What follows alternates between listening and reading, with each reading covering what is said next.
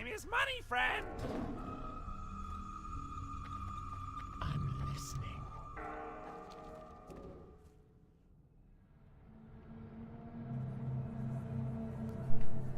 Alright, and we're back.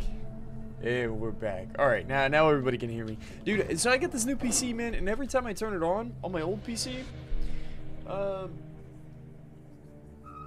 middleman, whatever I do to power up this mic, I never had to, like, turn it on every single time. But this time around, it turns off every time I turn the PC up. I always forget to turn it on. Alright, and we're back. For the horde. And we're back. Best of luck on the drill. What's up, Shadow? Yo, let me get a head count in the chat. If everybody's here, man, let me just get a solid... how's everybody feeling today? How's everybody feeling? Sturdy? You guys feeling steady? I just want to be steady today, man. That's all I want to do. I don't want to throw... Speak quickly. I don't want to do anything stupid, man. I want to get in. I want to get out. What would you ask? And run away with the bag. What do you require? I do not want to restart today. Chillin' already. Stream up as NA servers go down. You love to see it. What's up, Patty? Oh man, yo, Patty, I see you everywhere too, bro. It's one of these days we're all gonna link up at a BlizzCon. I swear. One of these days, man. Dark lady, watch over you. It's just fun to have stuff in common with everybody. The Ace of Spades. I was just watching Joker do a Clash of Clans stream. I haven't got all day. I need to take a few notes out of Joker's book. Alright, we got all the wanted quests. I think I need these two quests and then we go. Server's up? Oh no, I'm on EU. Yeah, unlucky. Unlucky. Speak with Rethgar. I don't think I need to do that, and then I can come pick this up another time. Speak quickly. Speak quickly. Hello. Hello. Okay, take this to Undercity, kill elites, and turtle meat. Yeah, we got everything. Screw the turtle meat quest. Where does this want me to go in? Buy water if you need. Oh yeah, we definitely need water. Ooh, I just hit 35 too. Ooh, we got full elixirs as well. Brother, we're about to pump. We are about I'm listening. to pump. Cat form is so fun whenever you kill mobs. A couple levels below you. The Ace of Spades. Victory for Sylvanas. So how come you technically didn't win Circuit 2? Why you use parse scoring rather than total time for points? It's just the way that the points are divvied out this time around. I don't know the formula exactly. I think the overall circuit time, like the travel time, we're not talking about dungeon clear times. The overall speed is worth like 5%. It's so minimal, it's not even funny. And they went back and forth. I think it was weighted like 20% before we started. And then right before the league started, it got cut down to 5% because people were worried it was going to count too much. And it'd be weird if fast circuit times were better than clearing the dungeon quickly. And I think I agree. Like, because Horde has much better routing than Alliance does. But there's a lot of factors. We had the fastest time, so only by a few seconds on, you know, RFK and Nomergan. It was less than a minute. And so we just got one more point than the other teams. And then we had the 7th fastest, or 7th slowest, depending on how you look at it, graveyard. So we scored like no points for that. So there were a lot of factors. It looked like we won Circuit 2, but technically we didn't. But it is what it is. Actually, I need to get juiced up. Is it only the thieves that have this, or everybody does? I think everyone's got it. Not ready yet. Alright, the others should leash. I think this is only a 2, if I stick with it. I don't have enough energy. Oh, there we go. I'm out of range. Yeah, that rogue can have the other 2, that's fine. Ready yet. Let me get the missive first try. I don't have enough energy. Level 36 Hunter? Is he like a melee only? Whoa, what is this? A melee only Hunter with no pet? Who is this guy? There we go. Syndicate missive first try. I don't know if that's 100% or not. Let's try not to get killed. Can you even walk by here, Sword? Is it safe to? That smells. May not be the safest thing in the world. I always thought it was cool that you could interact with the goblins. Like in all these factions, wherever you see goblin vendors, they'll sell to you no matter who you are. Yeah, bro, they don't care about what your faction is. If you're gonna give them money, they're down. Okay, I can't do this. Cannot do it. Oh, you're in Austin? No way, Padding. Yeah, bro, I was in Austin the other day.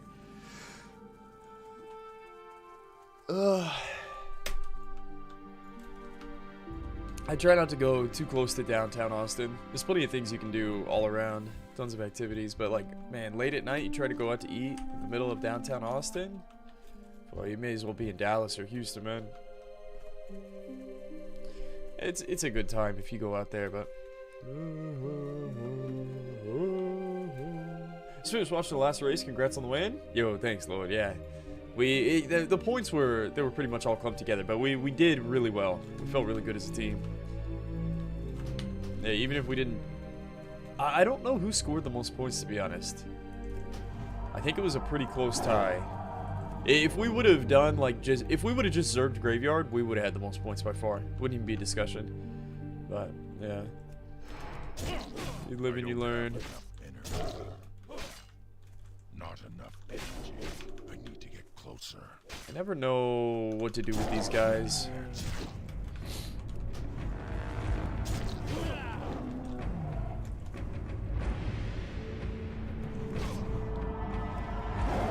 Violent shield effect. Does anything with a shield have a shield bash? I feel like it does. I don't see that ability on him, but... Oh man, imagine going down to the dragon right here. There's a big dragon that patrols. I'd hardly ever see him. But there's a big dragon that patrols around here. I don't have enough energy. Not enough energy. Oh man, feels good to have the OST back on. I've been playing a lot of Lord of the Rings music lately, And I wasn't sure what we were going to play today on stream. But every once in a while, it depends on the zones that we're into. I really like South Shore. Oh, this is considered Alternate Mountains music, I guess. I'm sure it's the same though. Yeah, I mean this is cozy. I guess this is like the L1 music. L1 soundtrack.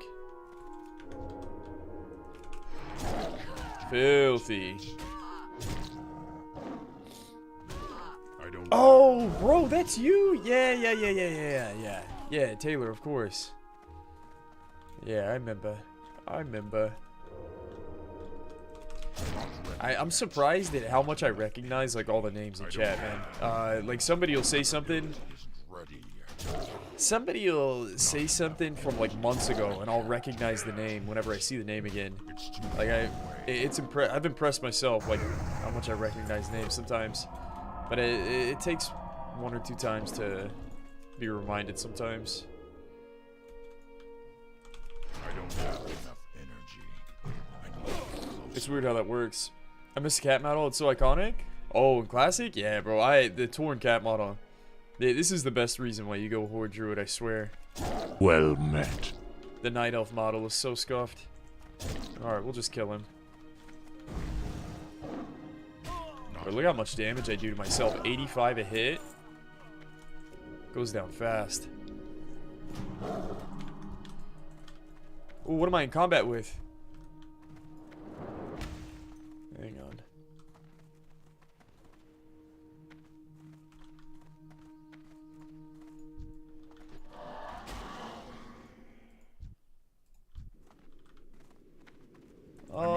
These things should just die to thorns, right? Yeah, there we go. I don't have enough energy. Very nice. Keep summoning. Thank you.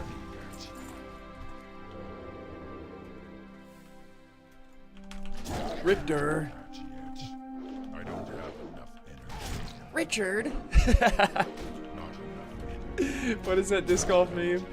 There's a video of somebody throwing a disc across the highway. Ready yet. Damn it, Richard. Ready yet. I don't remember exactly what he says. Yeah. Yeah, that's right, Pat. Well met. Oh man, speaking of kids, almost don't even want to think about it. Super depressing. I don't know, we might bring it up later. It's not related to me directly, but someone that we know, man, with little ones. It's so sad. How many viewpoints do you guys have? Viewpoints. Mr. Keegan Darkmar. Not enough energy. Oh yeah, what the fuck, Richard? That's what it is. Not enough. That's what it is. Alright, give me that. Ready yet. I don't have. I need to be better about my fairy fire. I can't do that yet. Not enough energy. And good night. I can't loot that. Alright, now we just need tokens. How many viewer points? Well, what's a viewer point? Does that show on my thing? I don't think I have any viewer points. Oh, channel points. Yeah. Of course.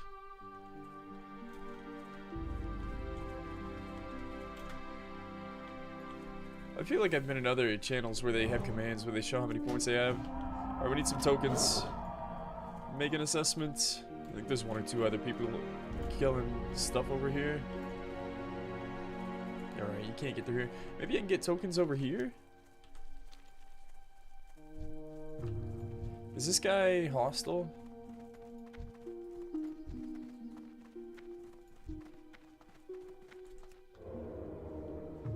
Alright, these summoners don't play. I don't have enough energy.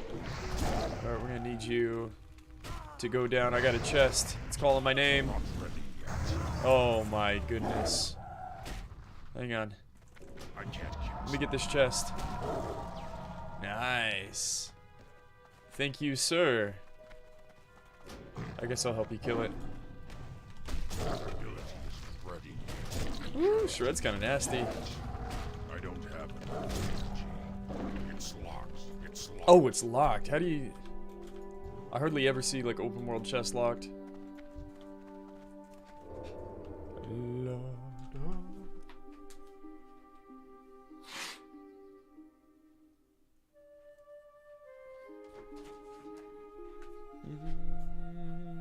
Yesterday I had the coffee mug. I had the thermos.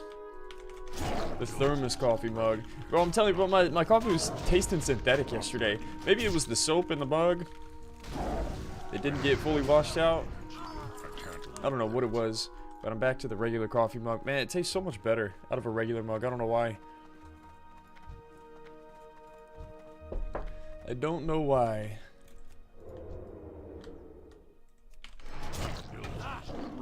I was into my cup twice. Yeah, I don't have enough. I swear, bro, like the coffee was staying so hot in that thermos, it almost just didn't taste good. Yeah, the stainless steel ones, that's what I think. The stainless steel one just tastes weird for some reason. I don't know. I don't know. Alright, kind of low. Kind of spent right now.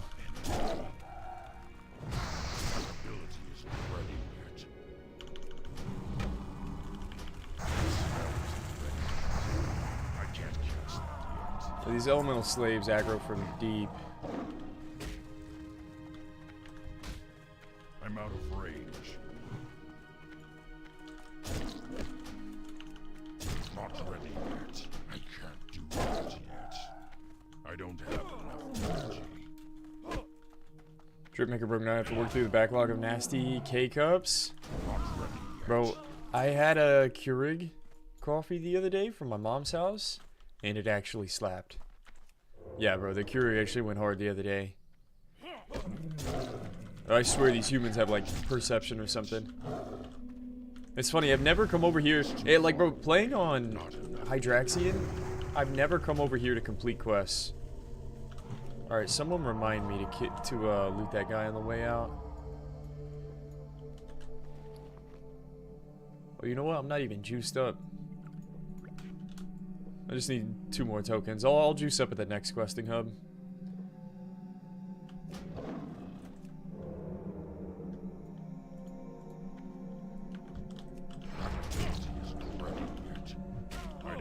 Bro was supposed to be 50k points. I redeemed it to him to sing a song and never did it because Esther was singing the Barbie song.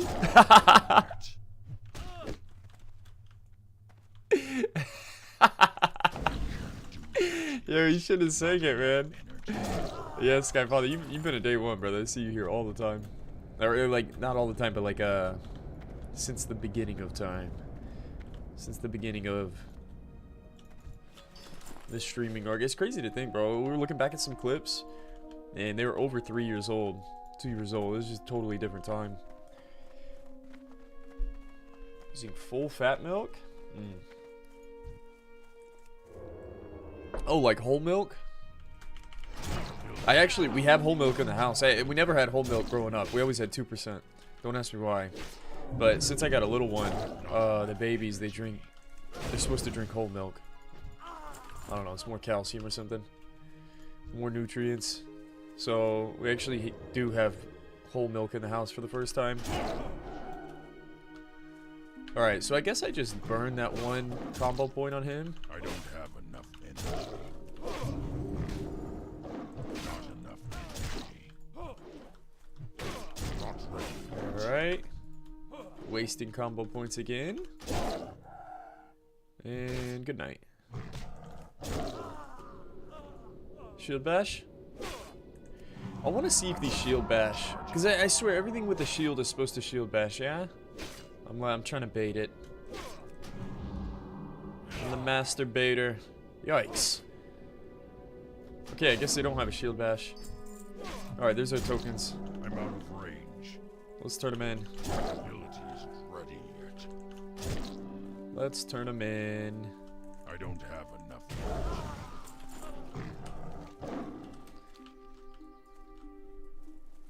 2% low fat all day? Yeah. They're supposed to get mommy milk? Yeah, I don't know when people stop breastfeeding. Oh my god. But, I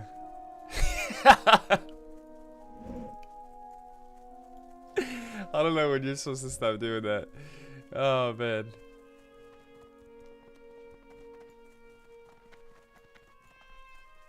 I feel like everyone. I've seen like a news article where there's like an 8-year-old breastfeeding, and it's just like Cheesy what goodness the just fuck? subscribed. Like, well, I that see just you're seems drinking super 2%. weird. Is that because you think you are fat? Because you're not. You can drink whole milk if you want. Dude, I gotta watch Napoleon Dynamite again. Yo, that's my man. Jeez, thanks, brother. I appreciate the reset. Dude, I was in downtown Austin the other day, and I was thinking about you. Padding just brought it up. I was thinking about Cheesy being in Austin, too.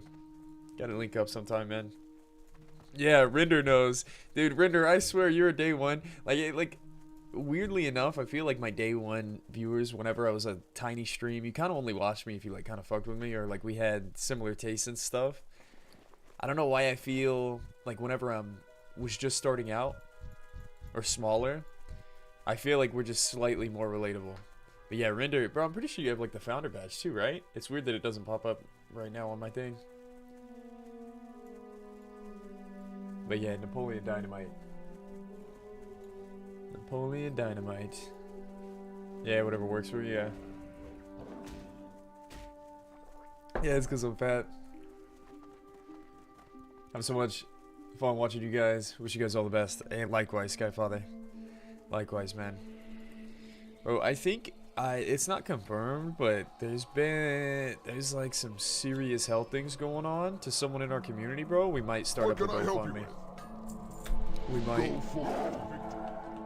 might start a GoFundMe for somebody. I don't know what the details are.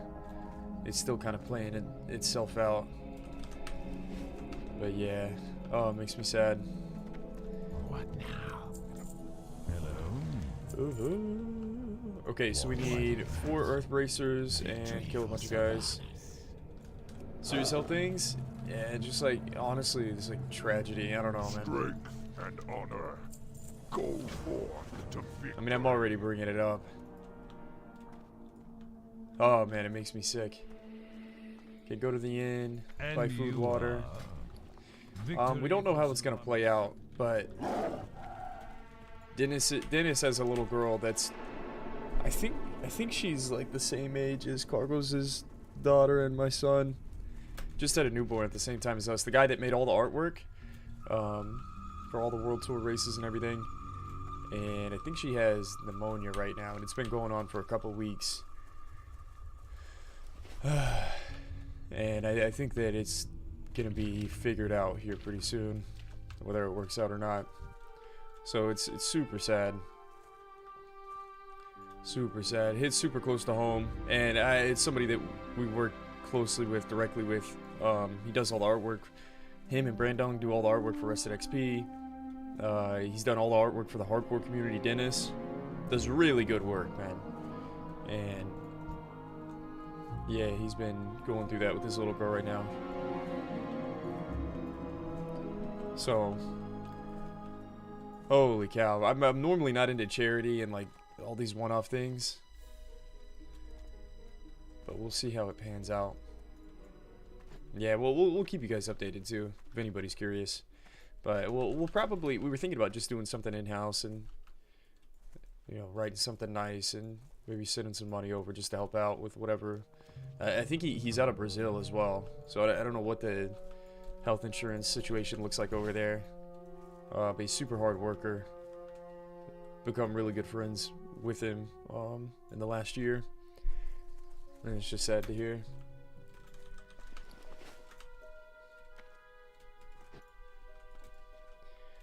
We're on Hydraxian.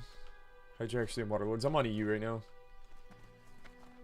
Yeah, with Grace's Napoleon, Carcass's Pedro, and Tyrannosaurus Uncle Rico. Bro, I can see Tyrannosaurus Uncle Rico.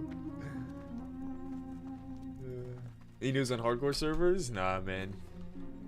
I mean, I thought that was their news, right? That was the big break, the leak.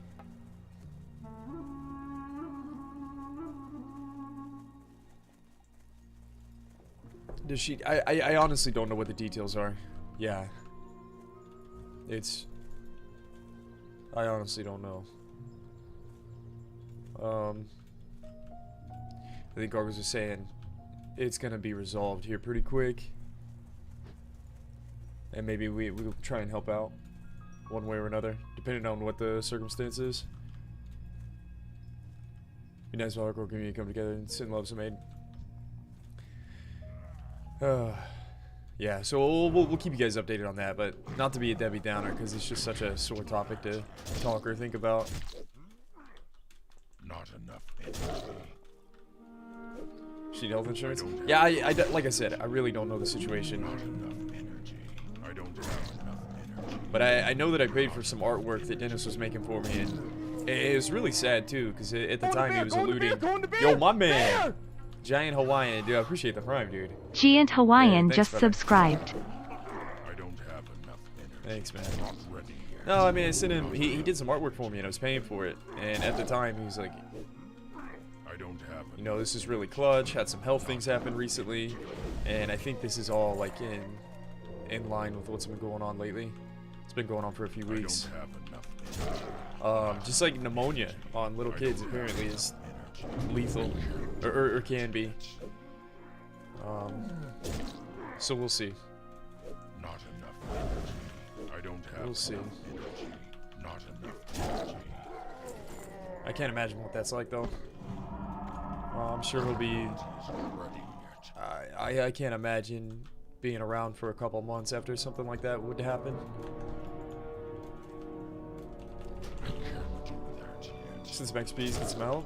Yeah. I need to get closer. Not ready yet. Hey, what's up, Dutista? Good morning, good morning.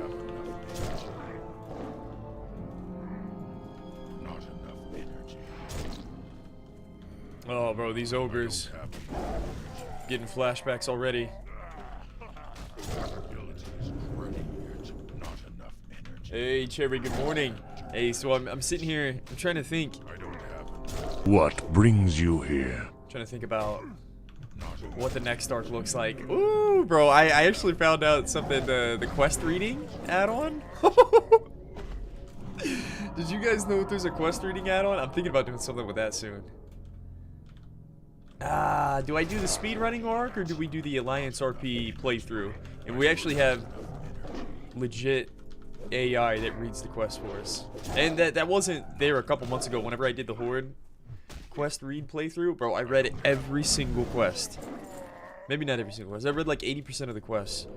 And I did every quest in the zone on the Horde side.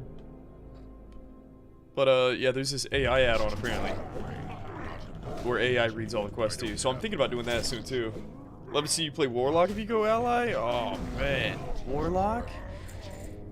I was thinking about just going Warrior like everybody else does, but dude, it's weird. Everybody and their mother plays Warrior for some reason. Quest reading is probably more entertaining.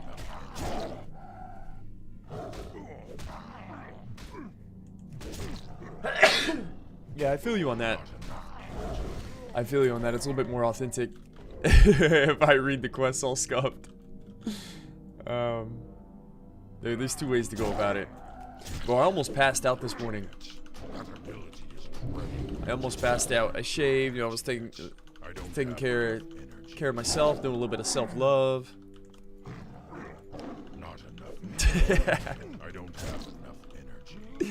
And I'm looking at myself in the mirror, and I got these nose hairs sticking out of my nose, bro. I thought that only like 50, 60-year-olds had these gnarly nose hairs coming out of their nose.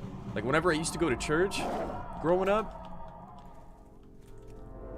it was always some old dude with a nose 3 times the size of a regular nose for some reason. I don't know why their noses get so big whenever they get old. And they just got this gnarly patch of hair coming out of their nostrils. Anyways, I'm looking at myself in the mirror and I got these nose hairs. I'm like, alright, that's not, you know, we gotta do something about that. Bro, I start plucking my nose hair. I sneezed like 50 times in like 3 minutes. Almost passed out, dude. Almost passed out, bro.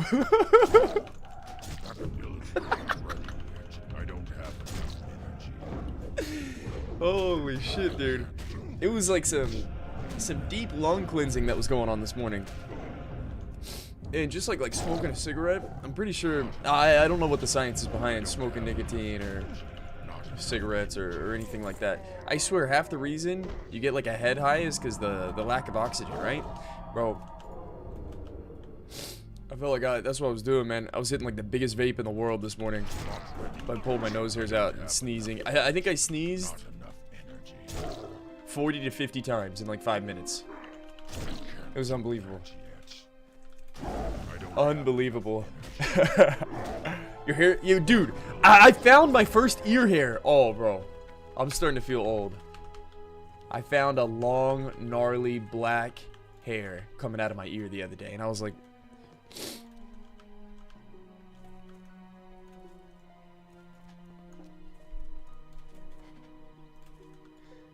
surely that's just like a resting hair.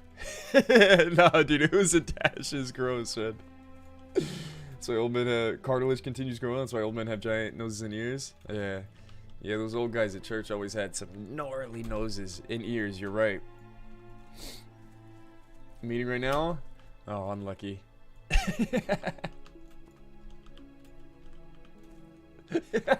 I'm getting old. Yeah, paramedic, same. Same. Were you going for vacation? Oh, bro, I'm not going on vacation. Did I say I was going on vacation?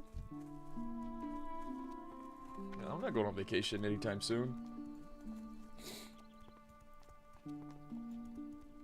Yeah. Did I? Vacation STV?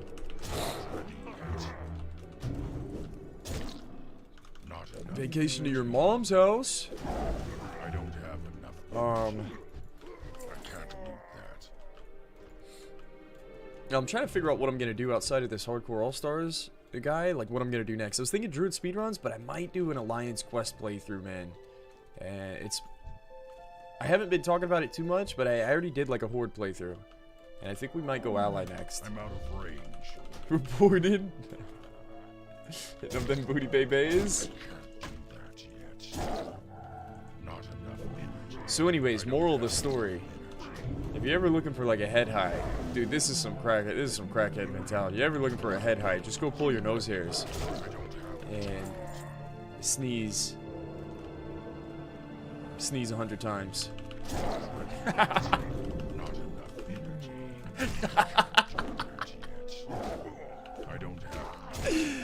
Oh man. I don't know if sneezing a lot of times like clears the lungs. I don't know what the health benefits are of clearing the air in your lungs. But man, I was getting some powerful sneezes earlier.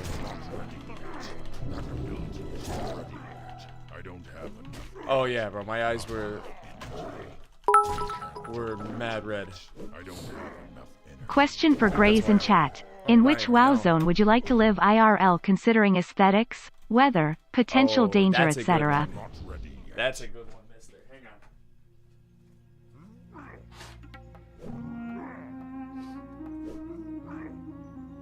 on. I've actually got it, bro. I know what I want. Where would I want to live?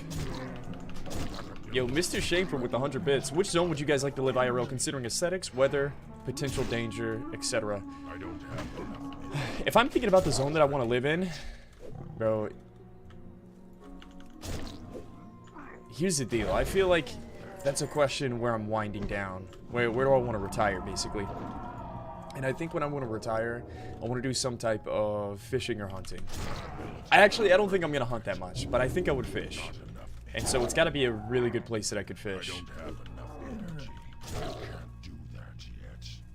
It's got to be a really good place I can fish. And do I just want to fish in the local lake, or do I want to fish down in the creek bed? You know what I'm saying?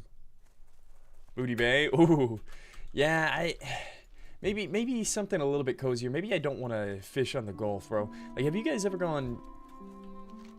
Have you ever gone fishing in the ocean or in some type of Gulf, bro? Like the whole town smells like fish, bro. You walk outside and it just smells like fish. I don't think I want to live there. Yeah, it would be some local joint where I go fishing. I don't want that to be my entire life. So we're living in Stone Talon. Yeah, Stone Talon's not it's not terrible, bro. Stone Talon reminds me of some sad small town in Alabama. You know what I mean? Or Ohio. It's just dreary. Probably just unhealthier than everybody just because of the geographical location you live in. Smog in the air. Stone Town just sounds like ass, man. It's nearest beach town. I do like the beach. Nikki loves the beach too. So some type of beach city could work. Somewhere with raptors. Oh, for game? Yeah.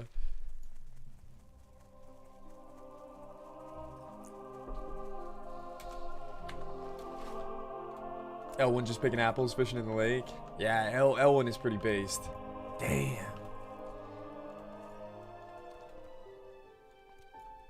No, I you know where I think I would live? Man, Elwin's so good. It's got the city life right next to you. It's got the small town life that you kind of live in if you wanted to, like the suburbs. Elwin is pretty damn based, man. I like living right next to the city, but not in the city. You know what I'm saying? But nobody wants to live in downtown Austin. Downtown Dallas, downtown Houston. No, it's not bad, bro. I lived in Center City in Philly whenever we lived there. Rent was kind of insane, but it was worth the experience, man. It was great living there, especially since I dragged Nikki over there. We had to live in the city life. We weren't gonna live in the suburbs in Philadelphia.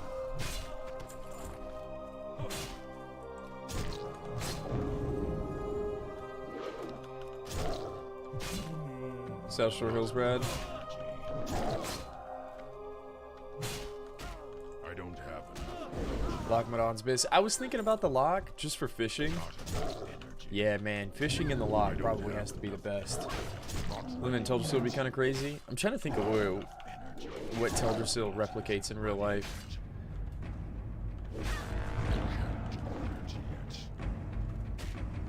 What's up, Johnny? Native starting zone has the best aspects of all. Bro, honestly, bro, Teldrassil's hard to land. It's this weird, mystical, magical zone. Probably has the best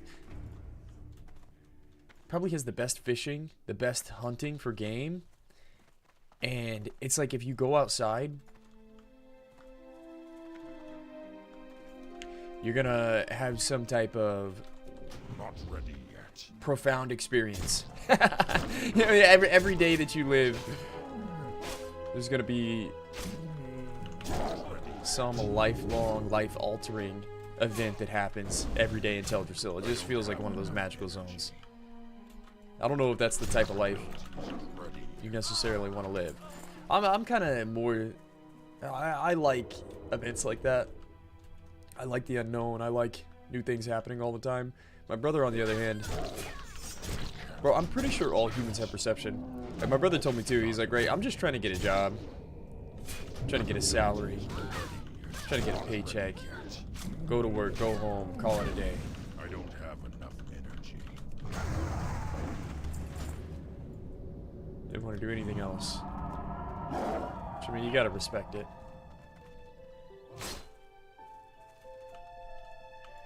La-dee-da. What's up, NB? Yo, what's up, Cargos? Did you see Boca PvP guy on a circuit character? Dude, I did. And it looked like he was in a guild that was on an all-stars team. Maybe the all-stars team fell through. And he was just leveling normally now, and he was still in that guild. But I did see the PvP clip. I can show it. Eastern Plagueland's hella cozy? Nah, man. So where would I live, though? What would be my final destination? Bro, Teldrassil is not a bad one. Teldrassil would be like me living in Taiwan right now. Yeah, bro, that's what Teldrassil would be like. Japan, somewhere I'm super uncomfortable. I know nothing about. It's not my homeland. Yeah, bro, that would be Teldrassil. You got to put yourself out there to go live in Teldrassil.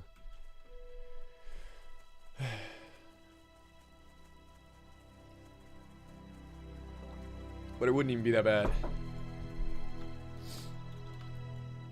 Swamp of Sorrows? Yeah, bro, there's some swamp people out there that would love to live in Swamp of Sorrows. Yeah, I'm not big enough in hunting and fishing. I just want to fish occasionally. I just want to hunt some game, like, once a year, maybe. Maybe. I'm really not even into it. I could go the rest of my life without.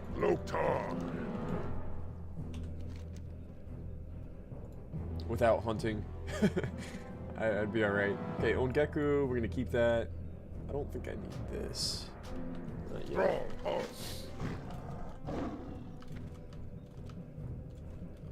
Living Deadwind Pass? Oh, jeez.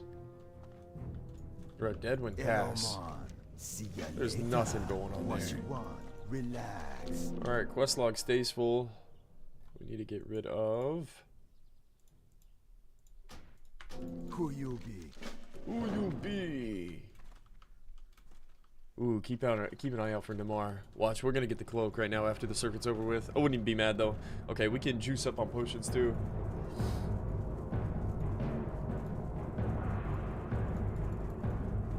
Karazhan Mansion before the expansion.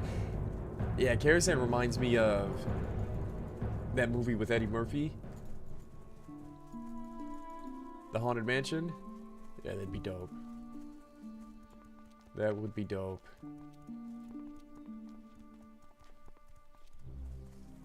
I almost feel sorry for people.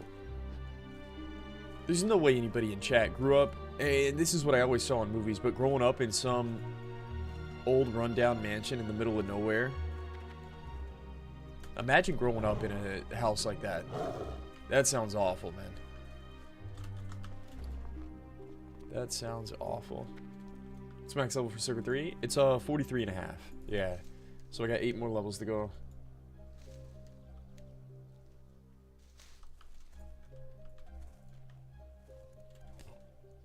Living in SSC would be somewhat goated? Whoa, what is SSC?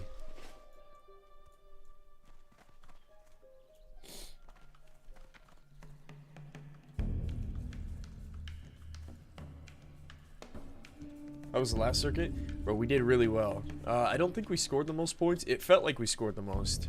It felt like we won. But I don't think technically we won. But I think we won from the viewership perspective. We were pumping, man. We looked really good. We had the fastest no more RFK time. But we scuffed the graveyard time. So it's hard to say. We won in spirit, yeah. Oh, we did really well as a team too. I think we learned a lot about our. We learned a lot about our team. We got to sub our mage in for 2 dungeons. We had the wrong strat in graveyard, but I think we learned a lot about our team comp and RFK, and I still think the mage did well. You know what's funny? Our reflection on Razorfin Crawl was that the mage was super awkward. It didn't really fit in to our rotation at all, but we still had the fastest RFK with the mage in. And I think if we didn't have the mage, we wouldn't have had the fastest RFK. So even though it felt awkward having a mage in our comp, that's the one that I sat out on. They subbed the mage for me, which was definitely the play. It still worked. But I think in the future circuits, at level 40, I bring 3% crit to the group. I have Dire Bear Form. I have Innervate. Yeah, bro. I think that the Druid just fits a little bit better than the Mage does for our melee cleave. It's just the way. I don't have enough. And the bong.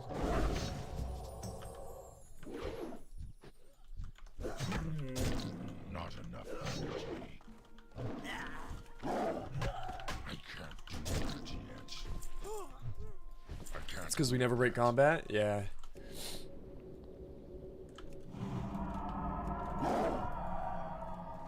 Bro, with or without the mage, I think we could get away with pulling like 2 more packs. Like 3 or 4 more mobs than we pull already.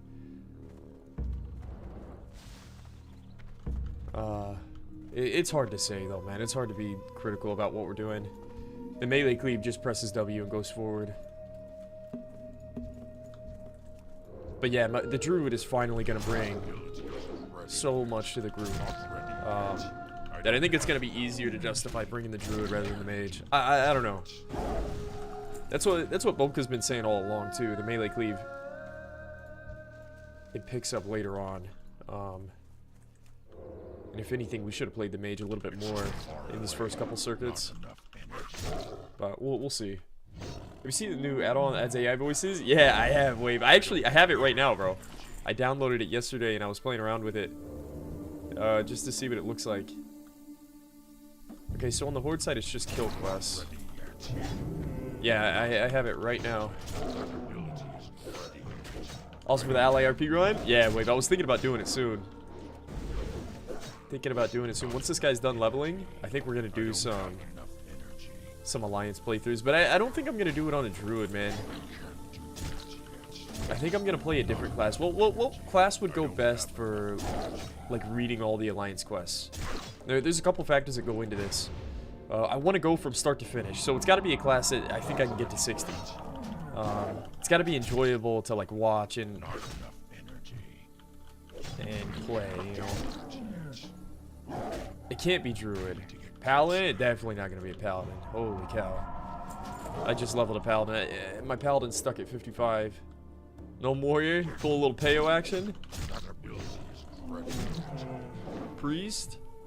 Yo, my bad. I gotta pull. My nose is killing me today, as usual.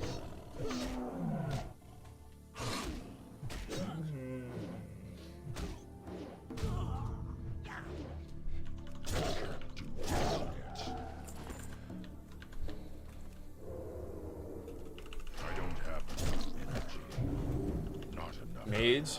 You get all the sick mage quests? Maybe. I just did a no mage too, though, man. I just did a mage and I just did a pally. Warlock? A mage? Yeah. You know what's funny? I was trying to save a mage for this exact thing. 3 stamina in. I was trying to save a mage run for the quest RP. I was thinking it was going to be the best. A rogue?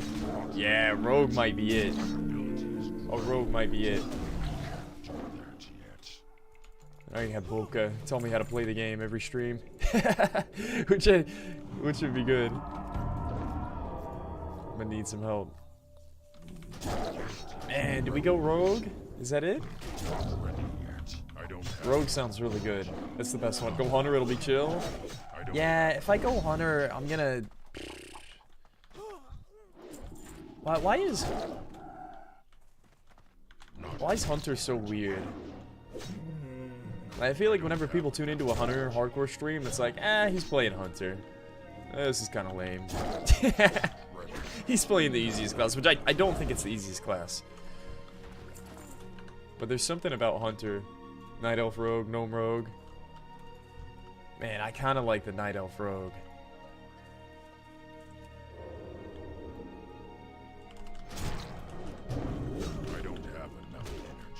Someone step on your boy's territory? Yeah. There's too many good hunters that I've seen play the game. I don't want to do it justice. Or I wouldn't give it justice.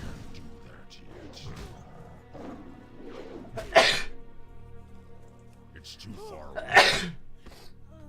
Bro, that's what I was saying earlier. I had like 50 of those sneezes in a row in like 5 minutes. It was crazy. It was crazy. The Shadow Priest? Priest could be an option. I don't know. I think Rogue is it. Dwarf Rogue, this Alliance RP? Yeah, dude, you're right, actually. Dwarf. Well met. Dwarf Rogue is it. It's gotta be a class that I feel like I can voice the RP with, though. I gotta feel real confident. I don't know how good my Dwarf RP voice is. Rogue for sure. Yeah, I'm starting to think it's Rogue.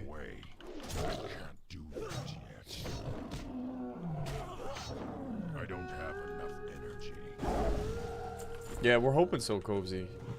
We're hoping so, bro.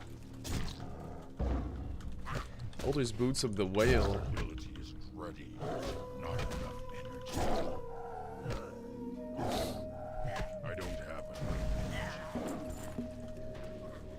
The thing is, too, it's a really big commitment to do this RP quest playthrough, and I don't know if it's gonna fit in my schedule right now, man. As much as I want to do one, It'd be fun to just do like the starting zone and maybe not take it much further than that.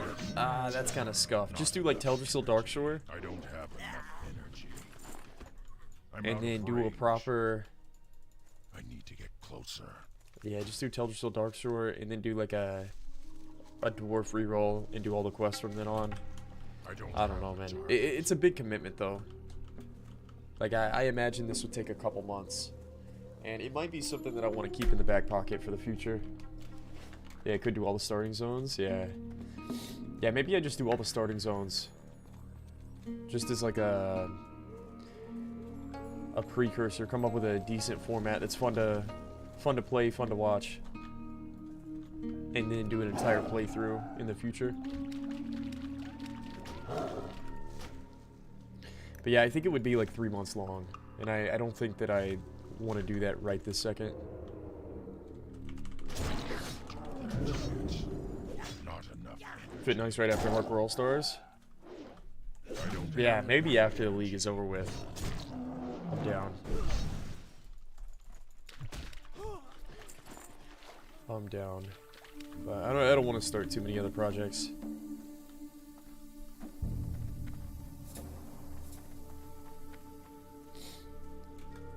See you the Dwarf Rogue? See you the Dwarf Rogue, laddie.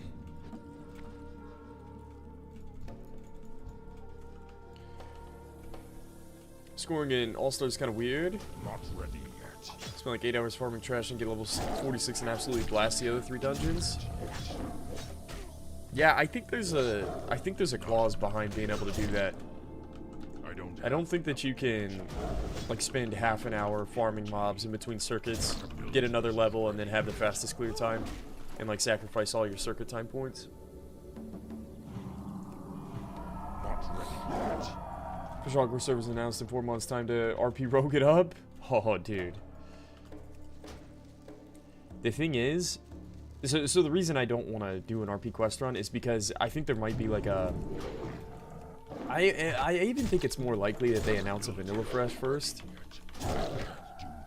But as soon as they announce something, I kind of want to like do speed running stuff, right? And so it's just going to totally sideline any other project that I'm working on.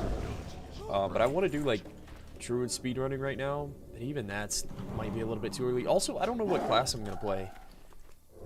I don't know if I'm going Horde or Ally. Let me try and break down the Horde or Ally I don't have enough energy. faction to you guys on what I'm going to play next. I don't have enough energy. If I'm trashing dungeons. Yet. I don't know what all the technicalities are, man. I need to get closer. It's too far away. But I think everybody's just trying to game and clear as fast as possible. Not ready yet. Damn, dude. I can't do that yet. Push towards Horde on the next fresh, just see how good it really is. No, I think Horde is great, bro. I really don't think it's bad. Gordon broke it down to me yesterday about how much better Night Elf Druid is compared to Horde Druid. It's so frustrating, bro. Night Elf Druid is way better. It's so much better than Horde Druid for in-game and everything. So you get Paladins, which means you get Salvation and Kings. And on the Horde side, you don't get benefit from Wind Fury Totem. So it's like, it's a double whammy. You get buffed from Paladins, and if you're on the Horde side, you don't get any buffs from the Shamans. So the Night Elf Druids just perform way better. Ah, it's so annoying.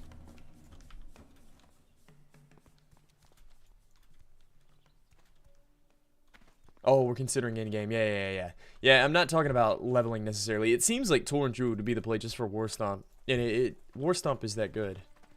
It really is good. I need headhunters.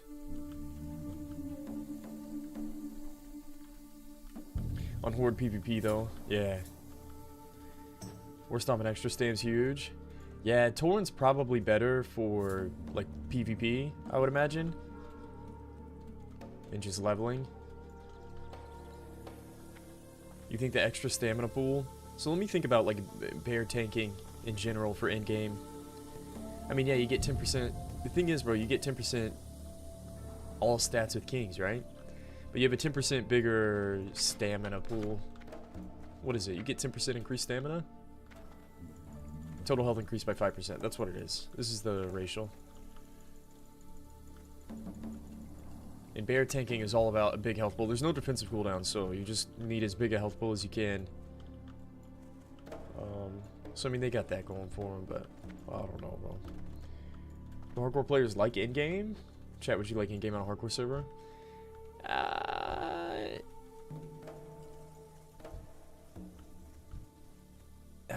It's such a hard question to ask. And you can't even just like my chat is all about leveling, bro. Yes and no? Yeah. Yeah, I want to see the in-game. I don't want to just pigeonhole myself to just being a leveling Andy. Right now, it's hard for me to get involved in the in-game that's going on at the moment. It doesn't feel right for some reason. But whenever the real thing does actually get here, I'll 100% be doing in-game. I want to raid hardcore, but I don't want to deal with the politics of it. Really. You just think you're going to be benched because you don't know enough people? Is that what it is? There's going to be a lot of... I gotta say, there's always politics in in-game and loot distribution. So, you know, who's the best friends with the GM? Or the loot council. So annoying. I understand that. But yeah, bro, there are going to be way more politics involved on a One Life server, I'd imagine.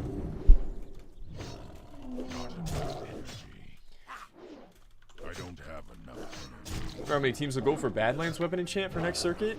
Yeah, wait, how do you get the fiery weapon enchant for Alliance? Well, only Ally can get it, right? I don't know how difficult it is. How would you react if Salmon hardcore servers would randomly announce TBC?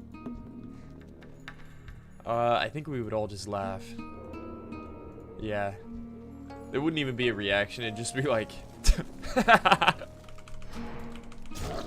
Just say like, what? I don't have enough energy. Not enough energy. I don't have enough energy. I'll say I think the drama and politics are exciting. Yeah, it's probably the whole appeal of the hardcore server day in and day out. Bro, what we need right now is a Reddit. I'm telling you, it'll pop up. I think that there's a Reddit. It's not popularly used, but you already see the politics of like reacting to death clips and stuff. Man, there's some shameless reacts I could have done recently. I'm not saying reacts are shameless. There's a couple narratives I thought about making videos about or like bringing up, and I don't know, maybe it's not me to pull that stuff up. But bro, there's some serious drama. You could be a part of it if you want to. Now, I'm always scared to get involved in drama though, because you kind of reap what you sow. That's what I always kind of think. I don't want to get too involved in drama, man. It always comes back and bites you in the ass, I swear. I don't want to be like a drama frog, a drama Andy. Yo, what's up, Desi? Big Desi in the house, dude. Desi, we got another... We need to do another TwitchCon. We actually hung out with Desi at TwitchCon. Yeah, we stayed in the same place. That was super fun. Talking about doing it again in Vegas. Next TwitchCon. But we don't know when BlizzCon's going to happen. I want to do both again. But yeah, that was mad fun. Mad fun. Is 1,060s enough to make it huge though? Let me see. We're talking about what's cooler, in-game or leveling on a hardcore server? Here's the thing, bro. It's not even about the level 60 participants. It's about the eyes and the views. People are going to want to watch the in-game, regardless if they have a character and playing it or not. That's all people are going to talk about, is the level 60 content. Yeah, it went by way too fast. So true. It went by way too fast. And I know Desi was streaming the whole time. We're talking about next time I do something like that, man, I really want to make an effort to stream the entire time, just to hold myself accountable.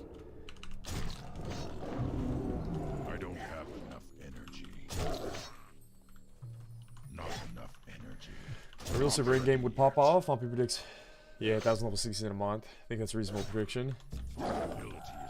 Yeah, what's up, Raizoku? Yeah, we were talking about it yesterday. The bomb. I should buff and everything before I dig. Alright, where are we headed next? No Namar. Only died in hardcore retail? Did he really? Wait, only's playing hardcore retail? Bro, type a 1 in the chat if you're playing hardcore retail. 3 hours, 16 minutes, bro. It took that long? Because I know I got Les here. Only was trying it out. I think Calamity's trying it out. Trying it out is what I heard. I'm actually curious. Les's whole shtick is I'm playing it so you don't have to. Oh, Paddock's doing it too? No way. Oh, see you too? Very nice. Our brave testers, yeah. I think in the same way that people say Warlock and Hunters are the easiest class in hardcore, whenever people say retail hardcore would be easy, I think it's totally misinformed. And I fell into that trap too. But I don't think retail hardcore would be easy. It'd be easy in maybe getting to max level if you just chill. But like I was watching a clip of Lesmos. He pulled like 4 mobs because he's playing retail and he almost died because of it. Like it'd be the same effect of having world buffs while leveling. The game is so easy, you just overpull like crazy and you die because of this overconfidence that you have. I would imagine that's what it would be like. So it wouldn't necessarily be the freest thing in the world. Leveling scaling makes it hard. Yeah, the scaling's so weird. But in retail, you're always fighting mobs that are the same level as you, basically. Which is such a weird thing. I mean, I guess it makes sense. I guess it's... Nah, actually it doesn't really make that much sense. I don't have It's kind of scuffed. But, I mean, if... I don't know what to think about it. If it didn't scale, it'd be a joke. Okay. I don't have enough energy. You know what was funny? I was watching Lesmos kill those Panthers in Strangletor Vale, and the Panthers actually leaped at him. So retail has like new abilities on all these mobs, which I'm not used to seeing. Oh, bro, I forgot to pop all my elixirs. Oh man, we should have been juiced this whole time. I can't drink anymore yet. I turned the error speech back on because I wanted to see like the herbalism level, but I'm past the herbalism level of things. Let me see. Where is my sound? There we go.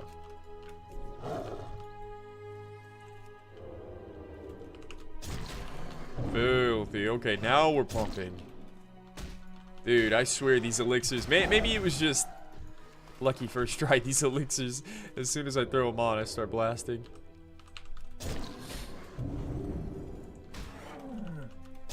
Like having more classes on retail to choose from. Yeah, I guess, man. I guess.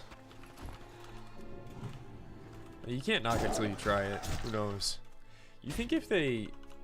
I'm trying to think in a world where they did make a hardcore server, like for Classic. This is like the only community that's been running like One Life on World of Warcraft. I wonder if they wouldn't just go ahead and push it through to retail. Holy cow, dude. What level am I? Against level 30s? 6 levels higher, I'm doing like 50%? Filthy.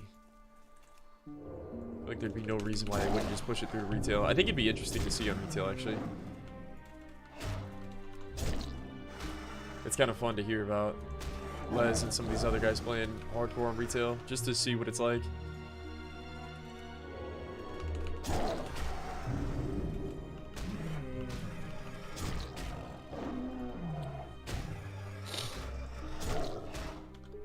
Just to see.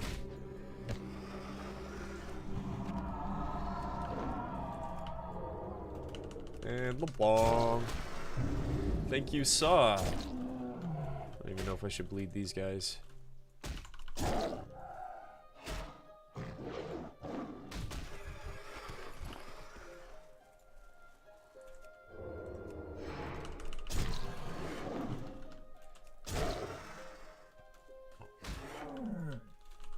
You tell mobs have more mechanics than Rag, just like your normal NPCs in the world. Yeah, that's what I was saying. I was watching that clip and there were Panthers like leaping at Lesmos, and I was like, whoa, that looks weird.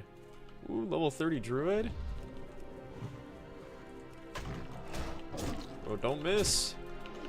He's already got Feral Fairy Fire too. Level 30. We went straight Feral. You saw?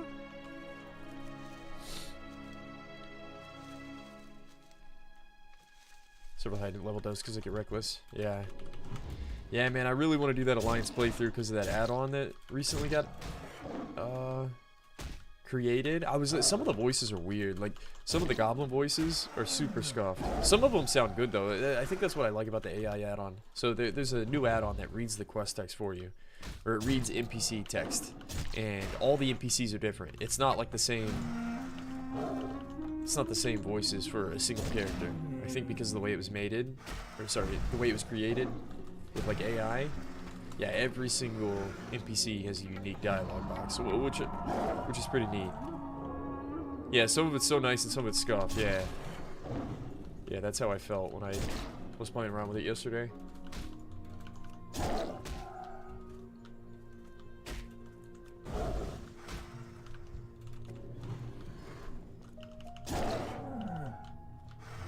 And he dies with the words. If he dies, he dies. And good night.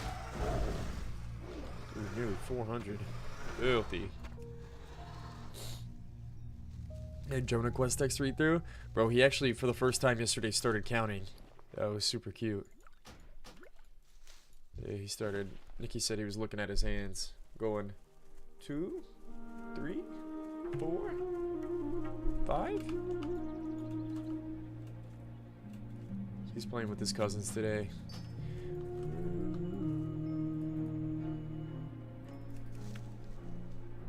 Yeah, super cute. Heard Blizz told the guy who created it to take it down. I don't know why Blizz would care about an add-on like that. Oh, I heard that happened in the past too, Clutch. Didn't that happen to Bellular? Didn't he make an add-on like that? Is it just too invasive? Does it take, like in Blizzard's eyes, does it just override like their IP in some way? It's a different gaming experience. They always had something else going on. Wait, so did they actually tell this guy that made this add-on to take it down as well? Well, I'm glad I got the add-on downloaded, because that way it'll never... Oh, you actually like paid for the add-on? So that was different. Okay. Yeah, I know technically you can't charge for add-ons, right? Rested XP has a workaround. Which, I mean, good for them. Good for me, too. As an affiliate with them.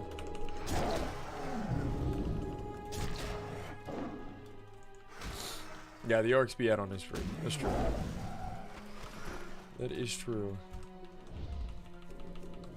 This is the same workaround as Straight Skill Master. Got you. I didn't know TSM had a paid version. You know what I want to do? I want to do like a TSM playthrough. I want to do an auction house playthrough with you guys. I need someone to teach me the ways of TSM, and I'm gonna be a economy kingpin, man. Come next fresh. I don't even want to get crazy with it. I would like to know how I can export all my data, and I can analyze my data after a month and see how much gold I make and like the percentage of, I don't know, from the percentage of gains. Look at this guy, Nicolas Cage. Nicolas Cage. I'd like to see my investments that I made and how much profit I made from them. TSM just automates it. You win with knowledge, not add-ons. So the thing is, I just want to have an add-on that tracks like my progress. That's what I need. I need something that tracks what I did on a fresh server.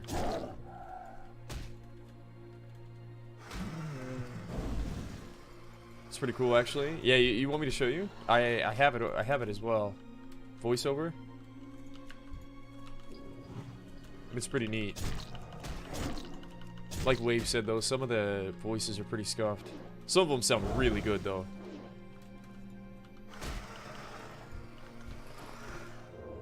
Wait, did Blizzard actually tell the guy to take that add-on down, though? I'm actually curious. And if they did, how do you know that? Or did you just hear that in somebody else's Twitch chat? I know Stay Safe was playing around with it yesterday. That's why I heard about it.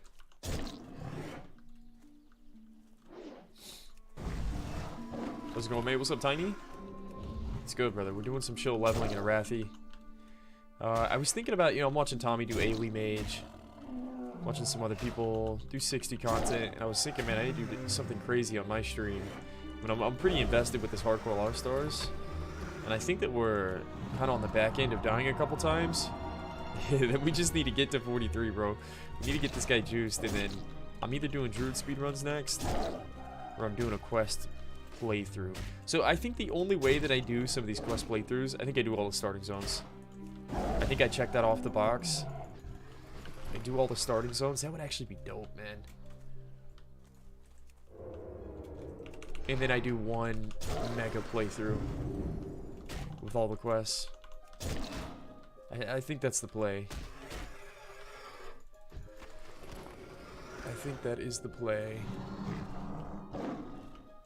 And do a Druid speedrun for the next two? Yeah. I'm thinking about doing a proper Druid speedrun as well. I'm not going to do it on the hardcore server. The hardcore servers, they're way too busy to do a speedrun on.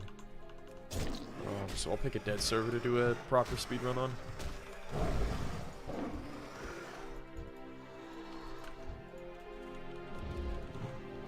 Send across a raid to you? Yeah, come through, Tinies. Dude, did you raid me the other day? I might be following. If you raided me at some point, I'm probably following you. Let me see. Oh yeah, bro, I'm following you. I've been meaning to throw it back. Every time somebody raids me, man, I try and return the favor.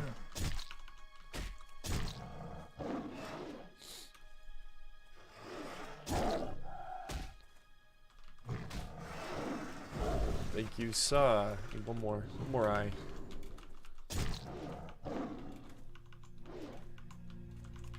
Yeah, bro, I think starting zone is the play.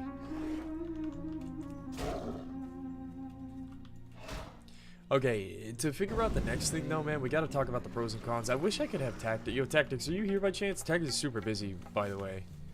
I've been trying to do stuff with Tactics lately, and he's always in a business meeting, or he's working on something else. The Tactics, there's no way you're watching the stream right now, are you? I just want you for like less than 5 minutes. What's up, Elrom? Playing AD4? Nah, man, I don't feel like I have time. I'm so consumed with hardcore at the moment. I don't know when I'm gonna not do hardcore full time. I don't think I'm ever gonna be a variety Andy. I don't think I really even care to be into that type of thing.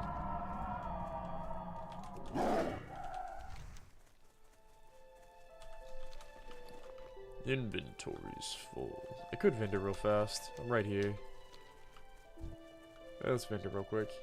I'm gonna try to stay safe. So, man, I did see the add-on. It looks good. I think the best implementation of it, man.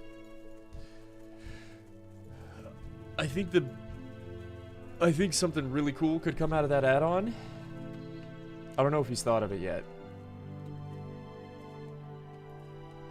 And I don't know exactly how you would pull it off. Yeah, and the voiceover add-on. Yeah. I'd like to use his add-on for like an event or a game mode. It looks really good. Yeah.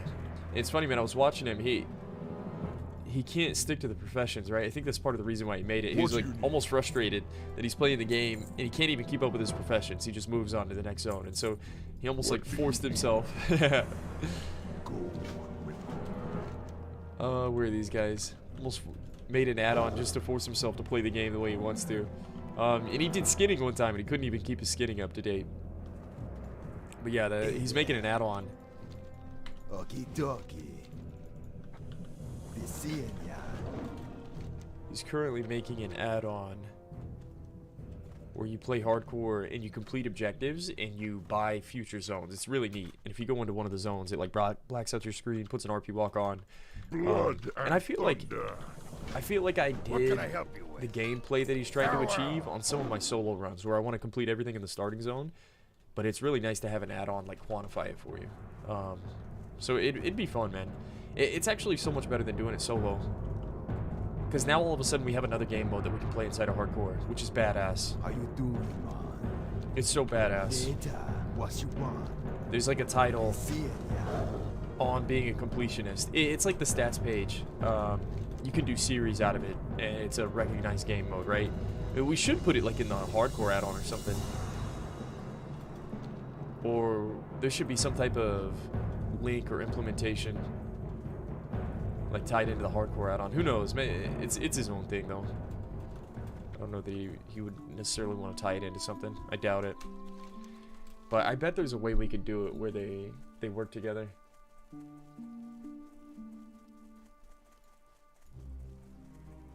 Well, 20-year-old game that keeps on giving. I really think, bro, the reason Classic is staying relevant is because the community. All the Classic WoW Andies that want to play Classic WoW, they're forced to like make the game relevant. They're forced to make add-ons to play the game a certain way to stay inside the WoW universe. Because if you're not playing Classic, what are you doing, man? You're going out in the world, you're getting a new job, hanging out with friends. I mean, it all sounds alright. I wouldn't even say it sounds great. It sounds okay. But wouldn't you rather just be playing WoW? Let's be honest. Dude, Tiny's, holy crap, bro. With a huge raid. Bro, we were just talking about... Oh, hang on, that's not how that works. Bro, thank you, man. Everybody go... I'm assuming you were playing hardcore, bro. Tiny's Big Adventure. I mean, who's not playing hardcore nowadays? Yo, thank you, brother. Appreciate the massive raid. Yeah, everybody go check out Tiny's stream. Ah, I've been expecting man. you. Like I said, I think you raided me the other day. I hit you with a ball. I'll try and throw it back, for sure. For sure, dude. We're always about collaboration over here, man. Thank you, brother. Huge raid, man. What were you guys up to?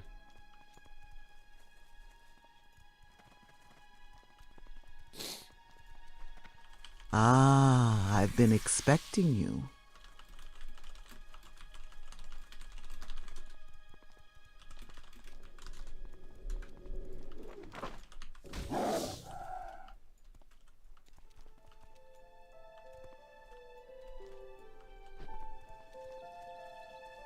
Welcome, Raiders. Started my hardcore rogue. So failing at this game lately? Oh man, everybody is, bro. Is it failing if you die in hardcore? Bro, do you know who died yesterday? Holy shit, dude. Savix died at 60. Or at 59. May as well have been 60. That's a new one, man. How do you guys feel about Savix's death? I don't even know. There wasn't even like a death clip. Like...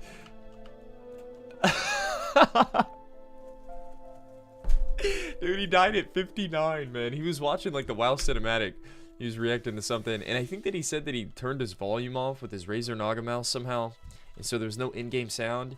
And I think all of his viewers were watching. They saw his death notification pop up in the guild chat. They were like, "Bro, you died," and that's how he found out that he died. Heard he tabbed over, yeah. I mean, I guess he can say he died at 59. Like, nobody can say that. That's crazy, dude. That's crazy. Savix seems like he's having fun, though. Hopefully he doesn't... Hopefully he doesn't quit playing. Damn, dude. What do you do if you die at 59, though? Can we see it? Yeah, well, we can show... It's weird, though, bro. Like, the clip, he doesn't even, like, react to it. It's really weird. He's watching, like, a cinematic, and then... Yeah, there's like no reaction. It's one of the weirdest 59 deaths I've ever seen. It's not Savix clip. Oh, what is this? Oh, tactics. I was just talking about you, bro. Some clout. Yo, I'm such a speedrunner. I got mad today. What? I almost typed /PvP on a guy because he like. Wait, you guys are all hanging out in Discord? What's happening here? The because I do. So I was waiting in a. Isolus for this. You know, you can click that statue. To make Does it this guy spawn not him know up. he was PvP flagged? So I'm waiting, and I click the statue, but then it spawns him up, and he tags it. And I got so pissed, I wanted to type /pp and just follow him.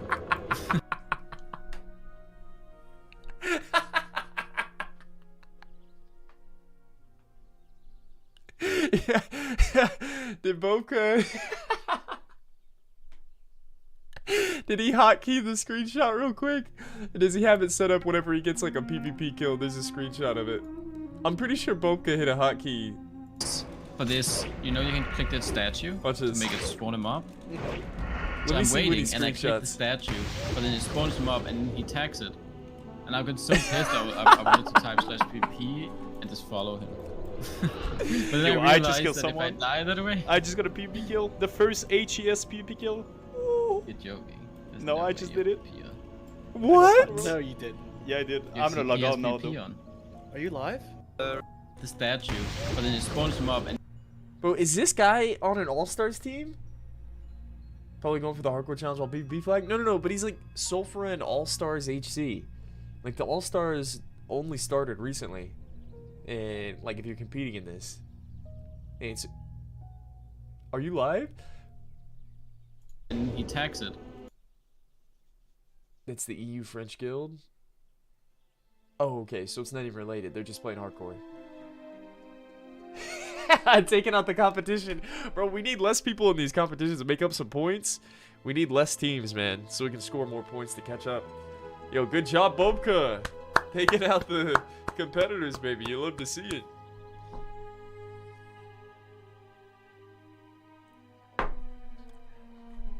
You saw the Savix thing live? Yeah. Well, what happened with Savix? He was literally just tabbed out and he died? Damn, bro, that... I don't know, man. We need a Savix reaction about the death. 59 death clip? Yeah, if somebody wants to link it. Like I said, it's not even like a... You don't even like see the notification or anything. There's like no reaction to it. It's really weird. Yeah, if somebody can find that death clip, we'll look at Savix. Maybe I think he might have just been in shock, like, what just happened? Did I really just die at 59? That's what I would think. Unlucky. Alright, we got a 3. Jeez, man, I'm not even full health. What am I doing?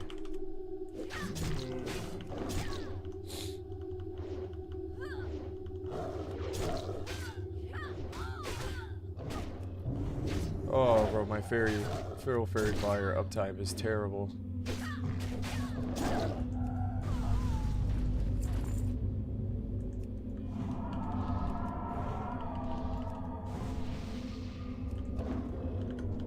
And bong.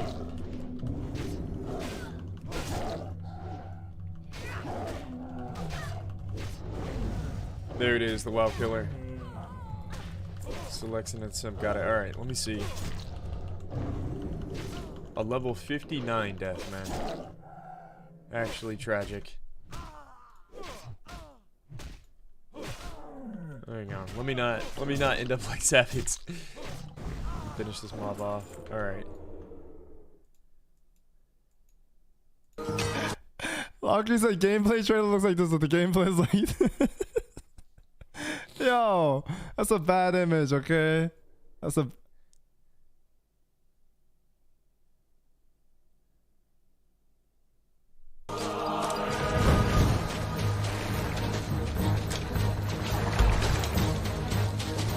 Oh, bro, I didn't see this clip.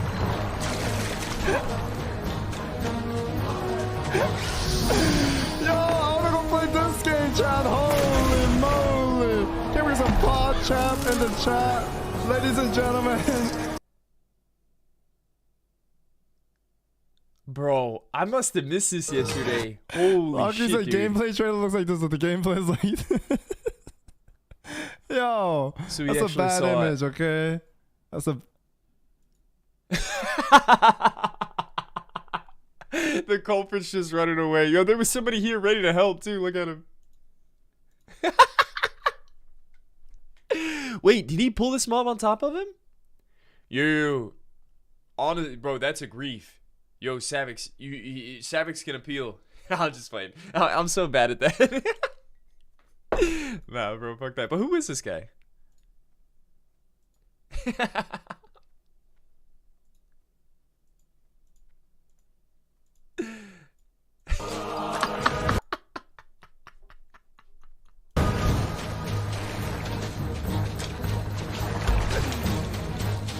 Bro, that's unreal. That is unreal. Dying at 59. I don't know what I would do. I think Tactics died at 58. I don't think I've ever died in the 50s. Yeah, I've never died in the 50s. I've died in the 40s like 6 or 7 times, I think. But never died in the 50s. Unlucky go again? Yeah. That's wild, man. On a Paladin, too. Oh, bro, I was watching some of the Savage streams, bro, on Pally. And I just leveled a Pally recently. I'm actually hard stuck at 55. I need to finish that, by the way. I'm doing that duo. So it's not even just a solo Pally, it's a duo Pally with Chad. Bro, Pally is painful to level. I don't know if I could do it again if I was him. Statics died at 58. Yeah, he was like 58 and a half. 59 deaths are pretty rare, man. Because I swear, once you hit 59, people are probably like so locked in. Like they're not going to allow themselves to die. Sevix took the... Oh, did he really? I didn't see some of the clips that he had. It was really fun whenever people take a lot of risks, though. Yeah, bro, even with Soul Thrays, I couldn't finish the Valley run. Couldn't do it. Yeah, we'll finish it soon. Got a really close call at 59 on your road, yeah.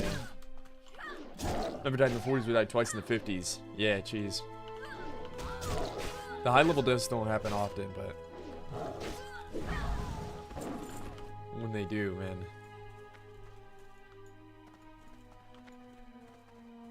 Alright, we got a free house. Oh yeah, free house, free chest.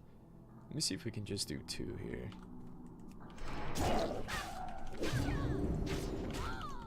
Easy.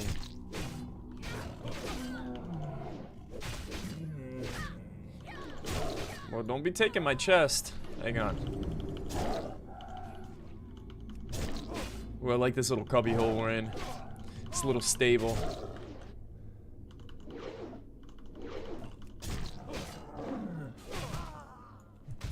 Almost died to Mukla. Oh, jeez. On Pally. Yeah, I bet that was a good clip. Okay, somebody got it for me, and thank you. Alright, give me something good, baby. Give me something good. True silver bar. Meh. Let's kill some of the stealth mobs, maybe. Just need to AoE level the Pally after 41. It's a breeze. Yeah, maybe if I had enchants, if I could do multiple dungeons, bro, I would level a Paladin in dungeons all day, every day. I would never level a Paladin in the open world ever again. Never again. People don't know Mukla thrashes. Well, I don't think I knew that, yeah. Alright, 2 more amulets. 2 more amulets. One thing I need to do, I need to get that first aid book in Dust Swallow, so I can get rid of all this silk cloth in my bank.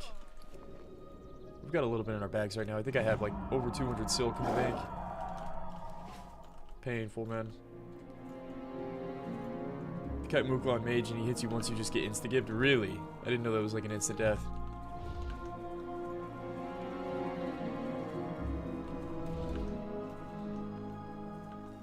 Alright, any stealthies?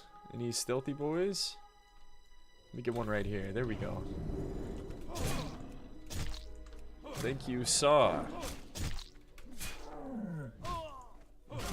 Oh, man. Oh, I should have had tactics. I should have got on a call with tactics a second ago.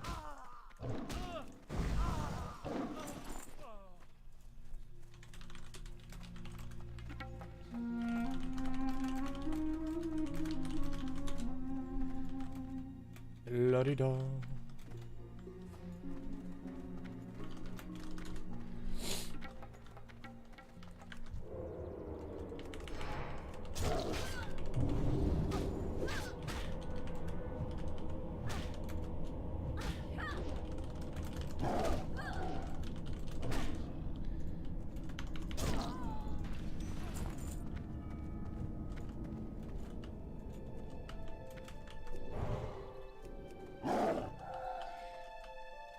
Treat it as if it's a no-hit. Very rarely do I take damage unless I'm doing AoE. Nice. Can't wait for Resident Evil 4 later today. Once finished.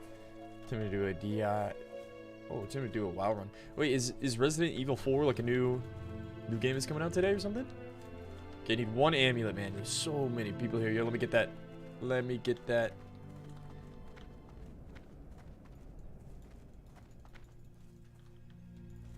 Came out last Friday. Nice. Resident Evil 4. Like I said, man, one of these days I'm gonna make it and we can play other video games other than hardcore. You know what's really fun for me, because I play hardcore predominantly, and like I feel like I've mainly played hardcore the last 3 years. This is what my channel's been built up on. It's really fun for me whenever I play WoW that's not hardcore. Like the TBC launch was fun. Fresh Wrath of the Lich King launch was amazing. Really good, fun gameplay experience. Like, la,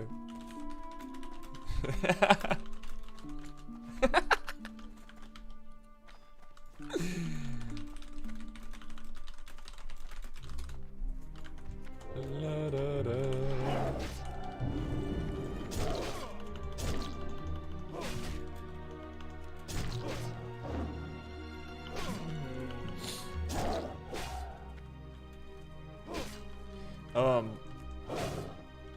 Damn, bro. What would you guys do if you were in my position? Let's try and think and talk about next fresh. Freaking A. What would you do if you were me? No, that's weird to word it that way. I need some advice though. I really do. And I love that the decision is so clear. It's either Horde or Alliance. Okay, so here's the deal, guys.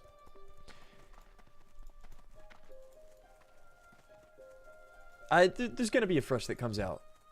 It's either gonna be fresh vanilla. They might do a hardcore server. Really hope they do. I really think they will. I don't know why they wouldn't. Anyways, assuming they come out with a hardcore server, and we're going for world first MC. Do I go NA Alliance and run with Ompy and some of the OGs? There is a group of like the 60 players right now that are definitely gonna go for world first MC. They'll band together. Or do I go Horde EU with tactics and we just deathball steamroll, kill MC first, no matter what? And do I go NA Alliance or Horde EU with tactics? I think any of us could lead the effort. I don't think that's a question. I don't even think it's a question that there will be enough people on either faction or either side. I think it's going to be so popular. There will be enough people on Horde EU to pull MC at the same time that NA Alliance does. Or NA, who cares whether it's EU Ally or anything. EU Ally world first? Yeah, it could be anything. Ally will get world first. Everybody says Ally will get world first, but why, man? Everyone says Paladins are great, and I get that. I get the Salve, I get the Kings, I get the Bop, I get the Lay on Hands, I get that. But on a fresh server, no kills, a full raid group, not even full level 60s, are they as impactful as you think they are in endgame?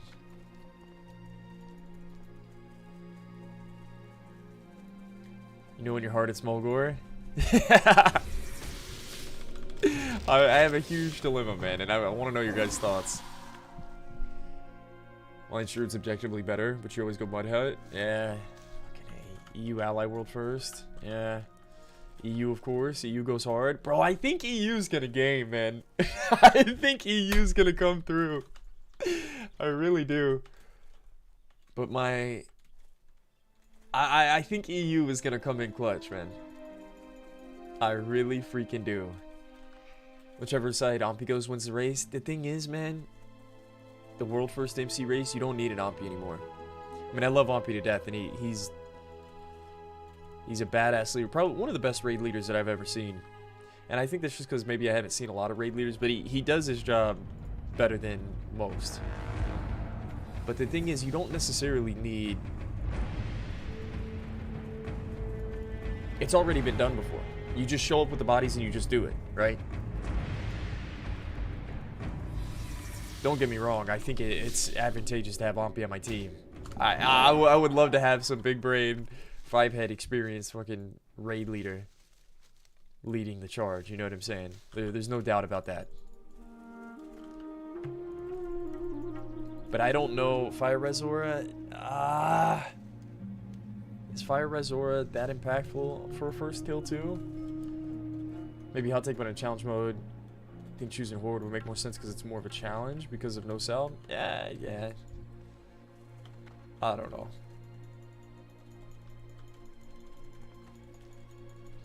Horde if you play Warrior for Wind Fury Alliance speed, want to try hard raid. No, I'm just talking about who's gonna get the world first MC kill. What faction and race? Yeah, whatever you guys think has the best chance, that's where I'm going. I mean, I'm not gonna get carried or anything. I'm gonna pull my own weight, but I gotta make a decision on where to go. In 5 years to think about it, maybe. Who's gonna be rating at times you like EU or an A? It's just it's gonna. The thing is, bro, the race is gonna be over in 7 days. I can always roll fresh, and play EU at any time. I'm just talking about the world first MC kill. You don't need big brain, you need Zog. That's kind of what I'm leaning towards, man. And I think I'd be okay on EU Horde if that was the case. More of EU unemployed.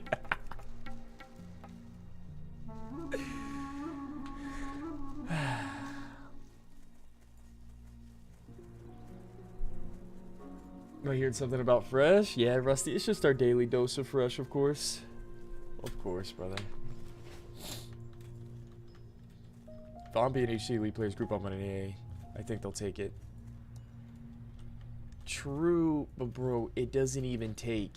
It's not rocket science, dude. It's molten core. It's vanilla molten core. You literally just send bodies at it. For some reason, I feel like the advantage that the experienced players have, it's very little because it's molten core. You literally just get to 60 first, get a little bit of gear, and I think whoever gets it first is the person that probably has the bigger balls and makes the decision to be like, all right, guys, we're sending it. I know it doesn't look like we can kill MC right now, and we don't have a full rate of 60s, and we're not completely biz, but we're gonna go right now. We're gonna start killing trash, we're gonna start killing bosses, and yeah, a few people are gonna die along the way. We're gonna refill, and we're gonna get the world first rag kill. I think that's who's gonna get it. All right, am I done turning in quests here? Mogra.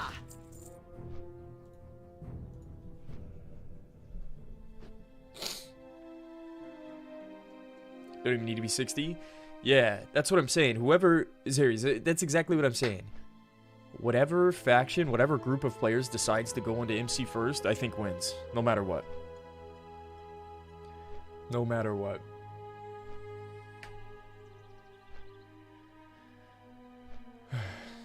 What's up, Baba? I'm good, man. You gamers go hard as fuck. Go on the bear! Go on the bear! Go on the bear! Bear! No, Wind Raider with the prime. Wind Raider just subscribed. I appreciate the prime, brother. Yeah, we're just doing our daily dose of fresh talk.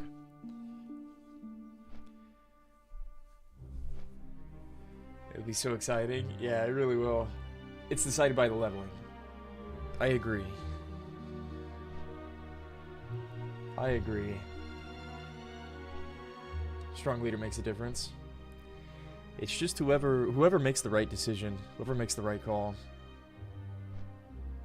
Hi from Romania, Dracula land? That's dope, man. What's up, Wind Raider? Welcome in, brother.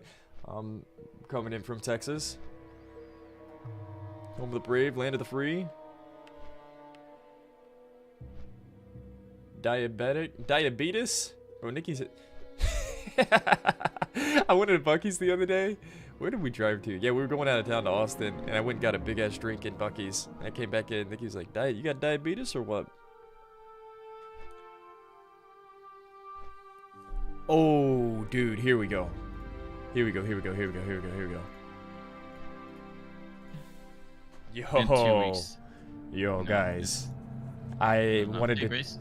Yeah, What's yo, up, what up, guys? bro? Sorry to interrupt anything. Or, Oh, not at all, man. Just vibing. I actually wanted to talk to both of you guys. Tactics specifically, man. I'm talking to everybody about Fresh and who's going to get the first MC kill. Assuming they did like a hardcore server, right? And I can't make a decision, dude. I don't know. I don't even care where I'm going to main the server. It's just all about what region, what faction is going to get the first MC kill. I think the highest chance is probably EU Alliance. But if we push EU Horde, then I think EU Horde will be even higher. Like, of course, there's one, like, you can say that NA Alliance has a higher chance. Like, you can make the argument for that because they have practice, but in general, NA never wins. Yeah, that is kind But of for true. hardcore, I would say the chance is different, right? But like, in all other things so far, it's always EU that wins these races, right? Is that true? The only reason, like, okay, think about it like this. Like, if we had all went EU last time, or like half the streamers went EU, I think EU would have gotten rack kill faster. EU was 1 week behind when every single streamer was pushing in a road to rack. Yeah, that is true. Yeah. Like, how the fuck were they 1 week behind, right? Like, now I think it's because we delayed it so much. Yeah. We were ready. We were ready like 6 weeks before. But yeah, and it's almost like a second mover's advantage. Like, they were probably able to learn a lot through. Like, they got their research and development through watching NA. But I mean, you can't ever sleep on EU, bro. They are fucking built diff. It's the multivitamin juice. I swear, they're just they got the vitamins in their brain. You can't sleep on them. But I think the stage is set for a cool race to 60 and a race to Rag and Beyond, where you have an EU Horde team and an NA Alliance team just fighting it out. I mean, NA does have an advantage because I do think Alliance is slightly better. Right? Really, is it the leveling that's better for Ally? No, I think leveling is better for Horde. Oh, then Horde wins, right? That's all you need. I swear, you just need the bodies to 60 first. Why do you think leveling is better for Horde? Faster, right? Yeah, but that's for speedrunners. I think on a fresh, a lot of people will get stuck having to grind mobs and shit in 40s. Like, you're gonna run less out of quest than Horde. That is true. And paladins just take forever to level. Sometimes just standing there and auto attacking is like faster leveling for the average Andy than following a questing route, though, no? Or you think following a questing route is faster? Not if you have a good questing route. Alright, like rested XP. But yeah, if you like are just running around randomly, for some people it's better to just grind if you're efficient at the game than not knowing where to go and going back and forward, flying back and forward.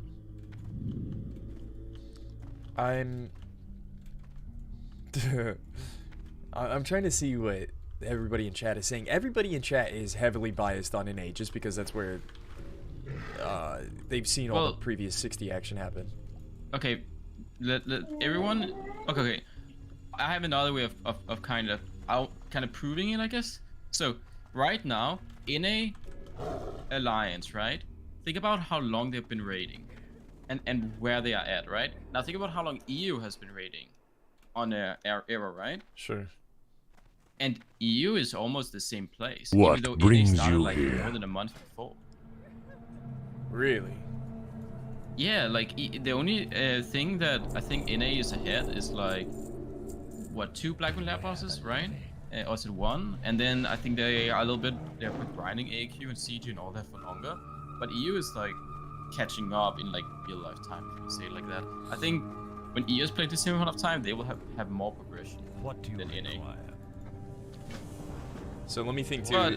NA has more Oni kills though too, right? I bet they do. As soon as NA has 40 Oni cloaks, they go BWL. I do think EU. I think maybe the safer choice is to go in NA, but it would not surprise me at all that EU wins, because they usually win these type of things. They just have more sweaty people, more people that are gonna take weeks off you know, more people on social, you know. Yeah, I mean, the thing is, it only takes probably 50, 60 people to get the first MC clear. I'm assuming some people are gonna die inside the actual raid. but if there's more people, more of those people on EU, then there's also gonna be, you know, more people that level faster in those, you know, let's say that, I don't know, I think most of the time, whenever there's a leveling competition, it's always EU. Really? That wins it. Dude, have you ever seen NA win a leveling competition? Like, I don't think I've really kept up with it, but I believe you if you like say they Apes don't. won. The EU also got first carousel and all that, right? Bro, I mean, look at our one-day draft competitions. He used one every time, and it's not even close.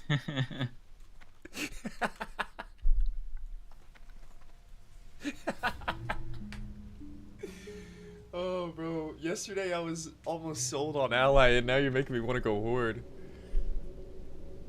I mean, I think that you can go both. Like, both.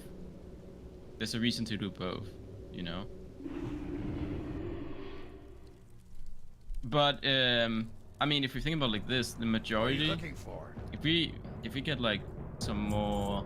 Like, let's say we get Gusu or something, we'll also have majority of streamers. You got to think about what vibe you like. More like what's likely gonna happen. It's gonna be like Ambi and team and some of the OGs on the ally side, and like Boca and all them like playing Alliance on NA, or you might have like Tactics and Guzu and Joker and all that group on Horde. And I think Joker's going Ally. He has to go no mage, right? Joker's going mage, yes, right. He's gonna just care about the leveling, I imagine.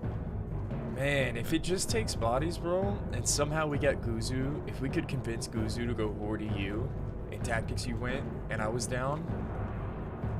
I mean, I'm going no matter what. There's no shot I'm not going Horde EU. That's just, I've just decided, even if nobody does, I will still do it. And aim for it. I really want to go Horde EU. Fuck.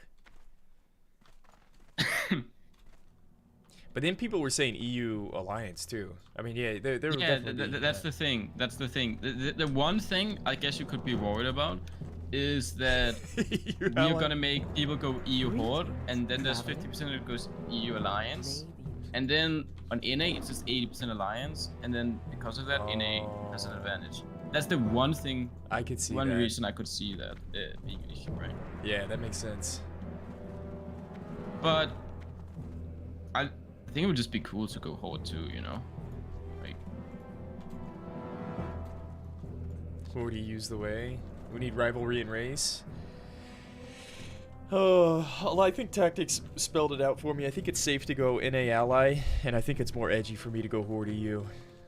And I'm always fucking... That's the whole reason I play Druid, man, because nobody else does it. It's all about... They're both solid ways to go, man. It's just whatever you're feeling, bro. Like, I know you like low-key like don't like playing Alliance. Like, it actually... I go in and out of it, bro. Sometimes I enjoy being a bald BT1 human warrior or something, but for some reason recently, just gnomes and fucking BT2 night elves is fucking disgusting. Fucking rats. I don't know. I go in and out though. Sometimes I go through an Alliance phase. It's a big decision. I'm vibing on the trolls though, bro. The trolls are nice. Man. Yeah. I was watching Tactics, bro. I was watching Tactics POV in our last Hardcore All-Stars circuit. Bro, that troll warrior is a vibe, man. You just look... I don't even know how to describe it. Tactics on troll warrior just makes sense, man. You're totally a troll rogue, too. Like, he's almost just kind of... He's kind of lengthy. Just fucking making decisions on the fly, just... Bro, you know what was the coolest moment? It was whenever you told everybody to push an RFK. It was like, hurry up, we gotta kill the last boss. We're like a minute behind. It was like, fuck it, dude, you get no mana breaks, we're going. Yeah, that was badass. I didn't think we were gonna die. Like, why are we gonna waste time killing this trash? Bobco was busy getting upset over the Harvest Reapers, bro. We're just like, nobody has time for that, bro. Just swamp. Yeah, dude, I was sitting there, so I was watching y'all stream, right? I wasn't an RFK. And I remember I was like, damn, dude, I almost want to say something like, they need a mana break, but I wasn't in the dungeon. There was no reason for me to say anything. So I would have made the call for a why. mana break. So, okay. So this is the issue. This is the real issue. The reason that the mages didn't do well in the AFK, Ambi told me, you need to spam Arcane Explosion rank 1 to fish for procs, and I think Lesmus only used rank the highest rank. Sure. So then you go mana low. If we knew that, he might have had like our AFK would probably be a half a minute to a minute faster. Because then you don't need as many mana breaks, right? Yeah, and I know we said RFK, it felt awkward with the mage, but we still got the fastest RFK time. And I do think if I was in there, we might not have gotten the fastest RFK time. I don't think the druid would have brought that much more. Yeah, maybe not. By the way, this week I'm going full DPS build, like full that sounds on. great. I'll still tank 2 mobs probably, you know, because I'll Yeah. probably deal too much damage, you know, for you two. But if you, That's best. but I still might be pulling Grace. I'm not sure. I still might be charging in and stuff. No. I think you should, bro. You know, That- the pacing. I was thinking about the maximum value we can get out of our comp. We need you and Bobka and Cargos to pump as hard as you can. And I play utility. I play enough utility that I even get allowed Dustbone to get a couple swings in, if he can. And I'm gonna have full oils on me. But like Druid should not be Yeah, so you prior for put top Bear for him DPS this week though. Yeah, I'm cool with that. By the way, I was told by Ambi that oil is literally the worst to use on Druid. On Druid. I know, because you have to spend so much fucking mana shapeshifting to get use out of it. Yeah, Bro, so I think you just use it whenever you shift out, you know? Why do you think he's going bear this week? Because isn't Cat online? In my mind, Cat's finally online. I mean, maybe not. Finally it depends. I think it's just like it depends on our flow. Depends on how many mobs we pull. The thing is, there's so many. I swear, this is the easiest circuit of all. This one coming up? Yes, there's the most green mobs. Now it's the easiest, but that also means that you want We're gonna do the biggest pulls with sappers. Right? Yeah. But there's so many green mobs in this circuit. When you're gonna be 44, like think about doing like IFD and Armory and it is all gonna be green. You're right. Even library, like at 44, what's gonna be the shortest dungeon, bro? Maybe we should do the shortest dungeon last and absolutely blast through it. Like it made me think like maybe we do Cath last, even if the pathing is fucked up. Maybe. Yeah, that's actually a pretty good point. That's not a bad point at all. You just say fuck the circuit time. Well, it's just one level, right? Like they're gonna be green either way. If you're 43 or 44, does that matter? Yeah, Unless nah, 44 spells matters, actually. If 44 spells matters, I agree. Let me see what my 44 spells are. I get overpower and just the level is good, bro. It's a lot of stats you get overall across the whole team. They just do way less damage to you. Each level is a huge deal. 44, I get a new rake, I get a new swipe, I get new thorns, I get bark skin, big, right? and I get bark skin. Yeah. So for bigger pulls. Yo, bark skin hurricane? No cap. No way. I'm not kidding. Really? I'm not even capping. On a sapper pull? Well, I'm not even capping. If we pull big in Cath, you're telling me you don't use hurricane? You could do, bro. Maybe. I think you stand in the middle of the fucking mobs like a Giga Chad with oil and dark skin hurricane. You might be right, actually. Well, hold up, I gotta go over here. Goodbye. This isn't part of the guide, but yeah, I get iterated. I've been trying to kill Castle for like 20-30 minutes. It's like it doesn't spawn. Yeah, he did have a long respawn time. Oh wait, do I not have the quest? Yeah, I fucked that up last time too. Wait. So you know why I don't ever get the quest? I killed him 3 times. I was just my brain is just like stupid. Tactics. It's because I don't get the Shimmering Flats at 30. I'm always like 29.5 on the guide, and so I never get the Foreman Causal pre-quest. It's so stupid. I don't know if I doubt that happened to you, but damn. What are your thoughts on Cat though, Ray? Do you feel like you're gonna do a lot of damage at 43? You've done so many druids at this point. No, Cat pumps. Yes, it does 100%. And it brings more value to the group, just the more damage we're outputting. The question is it faster, more beneficial for our group if I go bear and mitigate more damage? And I don't think that like speeds us up more than me being in Cat. It depends on how big our pulls are. I think I go bear form whenever we do sapper pulls, and we choose to do big pulls, yes, I go bear. But if we're doing our normal 3 mobs at a time, yeah, I'm cat all the way. It just depends. By the way, Carlos, Sabbath is 5-minute cooldown only, and that's 10 minutes. The way it works is you can use all the dynamites 1 minute later. Still. Yeah, but Sapper's 10-minute cooldown, right? I thought it was 10. Is it? Yeah. Sapper, wow. No, it's 5. Wow, it says 5. Probably in TBC it was 10. Really? No shot. It says 10 and Goblin 10 and Sabbath Wrath, charge, right? 5-minute cooldown on Wowhead. Super Sapper charge was 10 minutes. I remember that in TBC. Oh, maybe that's what I'm 5 thinking minutes of. classic. Wow. Is it so the Wrath Sapper charge is 10 minute? TBC is. Yeah, the supers. Yeah. Okay, so it is 5 minutes. Oh, bro, we can do two big Sapper pulls then. Yeah, it's good for us. Wrath is also 5. Well, it's got to be TBC that's 10 then, because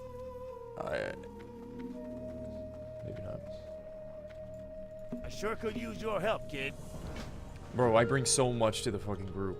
Innervate at 40. 3% crit to the whole group at 40. What else do I get? I feel like out of all of us, Tactics has the best mind for strats, specifically, bro. We need the strats for this one, dude. When both go Well, say apparently otherwise. not for Graveyard. Hey, how you doing? Bro, it was one of those things. If we would have done one practice run, we would have dumped on this last circuit. If we would have realized that stealth strat was so stupid, we would have crushed everybody. And it was just because we didn't do one practice run. But whatever. Yeah, we should have just rushed down there, massive pull. Yeah. You know, yeah. Send the pet down or something. Yeah, I think we could have done the whole thing in like 3 pulls, to be honest, with Cargos in there and Liz. And I sat out. I think you do it at like 3 pulls. I don't know, bro. Was the mage underwhelmed? Like, was it good even having a mage? It was good in Graveyard. RFK was a little bit awkward. And I was expecting the mage to blast more, like top damage, just because they're spamming Arcane Explosion, but they just went out of mana, I guess. I'm convinced in this later circuit, the Druid finally comes online to where, like I said, man, my goal and my role as the Druid is to allow all of you guys to do as much damage as possible. It doesn't matter what damage I do. But yeah, I think I go bear on the big pulls and cat on 4 mobs or less. If it's more than 4 mobs, I go bear. I don't know. Yeah. Maybe not, though. I could be totally wrong. I'm doing our strat right now, bro. Our old textbook board strat gray, where I went to Stonard like as early as possible. Yeah. Grinding mobs there. Getting small flame sacks from the whelps, getting gray items to vendor, and getting potions, the double potion vendor. It's so good, man. It's such a horde amenity.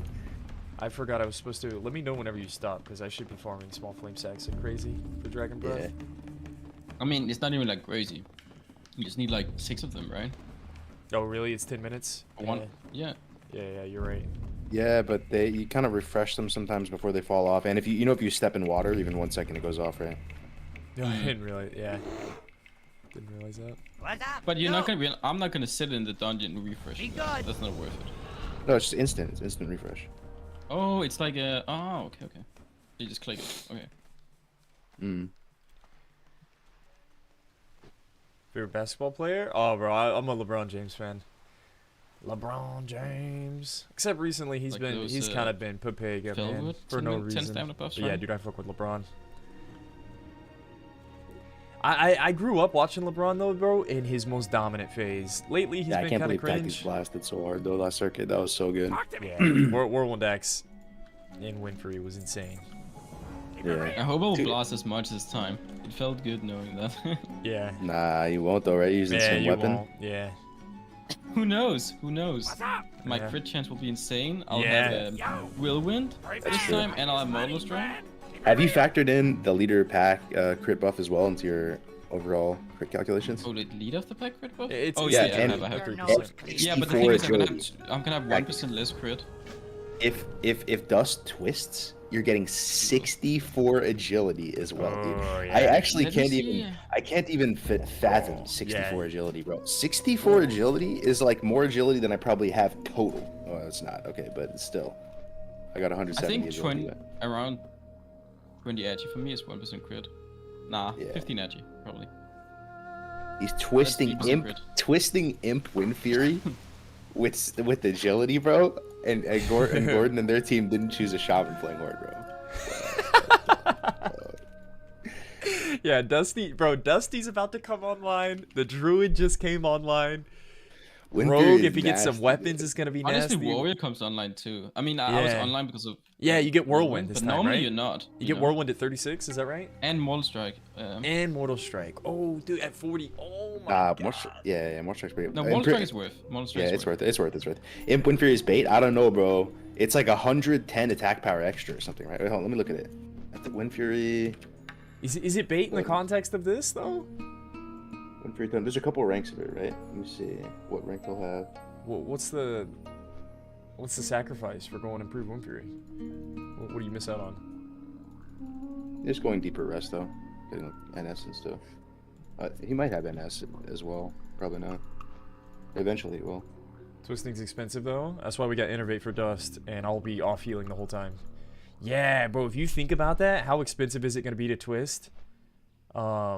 Maybe I play a little bit more support here and pick up the slack on healing. I swear, bro, that's the play. Allowing you guys to put out more DPS. That's the play. Ah, that's so cringe, bro. Using oils on Druid is the worst. Let me see, at 43... Loktar. Strength. I'm gonna go do Cosmos Chain Lightning, Chain Heal. Wind Fury. Oh, dude, he gets Wind Fury Totem rank 2 at 42. Oh, that's bananas, bro. Oh, wait, what's the difference between 1 and 2? You get the extra attack power bonus, so you still get the Wind Fury proc, but it's up to 229 extra melee attack power. Damn. 229 from... Yeah, because I have to go. I have a meeting. Okay. I'll see you guys in a bit. See you, Tactics. See you, bro. Damn, bro, I love Tactics. I love Tactics. Makes me want to go eat. It goes from 122 extra melee attack power to 229. So it's like 100 extra attack power, and then the Imp Wind Fury is... Let me see.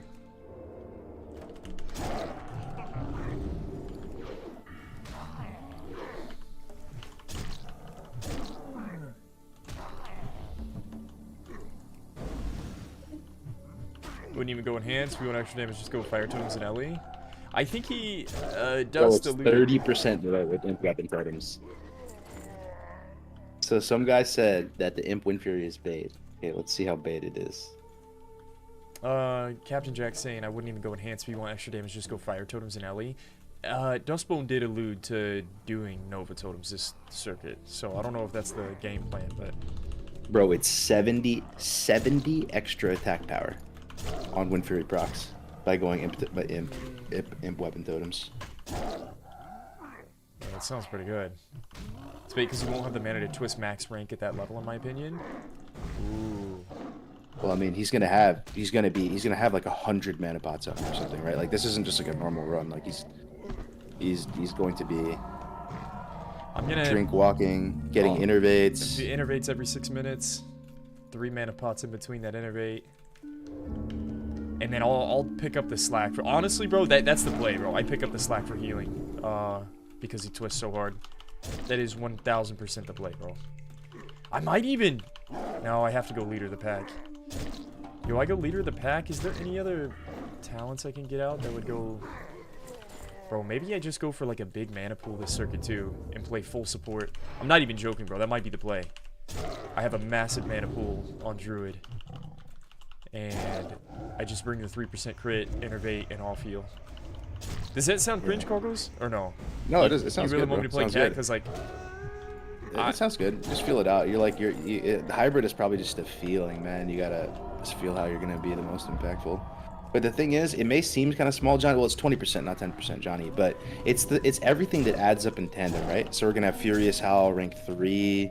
We're gonna have True Shot Aura. We're gonna have Leader of the Pack. We're gonna have Battle Shout, maybe even Imp Battle Shout since he's splashing Fury already.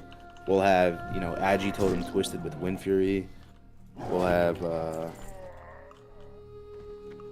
we'll have, yeah, I mean food buff. Tommy died again? I'll look at it in a second. Again. I don't know. All of it's gonna add up massively, and turn into a massive snowball meat grinder, hopefully. Tommy just died again. Hey, I'm about to look.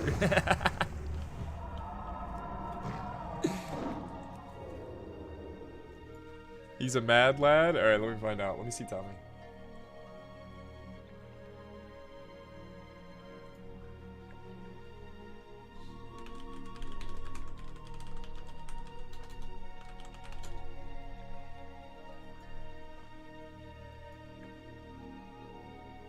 Is he watching his clip?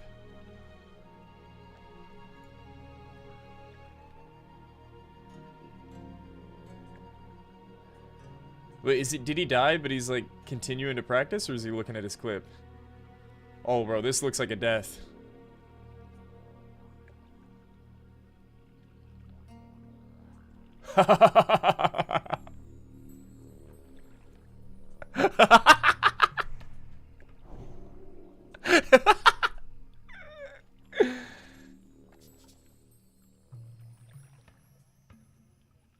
Wait, so that was another death?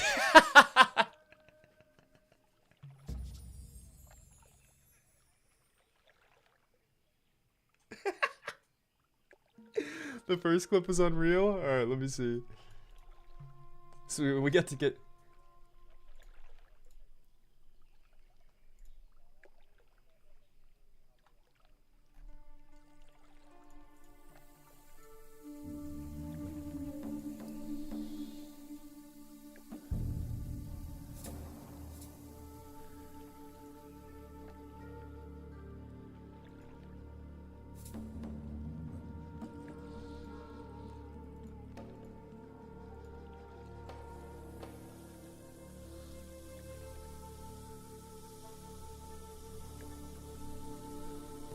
And he messed it up. Bro, I messed this jump up so many times on my paladin. I think that I decided to go a different way on the pally.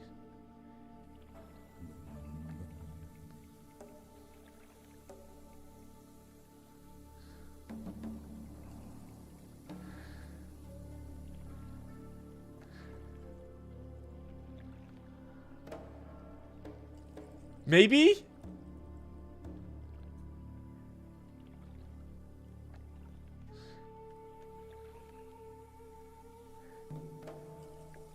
But he just died twice back to back? Yeah, he died twice back to back. Yep. GG. I think he wants to actually practice like the ZF route though. Hmm.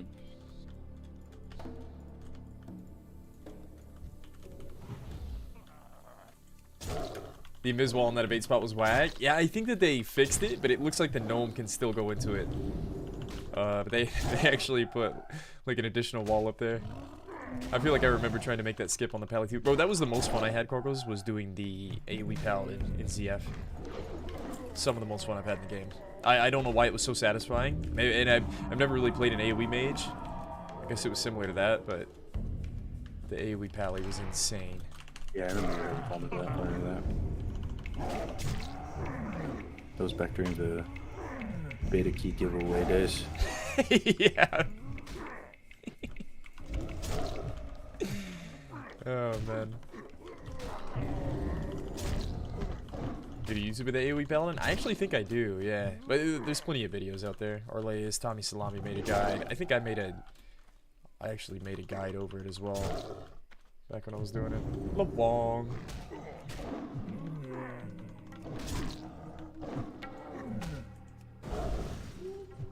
Hang on, I don't know, maybe their damage is just insane and the healing won't be needed as much at times. In our group? Yeah. I do, bro, believe in my heart of hearts, in this type of competition where the rogue is farming BIS weapons, tactics, and he still has Whirlwind Axe. In a world where everybody's BIS, Druid isn't as good as everybody else, bro. I don't get benefit from having the most juiced weapon at my level. It's just a stat stick. I don't get benefit from Wind Fury Toto. Like, it is so troll for me to to lean into more damage, right? I should be enabling you guys. I shouldn't be trying to do my own damage, I swear.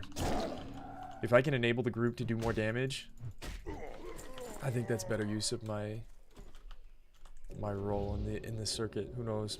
I'm just kind of speculating though. I'm just stoked, bro. With each new circuit we get into, like we just get to unlock more and more synergy between the whole team, just buffing each other up and stuff, and it's gonna be more fun to play.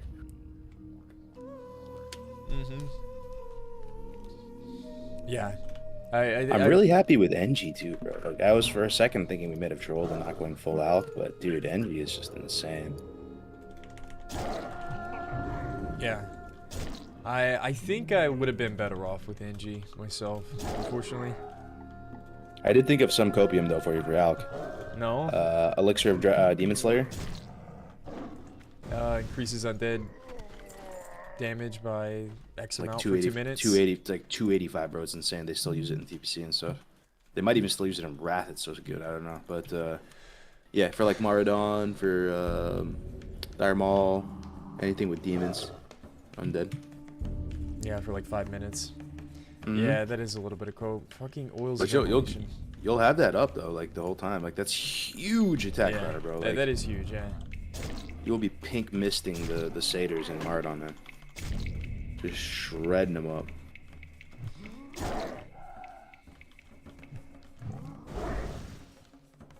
Okay, I'm sitting here. I'm trying to think of my oil of immolation usage because it is worst on Druid. I don't want to every 15 seconds pop out of form, pop an oil, and then go back into form. I'll just be Oom the whole time. And that's where I think if I do play like this weird flex off-heal role, like, bro, what if we pull big enough? Dude, what if we pull big enough that we utilize both healers the whole fucking time? And we get grenades every 60 seconds. We're doing like 10 pulls. We're doing 12 pulls because we have 2 heals. And we just I don't know if we have the cleave though, like, it's the thing. Like, it would just be from our bombs, really. Like, yeah.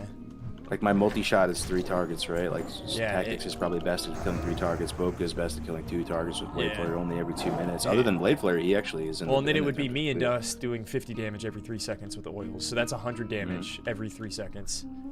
So it's an extra. I think you're better off actually just proving to the world that Feral can actually pump and actually do a lot of damage. Like, just think about how Gordon Ramsay is going to approach it too. He's all about that. Like, he's like on a mission to prove that like druids can keep up with rogues and warriors. Right. Like, true.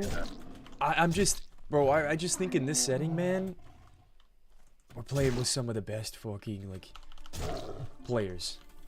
I don't know, man. I think under this circumstance, it's almost better to help. I don't know, man. I saw in the last spot you were spending a lot of time out of cat form, which might have been correct. I don't know. I'm not a druid player. Yeah, like in Bear, it was weird. Yeah. No, not even Bear. Like, you were just like. I got locked. Yeah, I got fucking because I went a couple times, like in the beginning of library. Yeah. It's just hard to manage, man. When I don't have any int pool. If I try to off heal one time and then potions on cooldown, it's like, okay, this is fucking stupid. I'm doing absolutely nothing. So what is your like thought process on if you stay cat most of the time and you're just dumping your mana into just shifting more with fear or something? I don't know. Or just trying to bump. It's nah, man. I go and then it doesn't work for our comp, bro. I need innervates for myself. I see. I don't think it's enough. I can't off-heal. Dust is going to be asking for me to off-heal. I remember some streams, bro, when I was watching you, specifically in Fellwood. Maybe that's when it comes online. Yeah. But I was watching Graze for Days on Cat with Mongoose, with Songflower, with, and obviously, you know, those are big deals. But, like, you were literally, like, 2-shotting everything, just doing massive damage. Like, it was blasting off. But, bro, I don't get Wind Fury, man. I don't get... Yeah, but you'll get 64 agi or something. Like, that's true. And leader of the pack, and you'll get my true shot and battle shout. Like, oh, Grills is saying once Feral Crit is online, you guys think as much as you can. Maybe that significantly buffs Cat, bro. Maybe being in the group comp because I get benefit from true shot aura and everything else in the group, right? Agi totem. Maybe Cat does blast off. Fuck, dude, you might be right. You might be right, actually. Blast. I think Feral does more damage than people think in the right hands. Like. Okay. You're literally just almost trying your best to out DPS even Bobka and shit, and you might do more damage than me, bro. I don't know. No. I feel pretty good on Hunter, bro. I mean, the cleave on Hunter is pretty cracked. Like. Yeah. I'm starting to come around on the idea of it. I'm trying to feel out all the options. Just shred more. But it did feel like Dusty did need some help. He called for your help a couple times, right? He's like, Grace heal, Grace heal, Grace heal. Yeah, there's no room to shapeshift. There's no room to like power shift and use mana for that. There's not enough time. My mana pool's not big enough. Unless I just...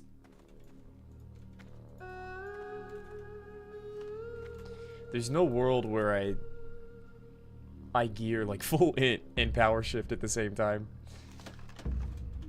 Just have a bigger mana pool. Yeah. I think you just try to blast for real. I think I just...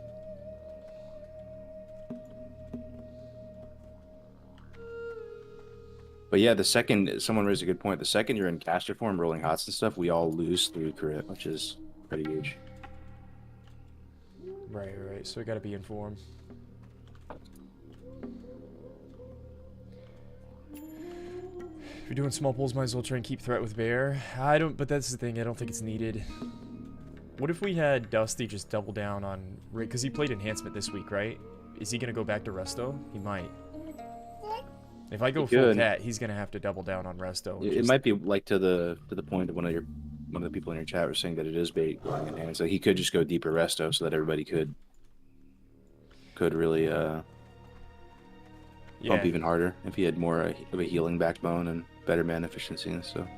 That might be the role this week. Might be the play. I mean, he's gonna have chain heal and shit too. Like his resto kit's coming online. Yeah. Big time. Well, if Dusty goes full resto, fuck it, dude. I'll lean into cat then and not play this weird hybrid spec. And I wonder if in resto is gonna give him more mana. I mean, there is that mana talent, but it's pretty dog and it's 5% mana. Like, if there's something that'll reduce totem cost or something and help him be able to twist more effectively.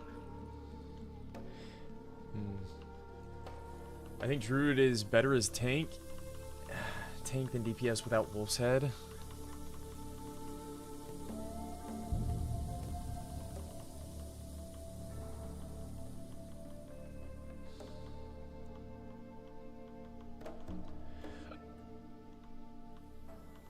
Yeah, I don't know, man.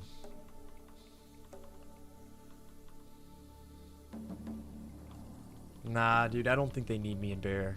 I think the mobs are going to be green this week, too, like Tactics said. If the mobs are truly going to be green, we just burn everything down. Face pulling it all together. I mean, I had a feeling that this is going to be the circuit that Cat comes online a lot, and like you actually would be blasting. Okay. Yeah, I'm starting to see it. Starting to get convinced. And I think it's because you need the crit. You're probably like a warrior in a certain way. Like, do you get what happens when you crit? What's your benefit? Do you get like a plus crit modifier or like? I get double combo points, which is what's so nasty about. Well met. Whenever I crit with yellow attacks. Yeah, so because you're going to benefit from the Agi totem now, because he's going to be twisting that, and you also get bigger, quick. Leader of the pack. Maybe your crit is just in a better place. Yeah, if I'm doing like 4-point ferocious bites every single finishing move, that's big damage. If I'm the other teams, bro, and I'm thinking about what scares the other teams, like if you're Circus or something, right? I think I'm actually pretty scared of the melee cleave coming online and outscaling us, and that the Druid with Leader of the Pack and everything is just turned on right now. I don't think I'm as scared if I'm thinking the Druid is going to be like constantly popping it out of 4 rolling hots on everybody going there. Right. I think it's scarier if you just fucking send it on Cat and just have faith in all the stats that we're getting and buffing each other. Do you guys agree? Yo, what does chat think about all this? I'm starting to get convinced. Swipe spamming probably better for AoE damage though. Nah, man. Bear form swipe AoE damage is bait. Although I do get a new swipe at 44. The damage is never that good with bear swipe, I swear. It's really not. I agree with Cargos on this one. Oh yeah, Gordon's in the chat. Yo, Gordon, pretty sound advice, yeah. Sack up and pump. Look at Peter says time for the boot camp. Peter, get out of here, bro. See you next circus, kid. Good sucker, man.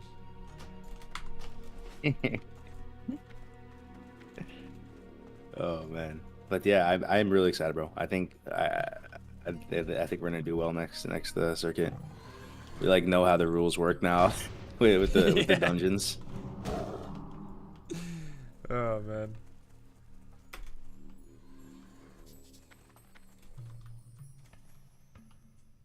The higher the level, the more the melee crew starts to come online. Yeah.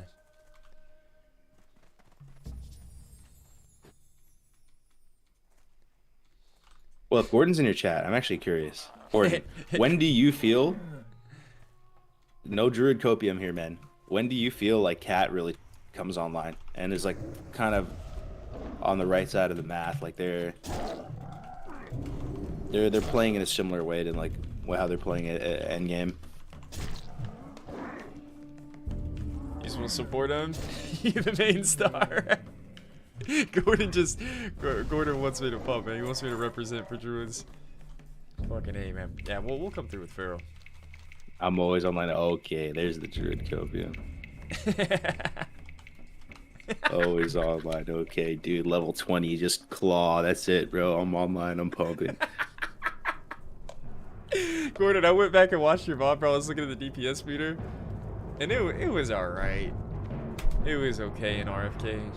I don't know. How did you feel about Pharaoh in the last circuit? It seemed like you were doing good compared to your group, but holy shit, dude! I had tactics with Twin Fury and Whirlwind Dex. There's no comparison. You looked a lot better on the DPS meter in your group, but y'all didn't have Wind Fury. You'll never be able to play towards your 60 style. Sure. Okay. What brings you See here? back to Booty Bay. But this circuit's really nice. Yeah. Yeah, this circuit in particular for Cat, it definitely sees a huge improvement. Is that why though, Gordon? That's why, because I have so much crit and my combo point finishers are, my ferocious spike finishers are just so much bigger. Is that why this comes online? Yo, Snacky, man. Dude, I've been watching the hardcore Snacky Pox arc, man. Been watching all the runs. I appreciate you, man. I do. We're just talking about... Is that the Brexit geezer himself? Well met. Yeah, man. Hey, I think that we have room to... We're talking about doing something in TwitchCon later this year. I don't know if you can find the time to come over to the NA. And he said, I guess you got to go to Paris. I swear Paris is probably just as expensive as coming to Vegas, man. I don't know. If you decide to go to TwitchCon, though, I can guarantee you there's a spot you should come hang with us. Yeah, thanks for the big raid, man. Welcome in, everybody. We're talking about this hardcore all-star circuit we're doing. So we did 2 weekend tournaments already. We did Circuit 1 and Circuit 2. You should actually check out our website. It's actually badass. If I can do a show real quick while we have other people. Yeah, you guys might think it's kind of cool. The website is badass. I'll show you on stream. Let me show you where we stand right now. We're team no CC. We got 434 points. We're actually 18 points behind. Circuit 1. I think my dark mode, it messes up the visual here. Here's Circuit 1. Here's Circuit 2, some of the clear times that we did. And then we've got 3, 4, and 5 to go. But yeah, in Circuit 2... The live page is the events page is like the thing that's coming along pretty good too. You can like navigate all the teams and streams and see who's online streaming HCAS pretty easy now. Still a ways to go, but... Oh, bro, it changes every day that I check it out. Yeah, you can see the teams there, like under, and you just hover over it, and you'll see the. Look, we just found a Vidir Enjoyer streamer. Yeah, there you go. He's always online, bro. Belvedere. Yeah. Yeah, this guy's hard carrying. I think he had like BIS weapons last circuit too. I think he was pretty happy. But yeah, let's see who's live on Bonkai Boys. No Thigh Gappy, no Showback. Gorilla Milk, are they online? See you next circus. I don't see anybody online there. Let's see who else is online. Work in progress. We got Disco Fruity. Yo, this is so cool, actually. Yeah, it's a TV guide of HCAS, man. I just gotta get people to stream. Dude, shout out to the web devs, man, that have been putting in overtime for this. Oh, I've seen this guy's stream. This is Balding Eagles. Who is this? Sami666. Proud member of the Balding Eagles. He's kind of pumping on Pally right now. Ooh, got a shipwreckage. You know he's fishing. About to pull up some greens. Hellfire Club. Rest in peace. Here's myself. Ooh, Nom Nom's live on Zug Life. Yo, and look, he's doing All-Stars leveling too. This is pretty cool though, right? People didn't realize all these people at All Stars are on playing. Nom Star. I was there. All right, who else do we have? A lot of these teams are dead now. Yeah, half these teams are. Iron Forge Drunk Tank. I think they're still hanging in there. I see Margarita all the time. Yeah, I think half of these teams don't exist anymore. Ooh, we got Quasi. Oh. Quasi's sitting on the starting screen.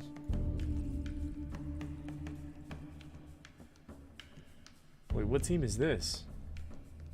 Boomer HC. Maggie 92. Does this guy look like a boomer? Ooh, he's got his pre-workout in the back.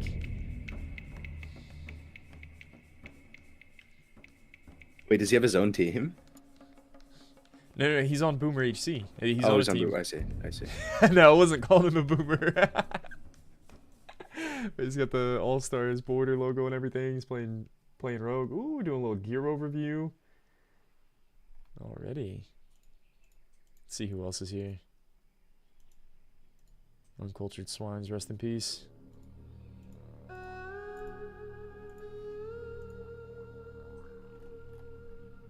Yeah, it's pretty cool. Listen, Grays, unironically, don't go leader of the pack. Peterson, I'm gonna be... Hey, trolling, bro. Peterson, get the fuck out of here, dude. You're like the incognito... You're on enemy lines. You're like the, the stealth bug. No, for real, just go Omen. Go Omen and Hurricane, get free in Hurricanes. a melee cleave, bro, with all the boys, the pet, everyone benefiting from 3 crit. That is some cap. Do I just clear cast in Hurricane? Maybe if we did bigger pulls. Big cap. That is some saboteur action right there.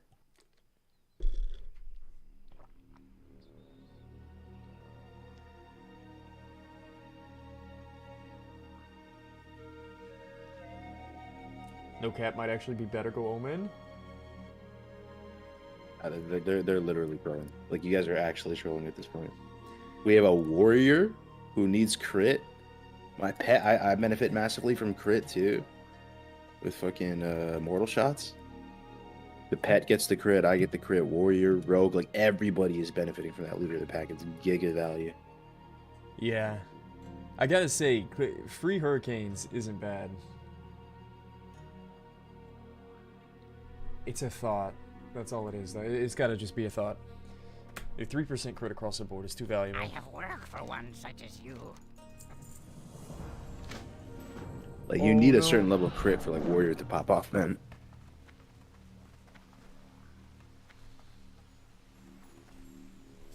Please make it.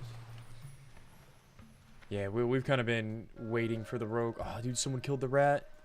Oh, bro, I was thinking about that dig rat play. I've actually got some really cool uses for it. Always carrying a dig rat around. Actually go Swiftman Trust? Nah. Fucking cheese. Of course.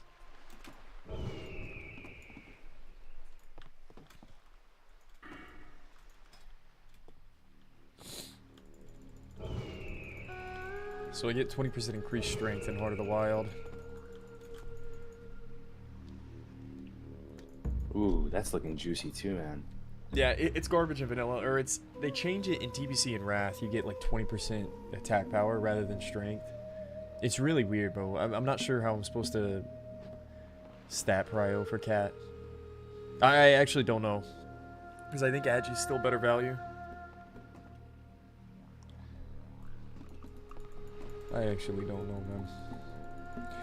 I'm glad that I'm playing Druid in this circuit, though. I think like it's easy to get baited by like doing utility shit. Like, remember when we first started thinking about strats? I was thinking I was going to be pulling everything to the group and staying ahead of you guys, playing BM. Like, I'm ultimately really happy I decided to just go Marks and just turret and just pump and just like, you know, follow Bobka and tactics. They have good minds for pathing and making good calls and just doing as much damage as humanly possible. Yeah, I think you're right. It's easy to get baited into something else.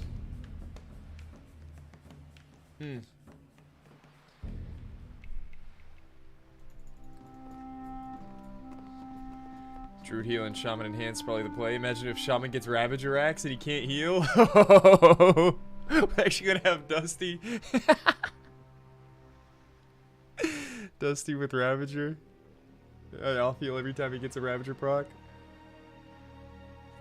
What's Gordon's take? Oh, Gordon wants to pump, yeah. You think Gordon's not getting leader of the pack? You actually think Gordon is going Omen of Clarity and foregoing Heart of the Wild and Light of the Pack? No way. So world where Graze heals and the Shami does DPS? No world, bro. No. No fucking shot.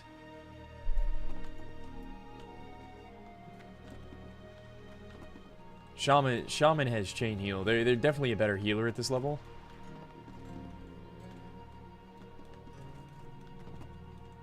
And I'm better just throwing off heals and doing my normal DPS rotation, I guess. Leader of the pack in a melee cleave? Yeah. Yeah. Because we have a melee cleave going on, leader of the pack is too strong. Too much value.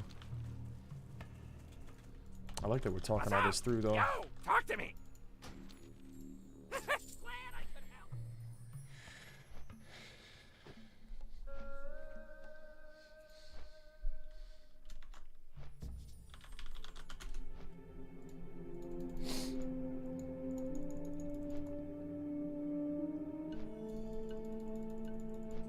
So would Tactics take Ravager if it dropped over Whirlwind Axe? I don't know if he would. I think Dusty would take it. Or Amiibo. Yeah, I think Dusty would actually get more value out of it. If Dusty gets a proc or two, and then I just decide to off heal while he's stun locked. I've seen Hunters do some work with Ravager though. That is a thing, but yeah, it's a little bit. Because Dusty's gonna be standing in melee range with oils the whole time, anyways. Yeah. Ooh. Ooh. Ooh, bro, Ravager might be nasty on Dust. I could totally pick up the slack. We go back, especially because we're not practicing, bro. We pull 3 to 5 mobs at a time and just meat grinder. That's the strat all day, every day. And we do one big pull with sappers. I think Bevilger's probably right. You give it to Tactics because the things the No, Ravager he's is right in the saying right. give it to Shaman. No, is he saying that? Yeah. He said you actually trolling giving it to Tactics. Oh, I see. Yeah. The thing is though, like Tactics would get good value of it, right? Like he's standing there pulling shit. He's always going to be around mobs, and I think the weapon is right in the same ballpark of Whirlwind, but it just has the proc, right? Yeah, it's minus strength, but it has the proc. Nah, you spread it out across the group. Tactics already has Whirlwind. Yeah, and Dusty does have the talents. He's going Imp Totems to get the axe, bro. Yeah. Okay. To use it. That's nasty, bro. If he can just randomly. Yo, I wonder if Dusty's dropping the explosion totem, bro. That thing is strong. Yeah, that's what he said. He said he's doing Fire Nova totem this circuit. Oh, he is. He was like full leaning into it. Even Has he though? Has he been doing it in the past? Because that I does don't think it comes on on no damage. Maybe it didn't come online yet, or is too expensive, or. But he said that he was going to lean into it this circuit.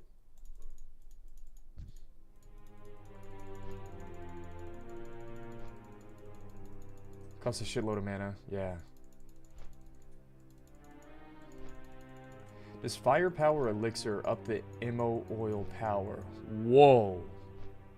Does it? It does, yeah, 100%. Yeah, 100%. We've already thought about that gosh. It's the same reason why people use it for chili, dude. Chili scales with that stuff too, man. Peace, friend. Damn, bro. Imagine seeing X Circus with 5 alchemists. Fully fired and elixired up. Damn, oils of immolation 24/7. Hey, do we have to be worried about that? I mean, you can't do anything about it, but like, is it really going to be that strong for their group? Furious Howl rank 3 requires level 42. You have to tame a 42, which is right on the dot. It's perfect, nice. bro. Let me calculate it. So 28 to 34. So it's a 30. Bevilge, no cap. I think melee cleave is stronger with oil than mages. Oh, you're saying if our whole melee cleave had oils of immolation? Yeah. But we got bombs. We'll have full... I know bombs aren't as much damage as oil, but...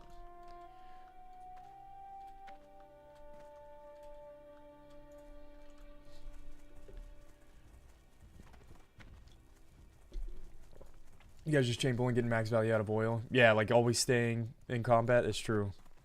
Okay, so this is reducing armor. This is accounting a 15% damage reduction of armor.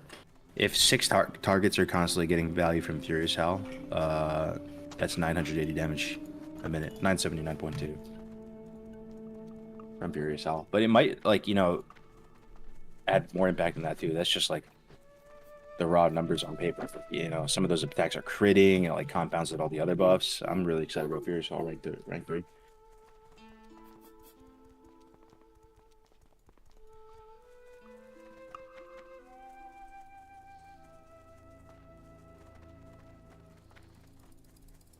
Played with a super good enhanced classic player, and the biggest problem is always mana. Yeah. I don't think I'm going to power shift at all, bro. I think I'm going to have to be that support for whenever Dusty has to do a full drink, because he's pumping so hard, dropping fat Fire Nova totems and a couple chain heals. And he's going to go graze. You got to heal for a pack. And so I got to have a big enough, I got to have enough mana pool to hold down the fort while he gets his mana back. I don't think I can afford a single power shift, like for baiting mana. Yeah. You know what? With Leader of the Pack, I don't even get 5 out of 5 Furor. So it might not even give me full energy every time. So the thing is, so you don't have to be in a situation where like Dusty's like, he'll help, and then you actually don't have the mana. Yeah, it's so cringe. So, but I do think you just pump on Cat until he makes the call for help, or if Tactics makes the call for like AoE taunt or something, and you need to go bear, like you just you need to be able to pivot. No, Ding 39. This is the best decision ever coming here, bro. It's such good gold per hour. I'm getting greens. I'm getting potions. Yeah. I love the spot. Let me know when you're not there. I need to come over there and farm some flame sacks. Yeah. I wonder if Carla will run double Fiery Blaze enchant. I thought you could only get one Fiery Blaze. Everybody can get one. Only Alliance can. Yeah, on Alliance, everybody can get it though. That's pretty nice. That's a pretty nice benefit of being an Alliance melee cleave.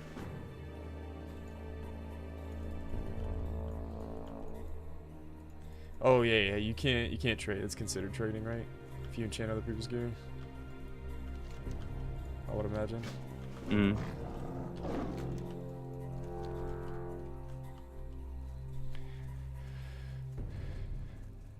Remember, you're trading all of us oils in the last circuit plus NG. Oh, that's right, dude. I forget that we get the double advantage. Yeah. We just need to hang in there, bro. We need to fucking close the gap in circuit 3 and circuit 4. And be ready to win circuit 5. I was looking at the easy throw. So Boke actually fished up easy throw dynamite rank 2. I didn't realize there was 2 ranks of it. So we already have easy throw rank 2. So yeah, it's pretty nice. That's insane. I'm gonna be popping oils, throwing dynamite at the same time, and then going back into form. That's gross. But we'll all have Mongoose though. Oh yeah. God, I'm getting beat up thinking about it. Yeah, a whole squad with Mongoose.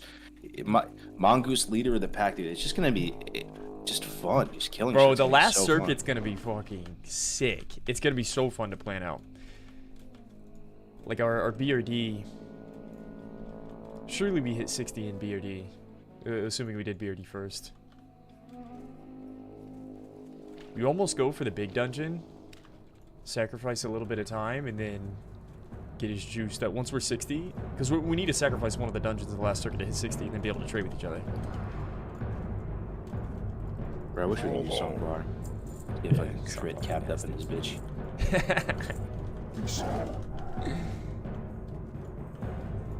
If you guys can win, RFD Oldo will win Arm Cath to close the gap. Yeah, listen to Milcher, I'm down. I'm down.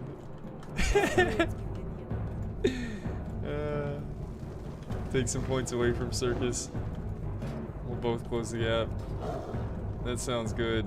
Yo, Raizoku, you're Vidir enjoyers too, right?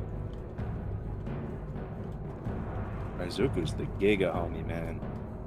Yeah. Is this to play second? Yo, Peterson, like I said, bro, we need to get your saboteur ass.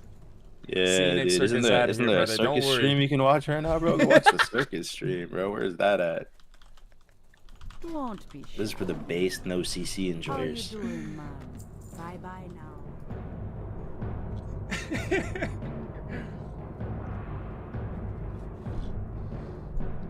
You know they wrote a poem about us, right, Gray? Did you see it? Who did? See next Circus? My guy, Hexsec, He wrote a poem? Wrote us a sweet little poem in the Discord, like a straight up like bars, like a long poem, bro. Where is it? I'm about to read it right now. It's in the Discord, man. About to read it right Posted now. it today. What? That's. Is it in leak That's chat? how much they're riding us, bro. They're writing poems about us, man. Wait, is that in leak chat? Where is it? This shit up right now. All right, Keksec. Maybe Team Huddle.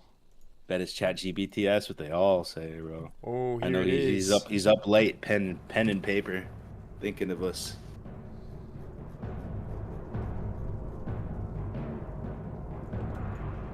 Did we read the poem? Tons of time to write poems in Elwin. Dude, your mind just, it gets creative when you're on the bench. You start thinking of things. You got plenty of time for your mind to kind of wander and be creative.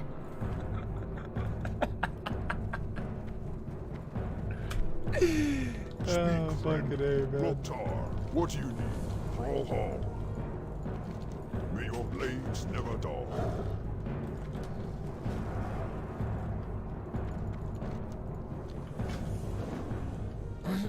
Yeah,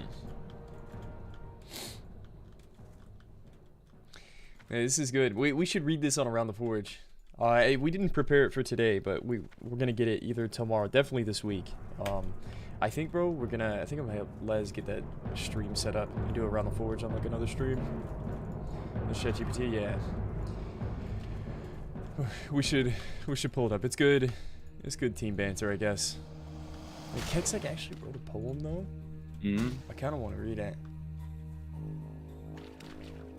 Do we save it for Around the Forge or do we go right now? Up to you, man. It's not great.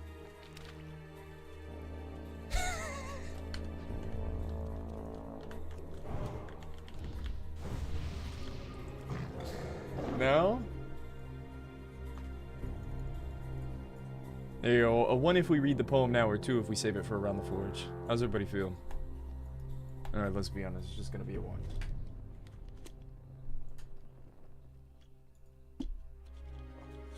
Why not both? Okay, here we go.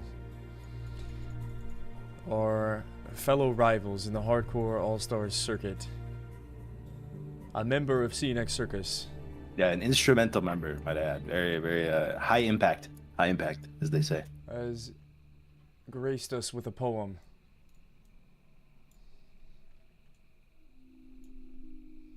I think my Discord's kind of scuffed. Alright, here we go. From Keksec himself. In the world of Hazaroth, there are teams galore, but some just can't seem to even the score. There's no CC with their no communication. They're always behind without any coordination. Yo, what the fuck? Then there's Badir enjoyers. They're a funny sight. They're always laughing, but they never fight. Their enjoyment is great, but it's not enough. And in the end, they just can't get tough. But what about the super lethal outstanding warriors? They're supposed to be great, but they're really slow as carriers. They may be strong, but they lack the pace, and in the end, they won't finish the race. And let's not forget about snakes. With their venomous bite, they're always hiding, but they can't take the fight. They're sneaky and sly, but they don't have the might, and in the end, they'll never see the light. But the CNX Circus team is the one to see. Their strategy and skills are the key. They're always winning without a doubt, and in the end, they'll be the ones who shout. So to no CC, Vadir enjoyers, super lethal outstanding warriors, and snakes, you better step up your game, or you'll never get a break. But CNX Circus is the one to beat. They've got the skills and the strategy to take the heat. Fucking Keksec, dude. Also, who the fuck is... Junkari? Oh my gosh. Just took the escort. Bro, did we just get slandered? Did we... Did we just get the heat in poem form? Oh my god. Keksec? What did he say in the end? You better step up your game or you'll never get a break. If it was coming from Mompy, it would hit different, bro. That's their fucking certified bench warmer. That's coming from the chain feeder himself. Bro, Keksek fucking took Circuit 2 off, man. If it wasn't for his team, he got carried, bro, in Circuit 2. Yo, actually, that would be funny. He's talking all this shit and he didn't even participate in the last Circuit. To do a little diss track would actually be so funny. Just drop like a little 32 on him. Well, that was diss number 1. I think it's only right that we create a diss track in response to Keksek. He just set the stage. He just opened the floor. Hey, I like it, man, in poem form. That's probably, if I had to do a diss track, it'd probably be in fucking poem form too. I need Winky to make a beat for me, and we'll drop a couple lines about Hardcore All-Stars. Fucking Keksek. Alright, brother. We hear you. Ooh. Oh man, it just makes me wanna win even more.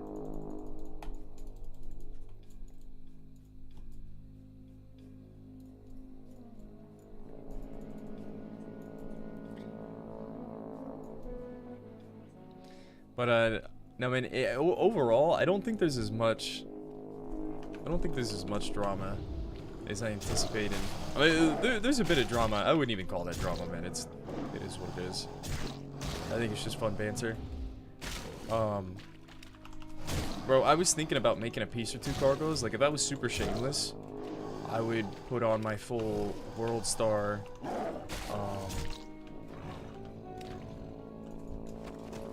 fucking Chief Key. What's that dude's name?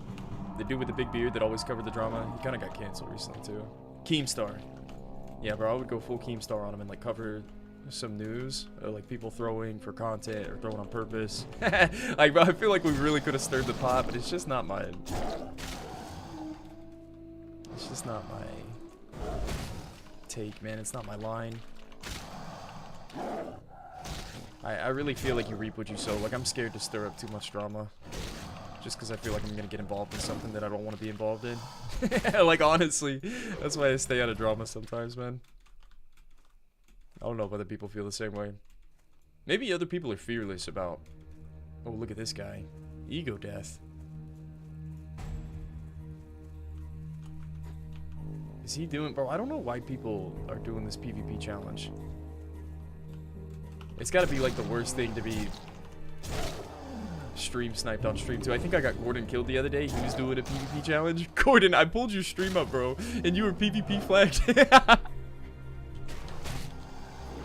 You were PvP flagged over in, where was it? In Ashenvale. And like 30 minutes later, I heard that you died. And I can't help but think. I put him out of there. Go kill him? Bro. You gotta realize who you're talking to, man. I'm talking to Grays for days. You just want me to go... You think I can just pull it out and go kill somebody in overworld PvP? I don't know, man.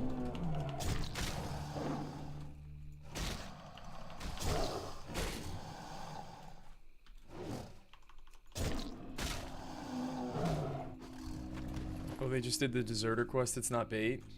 Oh, you're right. I think you're right. Alright, where's this quest? I need this ogre to respawn. I think this rogue failed this quest. No, he completed it. I guess those guys just stay for a while. Got my world PvP kill yesterday. Yeah, Bobka, I saw... Did that guy not realize he was PvP flagged? Or was he actually doing like a hardcore PvP challenge? Yeah, Bobka actually killed the guy Bobka killed? Yeah. I'm not sure. Imagine, dude, that was so risky for Bobka, though. Taking his actual circuit character. Yeah. I'd be scared, bro. I really think... I think if there was a real server, there's gonna be people that have bait characters that are like level 35. Like an entrapment assassination, like... Yes. Literally walk in there PvP flagged. I think it's gonna happen all the time. Low health. There's gonna be a 60 stealthed around, and he's just like in the back of the cave. Just like that clip. PvP flagged. It looks like easy bait. Someone's gonna jump him, and then he kills him with his 60. that was too organic to be bait. Yeah, you can kind of feel things out too, right? I don't know how much street how much street knowledge you got, Bobka, or like street intuition, but you can kind of feel things out. Like, I'm not getting baited into something, right? I'm not about to step in it.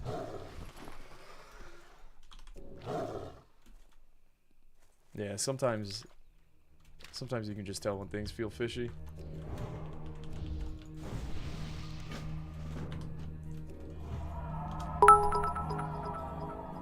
Yo, my man. Don't mess with ma man Blaze for days. Man's hotter than rag no cap. Got flower that's so purple it can summon you to the dungeon for real dog. Yo, James, stick to your daytime job, bro. The I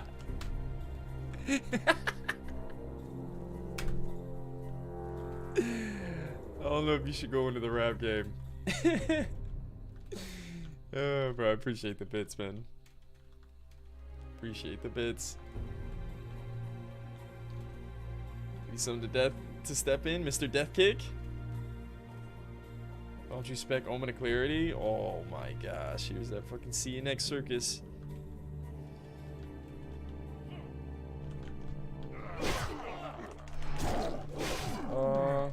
Wow, this is 4 mobs. Alright, tight. Let me just kill one and then I can save Ogren. Actually, I'm gonna hit him with a fat heal.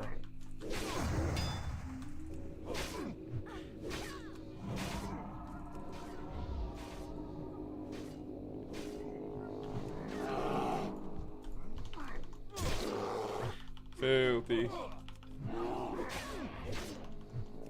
Dude, Corvus need to put a diss song out. Like I said, man, it's one of those things. I don't know if I want to step into that territory.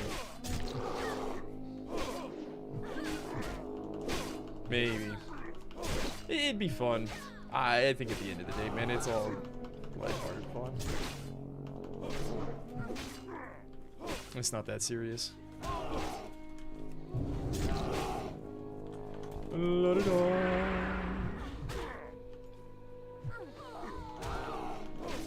I think I gotta kill these guys again, to be honest.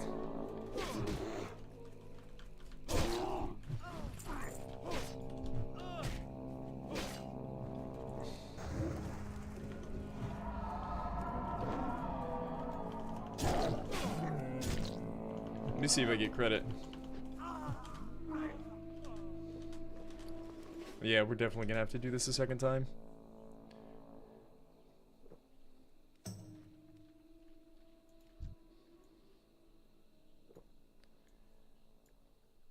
Did it work? Hardcore WoW needs more Twitter drama. Death Kick, I'm telling you, bro. If there was a real server, there would be so much drama on it. It'd be unfathomable. Like, do you remember the drama that was in Road to Rag? It would be that on steroids. Times 1,000. Yeah, I think the quest bugged, man. Because I guess I should have pre-cleared those mobs, I don't know.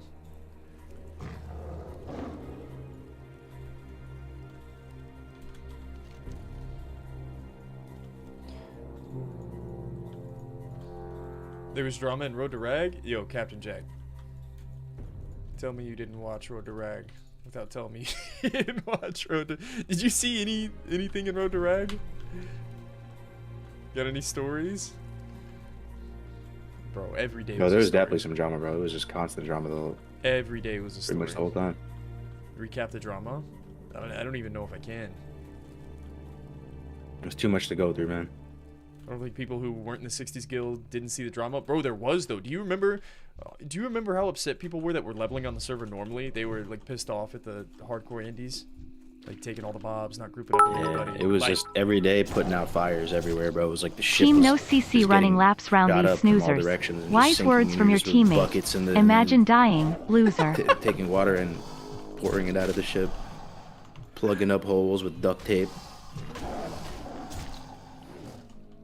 Yo, what up, boys? Yo, what's up, Winky? Yo, what up, Winky? Just took a Dayquil, sicker than a dog, dude. Are you really? Weren't you sick like a week ago? Yeah, I'm on day 9, bro. It's been getting worse like every single day. I've taken like 4 COVID tests. Definitely not COVID, but Yo, whatever it is, it's Ashley got me with down it, for the count, man. Yeah, everybody's been getting sick. Yo, sorry to hear, man. Oh, it's all good. I mean, it's life. I got Dayquil, I got NyQuil, I got Tylenol, folded blue, and nasal spray, and like all this stuff. Like, once all this kicks in, I'll be good. I'll try and get these guys in on the drama. Yeah, my sister, half my family members, everybody's sick right now. Grace, what the fuck is that hydrate emote you have in your chat? Oh, I had. What the fuck, bro? Bro, I had Hydrate do my 7 TV. I'm not even in control of it. Didn't you have one? It's like if you do all caps this, it's like, yeah, it's Dr. Disrespect. Yeah. What the fuck? It's like Twitch culture, bro. It's almost beyond me. Yeah, you're going. That's that Tommy Salami chat right there, dude. That is. Well, you know what's funny? People that don't subscribe to the Twitch culture don't even have 7 TV installed, so they don't even see it. Oh, that's hilarious. You know what I'm saying? Like, if you think about it. Yeah, that's true. I don't think it hurts anybody. They're like, why is everyone just spamming like hydrate this? What the fuck? Like, banana time? What are these Zoomers saying while they're leveling in Dustwallow Marsh? Whoa, banana time? How many Telebi bananas do you have in your bag, Grace? Like, is that why people are bringing it up in the chat? Do we really want the streamer to eat that bad? I just see the words. Oh man, Boomer spotted. No, I'm just playing. Death King, it took me forever to get onto 7TV. Yo, I'm not gonna lie though, if you don't have 7TV, it's a Chrome extension, it's free, you should get it. It is great for Twitch chat. It's hilarious. I wish you could get it on your phone, dude. Yeah, same. It's always weird watching chat on phones without it. Hey, so just real quick, what was your guys' favorite drama, or the one piece of drama that you remember in Road to Rag? I'm trying to come up with. If there was just one piece, people were asking about it. We're kind of on a drama timeline right now. Kexek just wrote us all a. I don't even know if it's safe to bring that drama up anymore. Like, well, you don't have to you don't have to do any Monka TOS drama. I really liked the arc between a very high-profile warlock and a mid-profile mage, where they went back and forth with YouTube videos talking shit on each other. Oh, did they? I might have missed that one, dude. That was a good arc. Whoa, I think I missed that drama. What was that? Yo, type a 1 in the chat if you remember that drama Winky's talking about. Yeah, I don't want to say any names, of course, because that's disrespectful. Whoa, what? There was like, it was like Eminem Killshot versus MGK levels of YouTube videos being put out. That's fucking hilarious. Inside of Road to Rag. I don't remember that at all. At all. Big drama, huh? My second favorite drama was how competitive it was for rogues to get a raid spot. That was pretty good drama. Like, these rogues had to do literally everything to get a raid spot. Yeah. Guzu almost didn't get there. He almost didn't get put in because he wasn't as geared. Wasn't nearly as geared as Boken Tactics. Yeah, that was big drama. I remember... I almost felt really bad. This was my number 1 drama timeline inside Road to Rag. I was scared to be the first 60 that died. First high-profile death, if you will, that died in Road to Rag. I didn't want to be shit-talked. I didn't want... I just didn't want the... Yeah, I didn't want the fucking wolves to come out, right? And I think the first high-profile death was, unfortunately, my boy Frostadamus. Yeah, Frost took the blunt of it. And Frosted in Stockades. And holy shit, dude. I remember whenever he died, he just kind of disappeared for a while. Like, yeah, no joke. Frost got really trolled by that. Yeah. So I'm glad I wasn't like the martyr for the first 60, but also whenever that hunter clip came out and they did the candle skip, first of all, they were doing like a 4-man candle skip in fucking Lower Blackrock Spire. They shouldn't have been doing it in the first place. That poor hunter. They shouldn't have been doing that. And then the hunter is the only survivor. He posts the clip afterwards and everybody's just shit talking the hunter because he clicked his abilities, but it wasn't even his fault. You know what I mean? But he was like clicking his abilities, and I think that it was like the response that he had in the clip too. He was like, "Oh my god, I survived. I made it out." You know what I mean? And like, bro, he was. I Like, totally get it. That dude was like 68 years old. Was he really? Yes. Like I knew him. No, you didn't.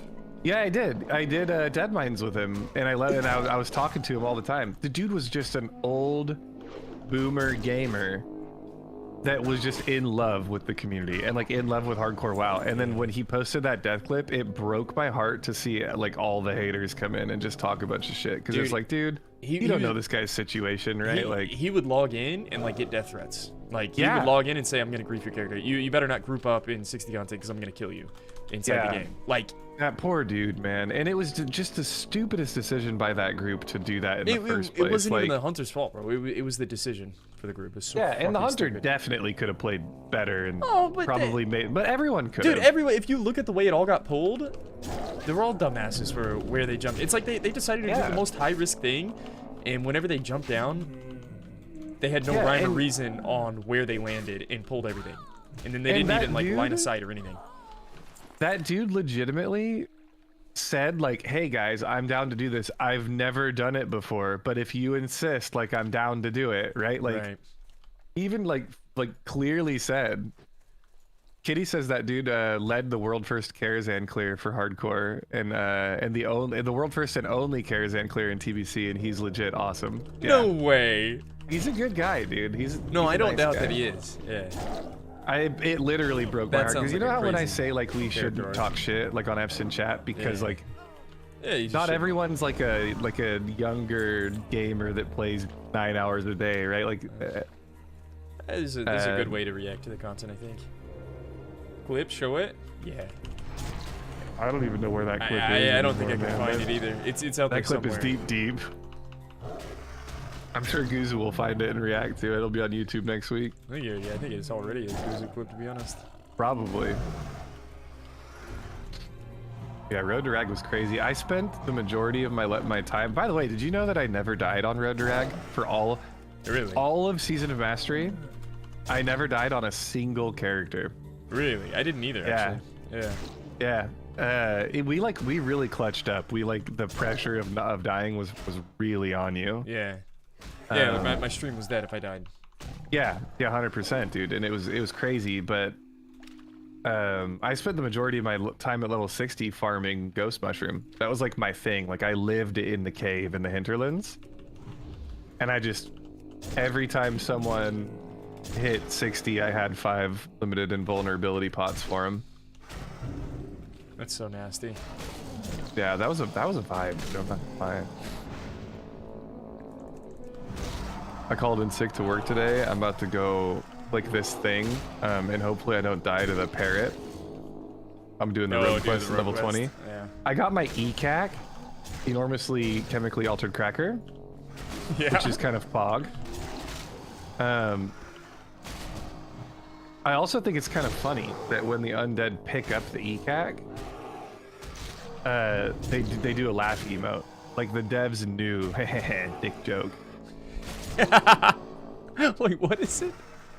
It's like it's called enormously chemically altered cracker, right? And it's a quest item for a rogue quest.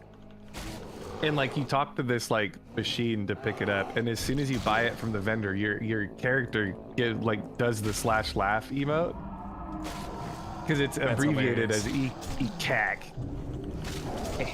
Dick joke. Here's Goose's react. Is there the original clip? I like the Goose clip. The original clip is better to show. Yeah. Plus, we got to make this into a Gray's reaction for YouTube. True. You know what you should do? You should just be like, you do it, and then you title it "Grays reacts to Guzu reacting to hardcore deaths." Should that be my spiel? Yeah, I just leave Guzu's camera on. I just go to Guzu's YouTube page and react to all of his reactions. And then I'll react to all of your reactions. It'll be Winky reacts to Grays, reacting to Guzu's, reacting to hardcore deaths. Yo, Margarita, bro, we were just talking about your team, the Drunk Tank. The Iron Forge Drunk Tank, man. Hanging in there.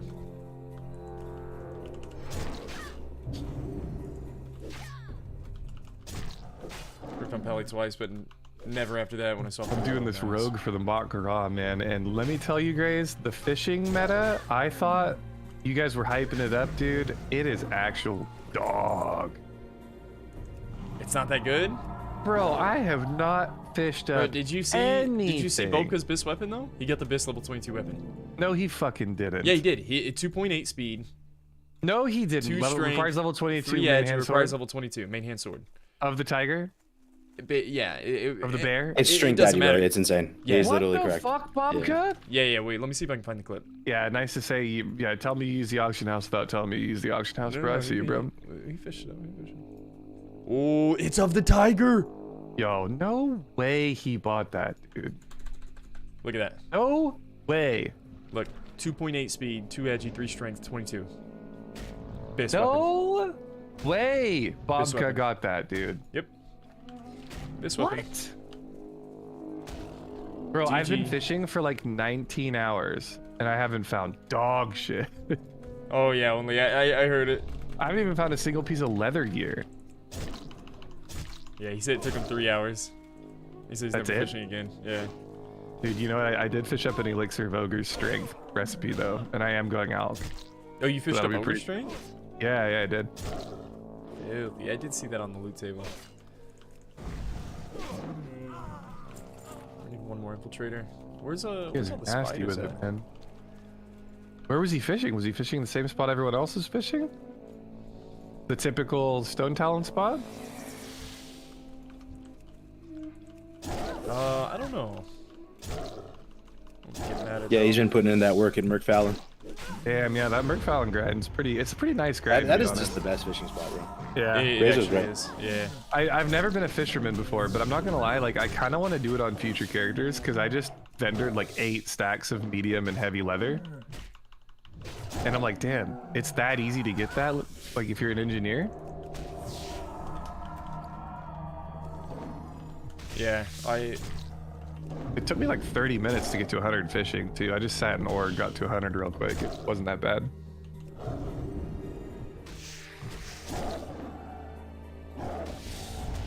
Damn, bro, I kind of want to show the fishing video that I made about Merc Fallon Lake. It was badass.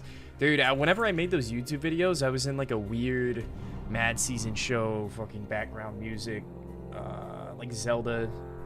I other love video that game vibe, background dude. music vibe. Ooh, it was nice, dude. You want to see it? I bet I can. Yeah, find of it. course. Yeah. Show us the vid. Man, let me see. Yo, how did you good it see is. the Savix clip? 59? Yeah, man, I don't know how to feel. I don't know. I guess Savix can say he died at 59 now. Like, You think he did it on purpose? Is that a content play or what? Get any third nuggets in the chat? Any Illuminati coming in? I don't think he did it on purpose, bro. I don't think he My did it man- on purpose my because man I don't think brought a anybody, bro. because you video wouldn't up. die at 59 on purpose. Nah, on a paladin, it's because it's a paladin. Because it's a paladin, I know for sure, 100% in certainty, he did not do that. No, My he man was having brought just a as much pain as anybody YouTube else leveling a video paladin. above his character and left it standing in Winter Spring, dude. There's no way you throw away a paladin at 59. It's literally worse than a warrior, bro. It's the most awful class to level. Yeah, true. I'll save my opinion. You can hear my opinion Grace on F. has Sul Thraz 1 in 10,000 chance weapon on his paladin. Literally insane gear, hard stuck 55. Yo, Grace, did you see last F's in chat episode? No. A warrior died in Winter Spring at like 57, and he had the Soul Thrace, bro. Oh, No way. Hardcore dwarf warrior with Soul Thrace died. What? Yep. It was brutal, dude. Damn. Bobka got war song boots?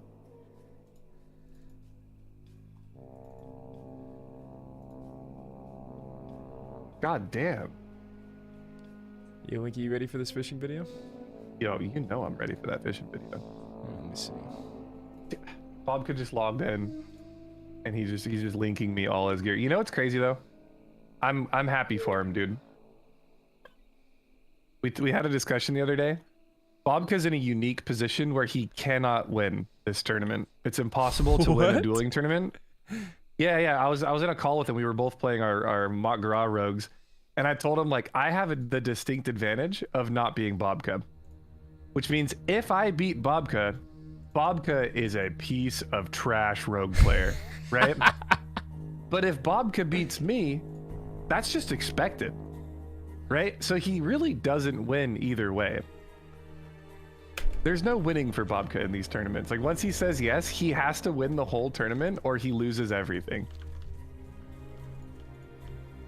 True, I think that's why he was so adamant on fishing up that disc weapon. He's saying like low level, you can't really do anything about. Yeah. So, oh, congrats, Bobka, you won a level 22 dueling tournament. Good job. Just got a couple of abilities. But if he dies, it's even worse. I don't know. I would put the house on Bobka, especially with that weapon. Yeah, that weapon's nasty. That's what I've been fishing for this whole time, is that weapon. Bro, if you're not undead, you already lost Atlantis from the last Makara. I'm sorry. I am undead, brother. Yeah, they need to ban Slumber Sand, probably. It's just, like, there's just nothing you can do against that. You can't ban Slumber... If you ban Slumber Sand, you better be banning that magic dust, too. Yeah, ban both. I think that, yeah, Slumber Sand and magic dust is massive for... Which is why I went on undead. That season he's come back for hardcore, that'd be nasty. There's really just no counterplay to that, like... I mean, it just gives you a free reset. At least with this, it's different in that rogues just go into stealth, and you get a free reset.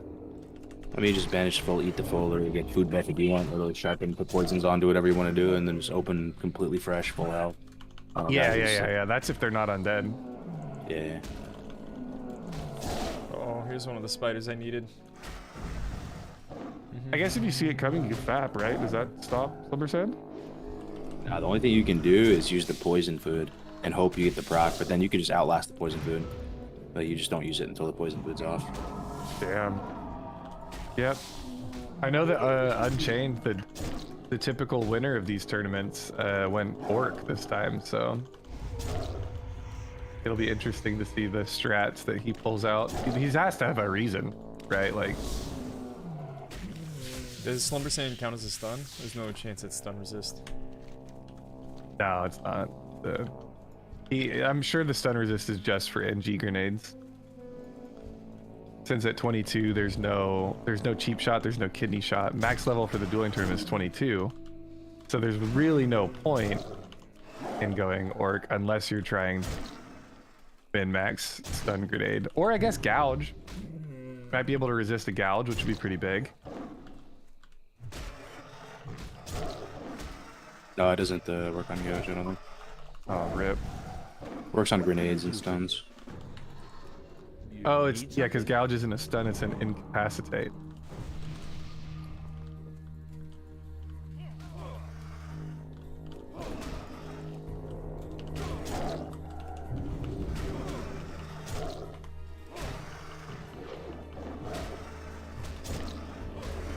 He went Orc to max damage ambush with racial, only logical reason. He just needs to actually one-shot him. Build. Yeah, one-shot him. Or just get Slumber Sand and lose. Yeah, I think he's going for the one-shot strat then. If that's what he's doing, that'd be actually pretty sick to watch. Can you one-shot at 22? I feel like you can get enough buffs to have a big enough mana pool. I mean, I think the way they're doing it is they trade openers though, right? And then the third one they both... Like, yeah. So the one that you're getting open on, you can't do that. To be honest, the trade. Okay, this is why I talked to Stonecoat about this, because for those of you in chat that don't know, the Makara tournaments are run by Stonecoat, Cheesy Goodness, Samwise, Romanda, the homies, right?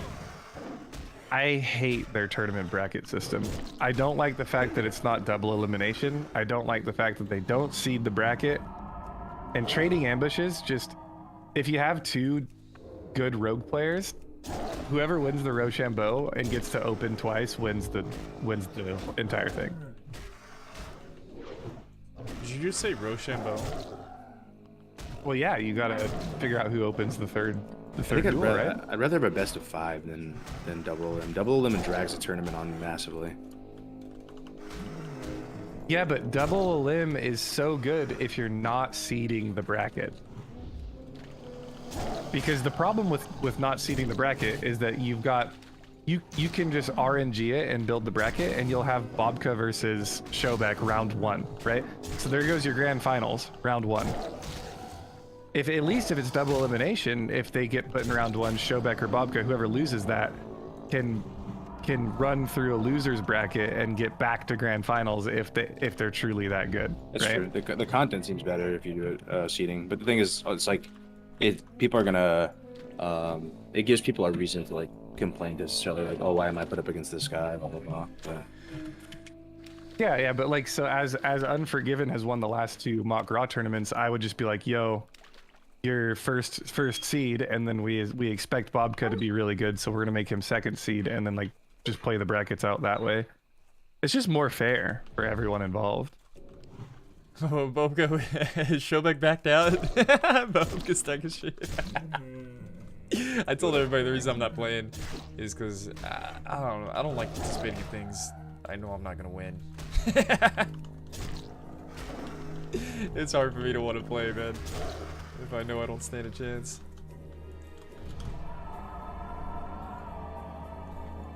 Yo, Winky, I think you got me sick through one of these Discord calls that we've been on, man.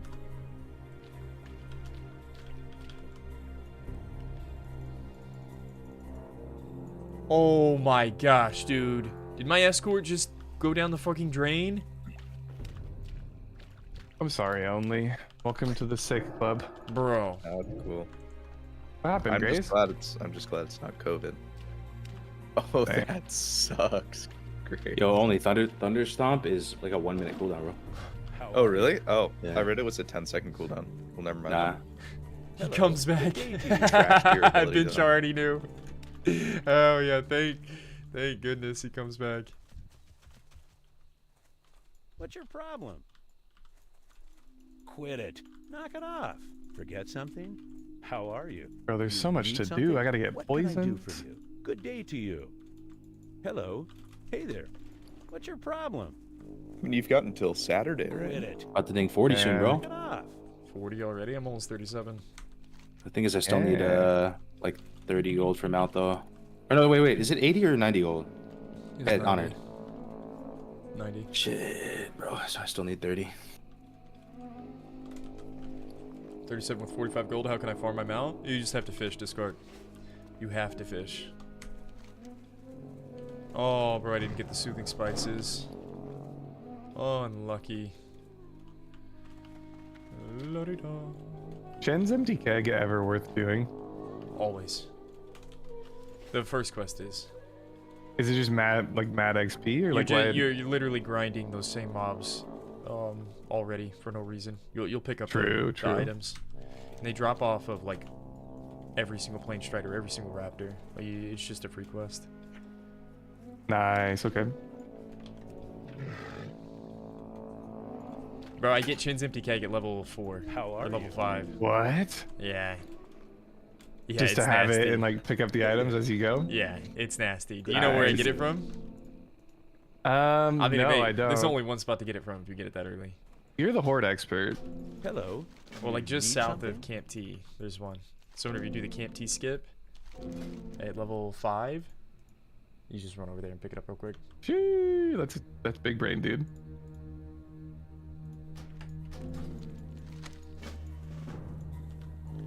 Alright, I don't If you aggro one of those Thunderhawks though, or a dinosaur, they probably just one shot you. Yeah, at level 4 they do. Yeah. I know the one you're talking about though. It's right south by the tree. Might even have a guy logged out next to it. I kind of want to show it.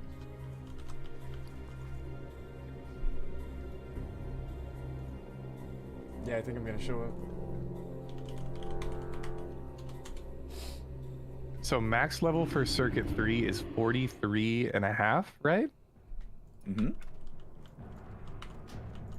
This is gonna be a nice circuit, dude. This Bro, is gonna be Wiki, dope. look at my stream.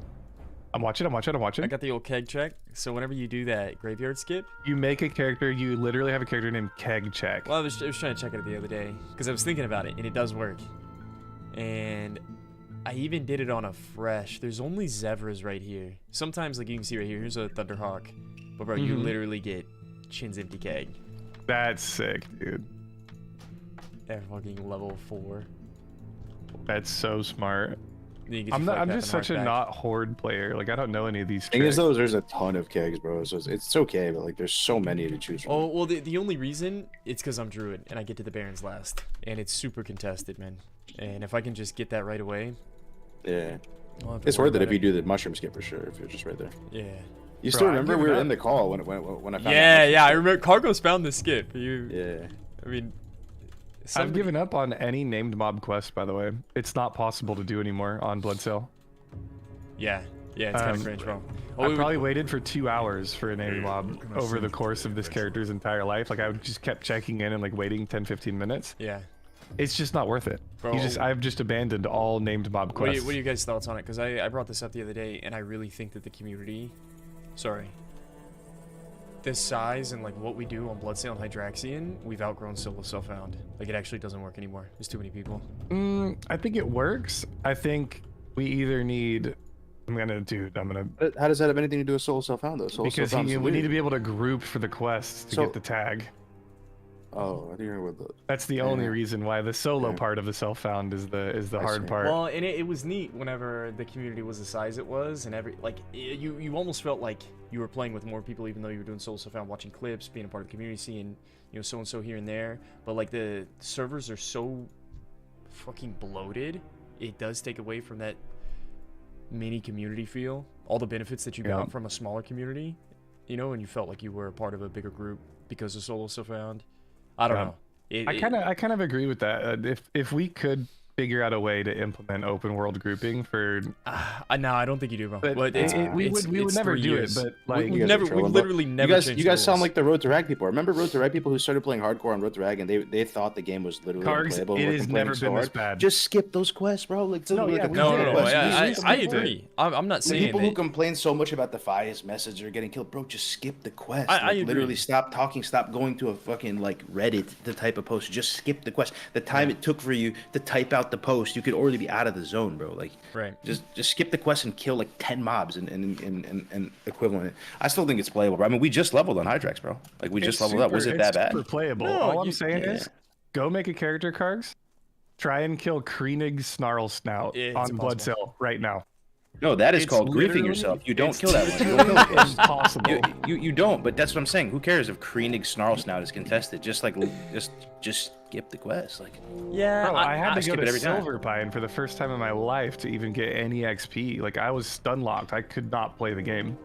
Could not play the game. Just kill like 10 mobs. Just go find a place and kill a few mobs. You can't, bro. Every mob in the Barrens is contested. Nah. When's the last time you played on Bloodsail?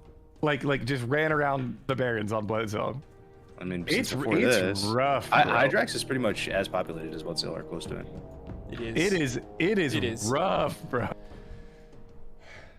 If you get to like level 20 though, you're golden. Nobody's getting to 20. Everyone dies.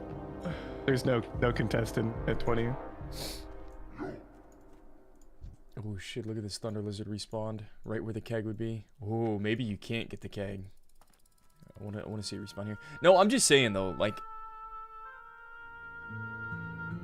It's the same. It doesn't. No. It doesn't work as good as it did. I'm not even saying there's an option to change it because I don't. It will. And people say we've changed rules. We've literally never changed rules. You can't change rules in community. Like it'll just. We should stick with the rules that we have, but like, it is Solo Self-Found doesn't work as good as it did. And I think it's a great game mode, and I think that people have found that they love this Solo Self-Found gameplay. I don't think that it's rudimentary to hardcore. I don't think it is what hardcore is. I don't think it's a staple of it. I think Solo Self-Found is badass and a fun fucking way to play the game. But I don't know, man. Yeah, it doesn't work as good as it did. Solo Self-Found is. Maybe I've been playing it for 3 years, and I think that has something to do with it too. Like all I've ever done is. I think when you go without something for 3 years and you're just blue balls on trading and partying and stuff, it's easy to see. It's easy to see like it's so good. There is a world though where we actually do severely miss it and just go like, yeah, this is still pretty good, like hardcore server with the auction house and everything like that. But like it's entirely different like vibe. Like the difficulty level on a hardcore run is templated and streamlined, so that if somebody completes the challenge, you pretty much know like they went through a certain standard of difficulty. There's no like carrying, there's no boosting, there's no buying anything like the auction house. Like it is a tough world out there, and you have to navigate and maneuver through that world. That's effectively through all the challenges. Like it just Yeah, that statement right there is part of what made the. Every character I'm leveling on a hardcore server, I'm gonna have like fiery fucking weapon enchant on it, bro. I'm literally gonna have movement speed on boots. It's How, just. though? I'm just gonna trade it to my guy, bro. If you can't afford it though, you will though. Everybody's gonna have a 60. You That's will. all I'm saying. I don't think everyone's gonna have a 60, bro. It's gonna take a while before the people who haven't done hardcore runs get. I think you're forgetting how hard it is to get to 60 just because we've done it so many times. Like we look at hardcore with like these rose tinted goggles where it's like, oh yeah, you can get to 60 if you just take it slow, right? Dude, I remember there was a point in time where you were contemplating grinding turtles from 50 to 60 cargs because you were afraid to play the game. Knowledge, yeah, and you didn't know what. I remember getting nightmares of our hardcore characters dying at level 30 plus, right? And anyone who hasn't played hardcore before, anyone who's on their first, second, or third run right now, is having that exact same experience, right? All I'm saying is we'll see. It for so long. There's nothing I can do or say to really, like, it's just gonna have to see how the cookie crumbles. My prediction is that people are going to realize that solo self-found was a bigger part of this whole thing than we thought. And I'm not even saying that it's bad to have auction house and trading. Like I'm fine with it. Like it's all good. I could go either way. But I truly believe the more and more I think about it, that like a huge part of the magic that is like sucking people in right now is that like templated, streamlined level of difficulty, and the fact that you can only do dungeons like one time and stuff. Like it encourages you to get in Discord. Like it's going to be like kind of like a normal server, bro, on hardcore. There will be some differences, but the way the meta shapes out with like, you know, just boosting and GKPs and all that stuff, which is not objectively bad, it's just its own vibe. Like it's going to be pretty similar to just a normal server. I think, like, you can still play solo self-found if you don't want to use the auction house, right? Like the magic of hardcore would still be there if you don't want to use the auction house or group. You don't have to. True, but that's like telling someone to, like, you know, RP with you in Goldshire or something. Yeah, right. It's like telling someone to download an add-on and implement those rules already on a server that wasn't built for it. Isn't that crazy, right? How that works? Yeah, but you're the one who said that yourself, though. You said yourself that people playing like on Bloodsail or other servers are playing solo self-found, like it's almost going to be a meme at that point because the servers are out. Yeah. I think the majority of the player base will just play normal WoW with one life. I do think that there would be merit to it, and I was talking to Graze about it. Like, I think Graze and I both would probably do like 1 or 2 runs with the auction house and like see what it's like, you know, just like take a breather from solo self-found, and then eventually we just be like, yo, let's go back. Solo self-found is badass. It is one of the best game modes. It's some of the best gameplay experience. It is, hands down. Solo self-found is a fun freaking way to play the game, and I think that it's gonna fit really well for me to take a break from the meta and just be like, okay guys, I'm gonna go back to old school. We're gonna play like Cargo said. I think it's because it's digestible, it's streamlined, everybody understands the difficulty of the challenge. It's not this fun server where you never know you got fucking Crusader enchant on a level 20 rogue, and I don't know, that run is completely different than another. I see myself doing solo self-found runs as just personal. Like every time I want to, like Winky, every once in a while, every 6 months, I'll do like a Minecraft hardcore. Yeah, exactly. And try and kill the Ender Dragon with 1 life and like solo self-found resources, because it's fun to do every once in a while. That's how I'm gonna approach solo self-found in the future, I think. I do think on a real server, everyone's first character is going to end up being solo self-found anyway, because there's not going to be rampant gold buying at level 1, right? It's true, but you're still going to be on fresh. Like you're still going to be buying stuff off the auction house though, and like trading and stuff like that. Like just think about the world you're in. It's like any character you're leveling from this point on, if there's like a real just hardcore server, like you're going to be twinking it out. Like all the little things you try to get at a low level, like the little rites of passage, getting your college and stir here, getting your whirlwind axe here, it all literally does not matter anymore. You can just buy it off the auction house enchanted. That entire like leveling as a skill set just comes completely devalued, like which normally happens with I mean, it's a little more important because if you die you delete, but like it's back to that, bro. The reward of it though, like it means, okay, so if you're level 5 rogue with a keen machete with fiery weapon on it, right, it means that you've probably hit 60 before and you have enough gold on a hardcore character to buy those enchants for your alt, which I kind of like the idea of in terms of longevity. It like coming from a Diablo aspect, you lose your character, you lose your equipped items when you die, but you don't lose your stash, right? It's like your shared stash. So like, if you get to the higher level areas, you can farm gear for other characters and keep them in your stash, and that way if you die, it feels just that much less bad to go again. That is true. That is true. Yeah, I think that's a cool. It's a fun cool way to play the design. game, but that fresh feeling diminishes over time. Like, it's really fun to play non-solo self-found on a fresh server. Whenever you're trading and using the auction house that first playthrough, it's probably like the purest way to play the game. But the reason it doesn't hold is because the server just matures over time. Like, solo self-found never gets diminishing returns, no matter how old the server is. That's actually so true. Actually, that's a huge point. Like, it maintains that fresh feeling. It maintains the excitement of a fresh server and what a fresh server brings to the table. That solo self-found always has fresh. It always. We were talking about this on Warcraft Reloaded yesterday. I got to guest with Pummel, and we were talking about like what the optimal timeline would be if Blizzard was doing like active freshes. I said every 6 months there should just be a full wipe of Classic WoW. Oh, at least add a few servers, right? And just do fresh every 6 months. 6 months? That is going to be a hot take That's for a little people. fast. I've said that before too. I actually personally would like that 6 month fresh, but I'll tell you right now, if you poll the chat, they are like 90% of them are going to think that's like absolutely. 12 months is comfy though. Why not just 12? I like 12 months too. 12 is Most so people in much more Classic comfy. WoW want 2 years. They want 2 years for a timeline of a server. Damn, I promise really? you. I promise you. I've learned this over time because I've had this take before where I want lots of freshes. I love fresh. 2's way too but fucking long. Like, most 2's people want 2 way though, too bro. long. Even with a year, that was like one of the biggest criticisms of Psalm. Like, year is way too short. I didn't think that was a fine. good criticism of Psalm. It is. Most people want a 2-year life cycle for WoW. At minimum 1.5. But most people do. I'm telling you. I didn't know that was such a hot take. Like I was honestly, my gut reaction was like every 3 months, but then I was like, maybe 6. Oh no, dude. Because I'm basing it off of like private server fresh mentality, where it's like people only play for the first 3 months of a fresh anyway, and then they all quit. If a private right? server Like, came out every 3 months though, it wouldn't be as hype. And there's probably a reason why they don't come out. Yeah, that's because true. it's not. The thing is though, the model of 2-year Classic WoW doesn't. It depends if you think it's a success or not. Because look at every single private server, look at Classic WoW, look at every iteration of vanilla that ever was. It's the same exact life cycle. MC and previous grind is the most hype, and then you are raid logging MC for multiple weeks, and people fall out due to boredom, and new shit comes out. BWL comes out, you lose a chunk of players. You're raid logging BWL for a large chunk of time with MC. Right. People get tired of doing both, and it's just exhausting because content isn't coming out at the same time. By the time AQ comes out, you've lost 70% of the players on the server.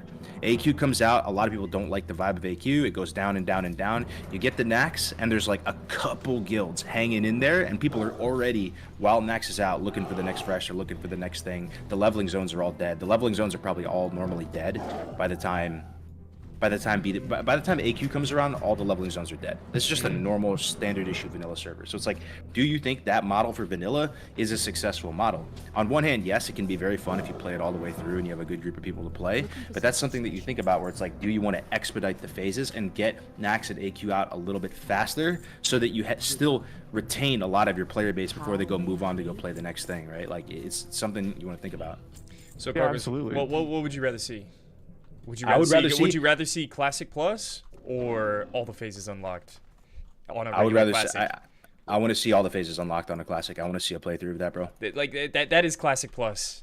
Or a very expedited timeline. That's Classic Plus without any work or effort, and it's actually a really good experience.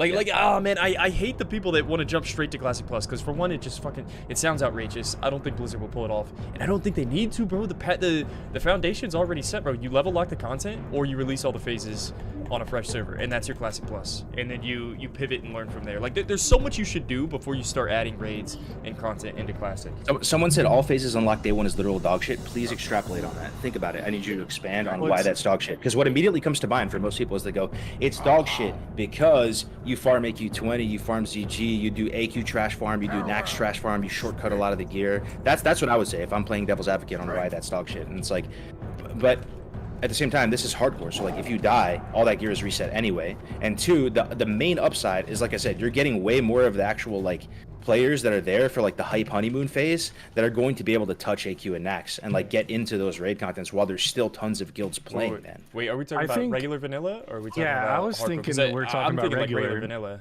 If we're talking hardcore, yeah, fully unlock everything because ain't no one ever finishing a war. That's weird. No. Let's about regular vanilla with all the phases unlocked. You still have that stance, Carlos? Or you think it's like, or yeah, is I'd like to see it on. I'd like to see a regular vanilla playthrough. Well, okay, on a regular vanilla, if you were gonna go with a shorter timeline, like what Winky said, and you're going for like a 6-month or a year timeline, then yeah, you have to go much faster, obviously, with the phases to get it all out there, and like, that same effect is gonna be achieved. Everyone's saying hardcore all phases unlocked would be dope, but I don't think you can sell that. I don't even know if that's what you're wanting to sell on a regular server, all phases unlocked. It would be fucking... It was shit. It was done on private servers. Yeah, I'd have to like look at the exact server and stuff. But all I'm saying is this: it is what it is. This I just explained to you the standard issue life cycle of a vanilla WoW server, and I think we're all on the same page. It's pure observation. By the time you get to AQ, 70%. This is just I'm just ballparking of the players who started on the server are long gone. The server's already feeling kind of tiny come AQ 40, and then with Nax, it's already like life support. Like there's a couple guilds left. You might be able to fix that though with a 6-month fresh and like giga fast progression, right? Like 1 month per raid tier. Said if all's unlocked, people will find ways to cheese bis / semi bis. Is that even bad though? Like if they cheese bis and semi bis and they play for 3 months and quit anyways, what's the difference between them quitting 3 months after BWL gets unlocked and they do a couple lockouts and quit at 3 months? You know, do you experience half the content and quit, or do you experience all the content and quit in the same timeline? I don't know.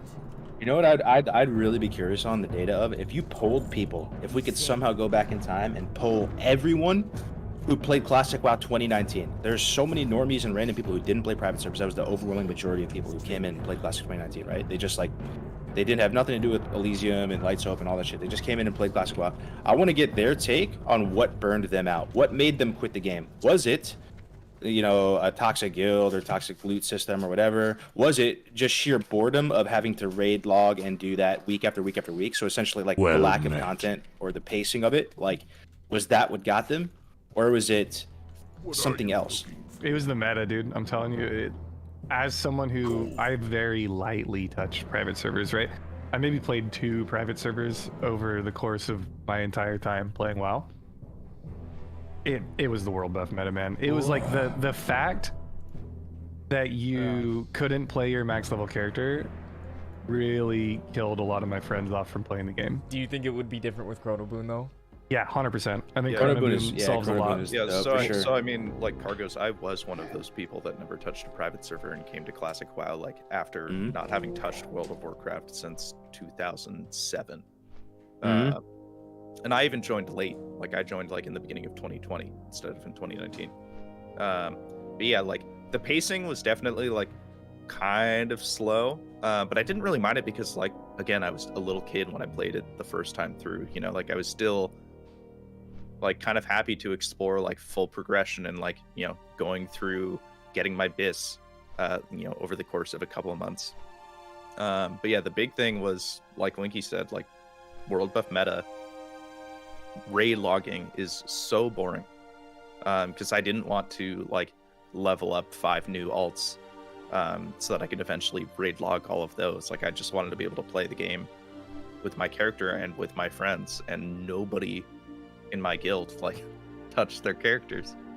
For sure, because everyone was raid logged with buffs. Yeah, except for like the 3 months that we were saying like, yeah, like no, I'm gonna grind rank 14 this season. You know, I mean there were multiple things you could do though, right? You could pursue the 14 grind and try to be a rank, or you could try to do the PvE route and stuff like that. And the thing is with buffs, like like guilds can just get all the buffs beforehand together, you know what I mean? Like just do it like before the raid if you want to, like it comes down to your guild, right? Like my raiding guild, we would do the raid, and then after the raid we would all go get our buffs together and then log out for a week. Yeah. I mean, yeah, I do think Boon fixes that a lot. Like the other thing is the law. Like there's some people who don't know what they want in Classic WoW as well. Like you see a lot of people, like I'm not even say his name, but you know, people like you know, they think like speed running, logs, all of that is cringe and stupid and all that. But like I honestly want to understand that take as well, because it doesn't make sense to me, because like that type of stuff is all we have, bro. That's what we have in Classic. Like that's what we have to create some sort of fun competitive meta. Like you can be over the top with it, right, and have a bad mentality and try to like shame people for bad part. Like, you know, there can be like toxic like interactions that come from it, but like that stuff I feel like you should embrace. Like that's all we have. It's like a community made thing to like keep the game fresh, to like try to give you some way to limit test and do fun things with the game. Like I see that take a lot. They hate Warcraft logs. They hate whatever. Like I just well, I mean, I think like that's a take from people like who are new to the game and feel that they struggle to like get introduced to raiding without like people saying if you're not parsing 99s, then you're dog shit. You got a lot of classic purists that fucking hate Warcraft logs and what it does to the game. Turns it into a game that they don't like. What I'm trying to say is like, Kargos, I think that like you're saying this is all we have because it's something that keeps the game fresh and like moving. Like to people who like came to WoW in Classic Fresh or Classic like with a fresh mindset, who hadn't played ever before or not in several years, like they didn't need something to keep it fresh. And I think that it's the combination, like you said, of that kind of toxicity, unfortunately, like making its way down to the lower echelons of performance. Yeah, true. To where you feel like if you are not parsing high when you first start raiding, then you're just not supposed to raid at all. It's the same thing with like Gear Score. When Gear Score came out, like it was like, okay, like you can't come to the raid without this level of gear score, but you can't reach this gear score without raiding. Gear score is trash because of other reasons, though. Like you can inflate it with PvP gear, like it doesn't even equate with like high damage. You can get people in good gear score right now in Wrath that are the most dog shit players on the planet Earth. They have high gear score and they're just absolute vegetables. Like, and in Classic WoW, the itemization is wonky enough that like it wouldn't even make sense with gear score, right? You have like these random like leveling items that are good, like just random shit like that. So I mean, that's the gear score thing. But I mean, if you look at the people on Era right now that are actively raiding on Mancreek or White Man or whatever, like there can be a positive parse culture where like people are, it's fun. Like that's what's keeping people's head in the game, clearing these raids, week after week.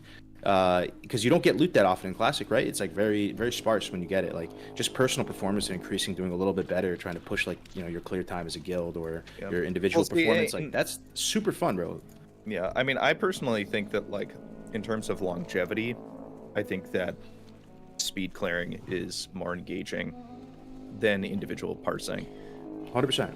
Well, that's what it's you working as a team, as a unit to get better overall performance without worrying about, okay, like I'm gonna give 100 gold to this druid to innervate me every week, Isn't that the content that stayed around in Classic, which is the speedrunning content stayed the most relevant, it seemed like, over time?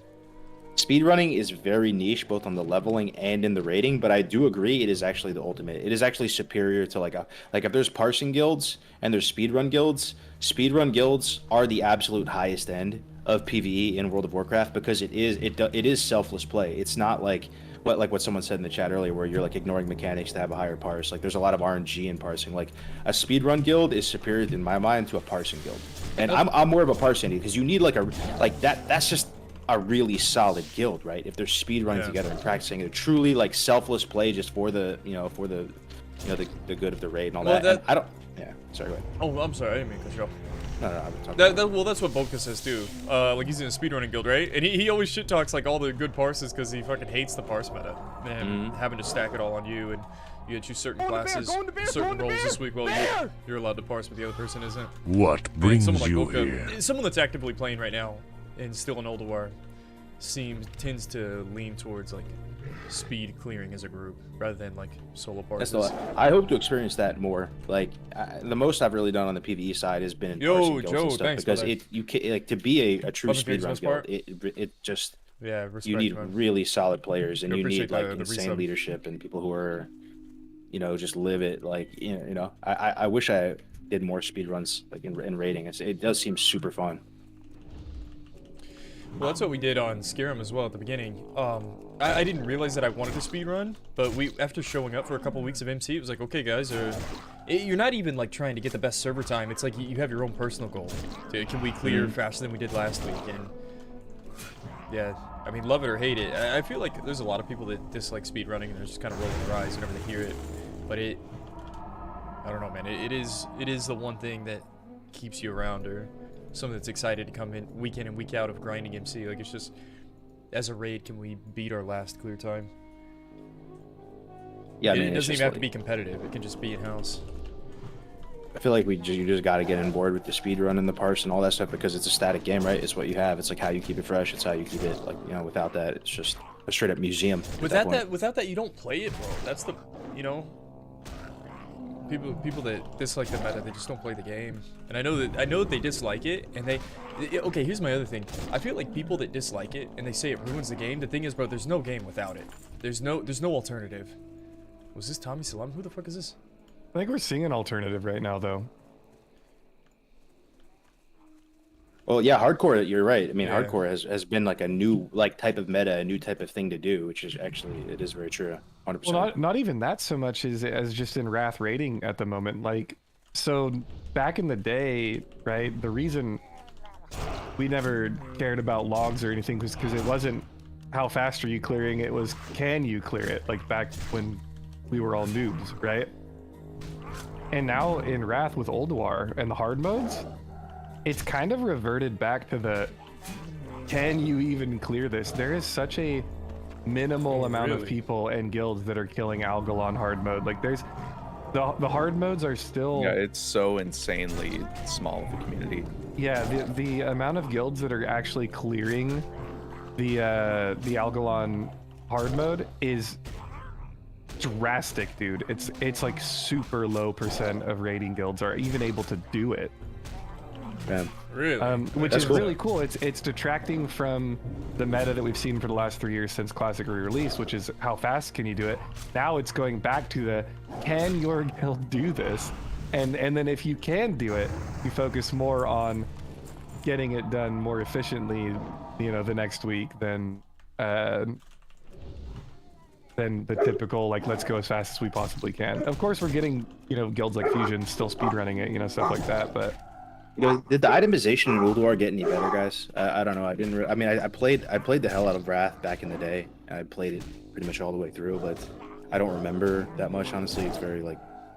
I can't remember it. Yeah. That type of shit. But like, the itemization in like phase 1 was just so fucking sleeper, dude. I don't know if it's copium or did they actually improve the itemization? If there's interesting things anymore, or is it like just some like hollow husk of like gear score, like just nothingness, just like an empty void of... The one comment I heard was that the improved gear score in Ulduar actually ruined PvP. So now you have to have PvE gear to PvP competitively in Wrath because of the bumped up Ulduar pieces. Remember they buffed like Ulduar pieces? I don't remember why. Why did they decide resilience to do that? Though, right? Like, wouldn't resilience still be king? I don't know. I'm hearing from people that are actively playing the game. They're saying the buffed item level Ulduar raid pieces. I think that might be kind of cool for PvP though, a little bit. Like it was the itemization PvP was kind of sleeper too, man. Like in the season 5. Oh, that's true. King Thieves, yeah. I like that Zizion in your chat, Grace, said clearing raids absolutely hammered takes more skill than speedrunning. My old classic guild used to have a drunk raid alt night, so you could bring your alt and just everyone was required to be drunk, and it was the funnest raids I've ever been in. It was so fun, dude. They bumped the item level to keep Ulduar relevant for longer. That was the decision why.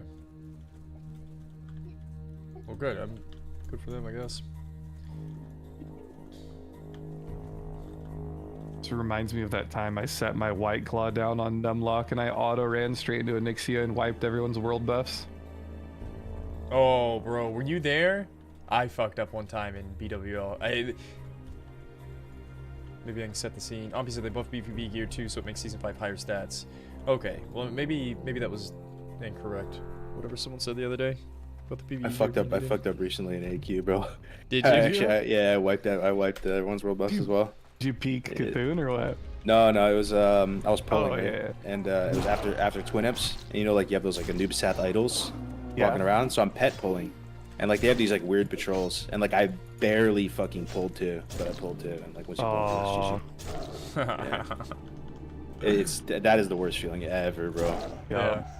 I used to do the warlock tanking in AQ drunk on Twin Imps. That was fun. Did you ever fuck it up? Oh, all the time, dude. I fucked up everything. I also auto. I'm like a strafe jumper in raid. Like I always just like while things are getting explained, I'm like jumping and strafing and shit. and I strafe jumped out in front of Cthulhu once and wiped everybody's Oh world my buffs on like a gosh. really good You were that run. guy. Nice. Yeah.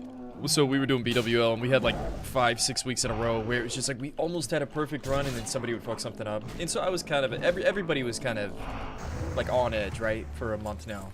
And I was so annoyed, bro, that we kill Chromagus and we just cleared slow enough they wanted to distribute all the loot and then kill Neff. I was like, this is so cringe, let's just pull, you know. And so Loot Council like goes to another call. And I'm like, fuck it, dude. I'm gonna start the event. And then all of a sudden I hear boop, boop, boop. They all join back. Who the fuck started Nefarian? And I'm like, dude, it's fine. Just like everybody get ready. Oh, I was there. I was in that raid, Oh, bro. were I you? remember Yeah, that. and we Yeah, still I was had like there. the Sans debuff, I think. Yeah, And I yeah, wiped us, bro. They were like, and I didn't say anything because I was kind of scared. They were like, whoever the fuck pulled is getting kicked from the guild. And I'm like, oh. I get a couple whispers like, bro, did you pull? I'm like, yeah. I think you admitted it though. I swear they asked again, and you were like, "Yeah, it was me." I swear you did. Like it you took didn't me say a anything. second. Yeah, you didn't say anything right away, but you said something like after, which was kind of good. And everybody was ready to kick the person from the guild. Then it was Grace, and everyone's like, "Ah, it's fine." Well, I had leverage that I was like, we had a tank. This was before we picked up Navic, but we had a tank that was like not doing the job, and so Bear Tank with MCP just fucking. It allows the warriors with world buffs to pump, and since I had that leverage, they couldn't really kick me. But yeah, I was kind of a dick doing that. I felt really bad though whenever it happened. I was like, fuck, I fucked up. I think you got the Shadow Flame boots that same raid too. You got the Nefarian boots. No, there's no way they gave it to me after I pulled that. I think they did, bro. I think I was the first one to get them. I got it before It's like, that. dude, those boots are insane. It's 2 hit and Yeah, like 2 hit. 9 million attack power on it. No way they gave me Shadow Flame after that. What was Gal that was God tier warrior tank in your guys' guild? I don't know if she was God tier, but she was a gamer, bro. Yeah, I gotta give it up to Sarby. Sarby? Yeah, I don't know if you recognize the name. BT2 Torrent, Thunder Fury, yeah, bro. Oh, she did have. Did she get Thunder Fury eventually? Yeah, she got Thunder Fury. Yeah. Oh, bro, that's wild. I think that was like a lifelong dream. Like people that played Classic, they had in-game goals that they wanted. Everybody did, right? Whenever Classic re-released in 2019. If you got a Thunder Fury on, like, let's say a fully geared out warrior, right? And you get it in BWL phase, and you wanted to sell that account. I wonder actually how much what the MSRP would be, bro. When Classic was still red hot, dude. Yeah. Early pandemic, you get a Thunder Fury like BT2 human warrior, just 5K. probably, dude. Probably at least that. Bro, Maybe like you 10 probably max. could have got somebody down bad for like 10K. Let's be honest. Those not many of those accounts existed. Yeah, that might be a 10K right there for sure. You could have got somebody down bad enough to.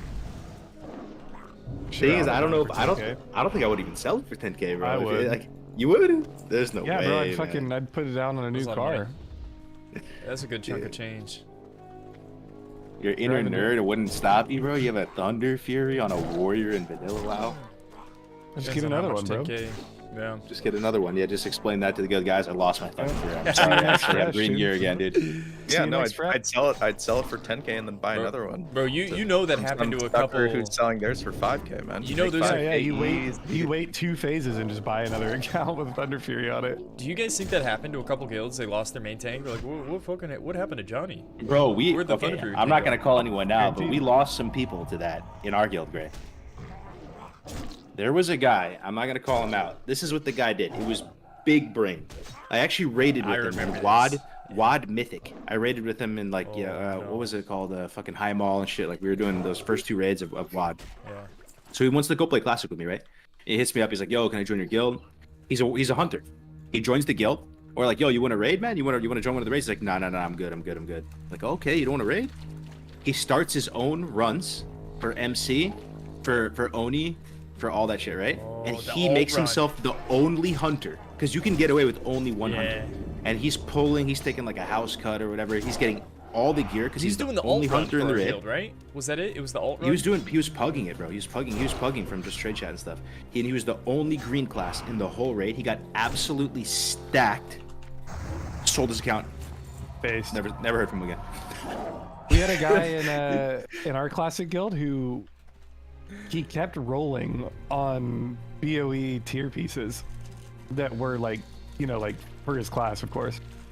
And we had no idea, like, it took a while because we had a really big guild at the start for the officers to catch on that he was rolling on pieces that he had already won the prior week. So he kept winning like you know, tier 1 belt, tier 1 bracers, and just like never equipping them, right? And Wait, then we did some research. Was he a mage? He was a warlock. And he was getting these T1 like the items, and he was selling them on like the gold selling sites like as items, so people could just like log in, buy tier 1, and then he would like go trade it to him. But they're not in the raid though. It's BOE though. Yeah, oh, like bracers and stuff. Yeah, oh, yeah, I see, bracers I and see. belt and stuff. We had like a 10-man. Bro, that shit was so funny, man. People took this so seriously, but it was super toxic. There'd be like a 10-man group going to do an MC trash farms, and everybody's all anal about gold per hour and if the gold's getting distributed correctly. Like, bro, that was a time, man. Yeah, bro, I remember Navic and Egregious right at the beginning in phase 1. Their gold farm is they just did MC trash, and they just sat there and farmed up like, you know, the BOEs that would drop. Yeah, my guild master eventually just gave him one of the ones he rolled on, and he's like, if you don't equip that in front of me right now, you're G-kicked. I guess it would also get like, you know, because like lava cores, all that stuff drops off trash too, right? Lava core, fiery core. If you get a few gamers, they go do MC trash. Like you probably need like 5 people, 10 people. No, maybe not even 10. Honestly, 5. You just be slow, right? That was sick gold per hour for them. So you make money as a warrior.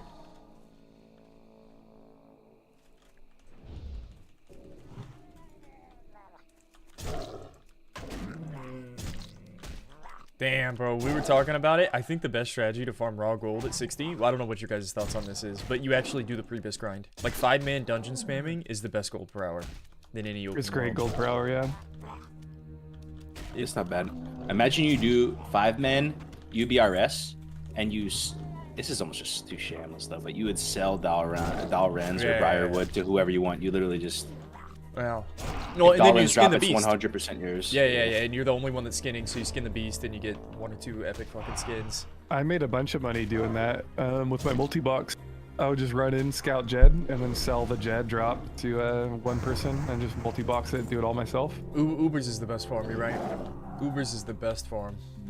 You just the best farm, if you were me, log into 10 accounts and you go get Chimerok tenderloins, my dude. You sell that. Jerome had the best farm. He was literally getting ecos on like 20 characters. Oh, right? Jerome, if I could go back, Jerome, I would have done what you did. You were actually so ahead of the curve, which I think is why you were pumping at the time. Like, you were so fucking 10-head on the multi. Like, and as much as you hate it, here's the thing. I remember talking to Cargos about multi-boxing. Cargos was like, oh, you fucking suck, Grays. Like, you're going to multi-box, you're cringe, you're this, you're that. And I'm over here farming, you know, dark runes with my 4 mage, 1 priest. Yeah, bro, I'm farming like 500 gold per hour, and Cargos is in Dire Mall North Tribute doing like fucking 50 gold. Dude, you were like low key. Like that was just tilting, bro. Like, I remember I hit 60, right? And and there's a guy who also hit 60, a little bit slower than me. But this is phase 1, like week 1 of Classic. He was just soloing Ubers on his multi-box. He had like 5 warlocks, and I swear to God he could solo Ubers or get at least to like to rend runs. He would just do rend runs over and over again by himself. That's what I would do. That was just like, it's literally pay to win. Yeah, that's why it's bad. Yeah, but it's fun as fuck. And they got rid of it. Thank the heavens. I hate to say it, but it's better that they got rid of it. And I hate it because I can't take advantage of it. I wish I could take advantage of it. Protect the players from themselves, bro. Oh man, I wish I could do it. Well, it also fits my playstyle, bro. I love like building up a new account in an economy and starting fresh and I'm just adding value to my account constantly. So that 5-man multi-box is just the most efficient thing you can do. I don't know if I ever would have gone 40-man fight. Bro, Jerome, how many accounts did you have at one time? Like, what was the most accounts? Didn't you have like 25? Did you ever have more than 25?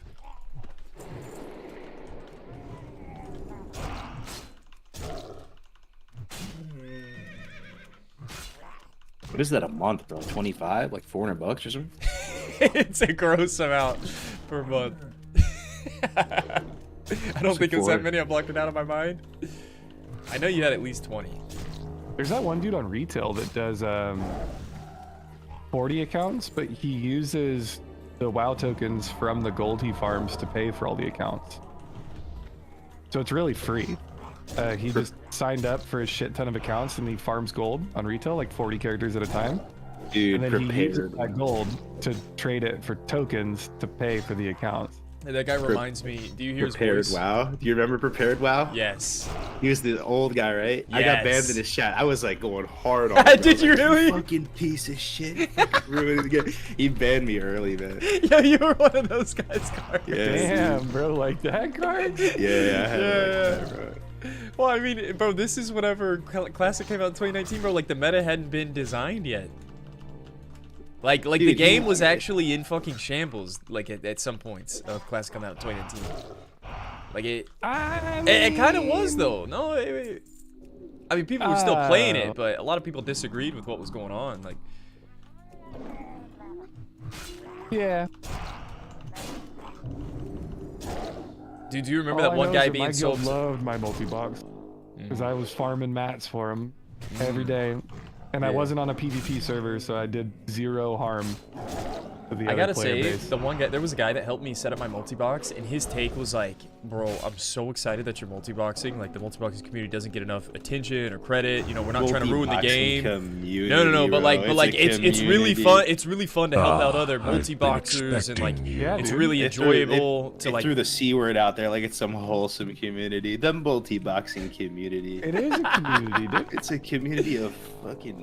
He was so excited, bro. He was like, I'm really like glad to help you because it's an enjoyable way to experience the game. And bro, like, is there a gold selling community? Yeah, we're part of the gold selling community. We have a rich and wholesome history here in the gold selling community. I don't even want to hear it, Cogs. I don't even want to hear it.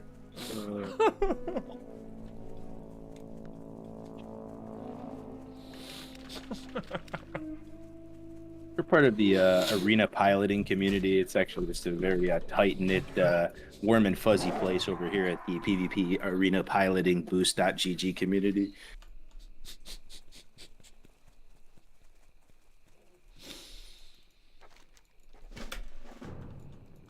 Maybe Peter. I don't know. I can't remember the guy's name. The WoW tokens.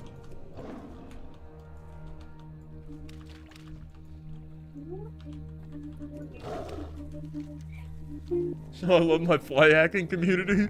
Yeah, the fly hacking community. What a great community that is.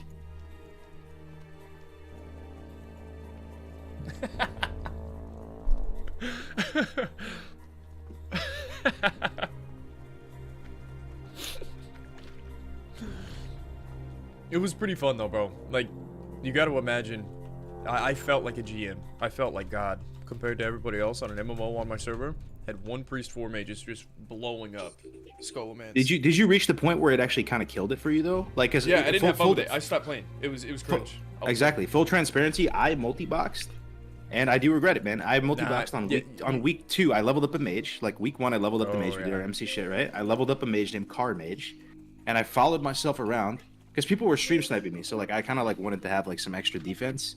And I had that, program where you have to like, you press 1 key and it does the action on 2 characters. I forgot what it was called. Like, whatever. Someone will know. IS Boxer. Yeah, IS Boxer. I set that shit up. I had 2 accounts. I had this mage follow me around. Anytime I would just tap down to 1% health. I had a macro to duel myself, polymorph myself up to full health. I had unlimited inventory. Could portal myself anywhere. Life was good. But at a certain point, after like a couple weeks of doing it, it's like what Grace said, like you don't even want to play. Like it's like it ruins it for yourself and for everybody, bro. Like that's how I felt. Retail or something.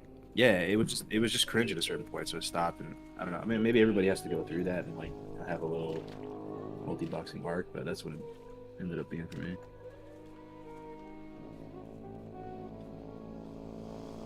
Yeah, the old multi-boxing arc. It was a good arc. I am glad that I'm glad that I did it and like have a perspective on multi-boxing. Like it was almost the peak of if I could do classic again, what I would do. You know what I mean? And I got to experience that. It's like I can solo Skullomans and Dark Farms and most gold per hour, and I got to experience what that felt like. And it was alright. What's crazy is that I didn't run with it as long as I thought I would have. Like I did it for a couple months, and then it gets annoying, man. Logging into 5 accounts, and one of them disconnects, and you relog in, and it logs into another one, and it disconnects really again. annoying. So then you just gotta start over the whole program, and it's like you're not even playing WoW. Like it doesn't take very long to realize that you're not playing World of Warcraft anymore. Yeah, it was huge diminishing returns on the experience.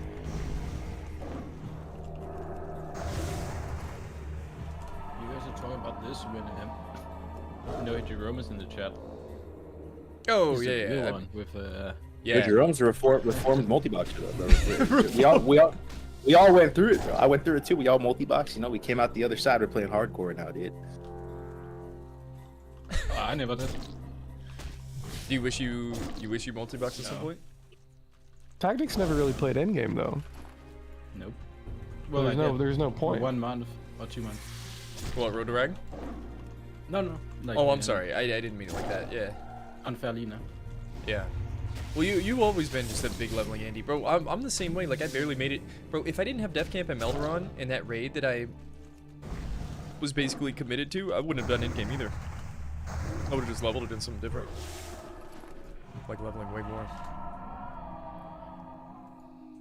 I mean, I quit WoW. I played launch. I played 2 months, and I was like, well, this endgame stuff is not as fun as I thought.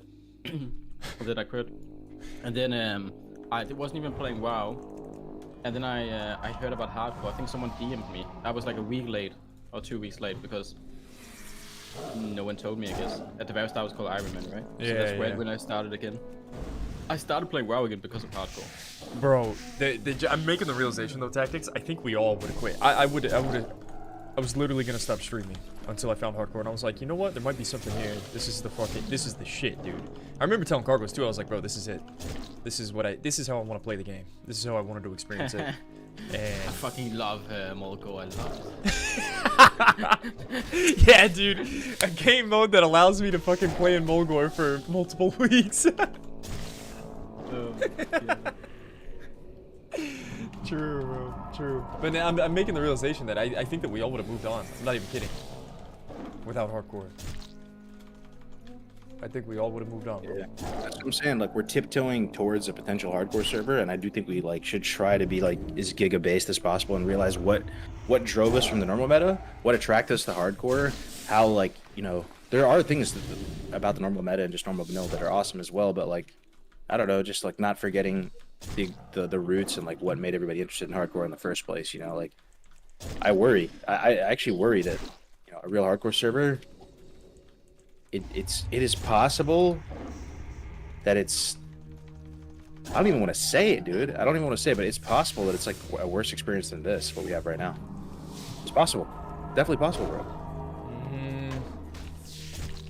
I think it's going to be vastly different than what we have now. Yeah, maybe different is the better word. Maybe different. Extremely different. It'll be nothing like we've done on Bloodsail and Hydraxian. Completely. I think it'll be so different. I think it'll be so different. It's going to be just as attractive as all the new metas and ways that you played the game. Do you remember how fun TBC launch was? Wrath launch? Bro, those were fun games to play. I'm not saying that I played them forever, but it's really fun, at least for a little while. So what's worst case scenario? This hardcore server comes out and we're just like, oh yeah, fine. There's no world where we go, yeah, these hardcore servers aren't as cracked out as we thought they were going to be. Let's go play on Bloodsail again. There's no way you revert back. No way. No, there's no way. You would adapt on the server. There's no way we fucking abandon the... It depends if the server is really toxic and bad, bro. It depends. It depends. If there's if it's really a terrible vibe for some reason. I don't want this to happen, by the way. This is just it's just like devil's advocate. Yeah, of course. It's gonna be so drama-filled and hilariously toxic. I agree. Isn't that what Classic was, though? Isn't that exactly what Classic was in 2019? Possibly.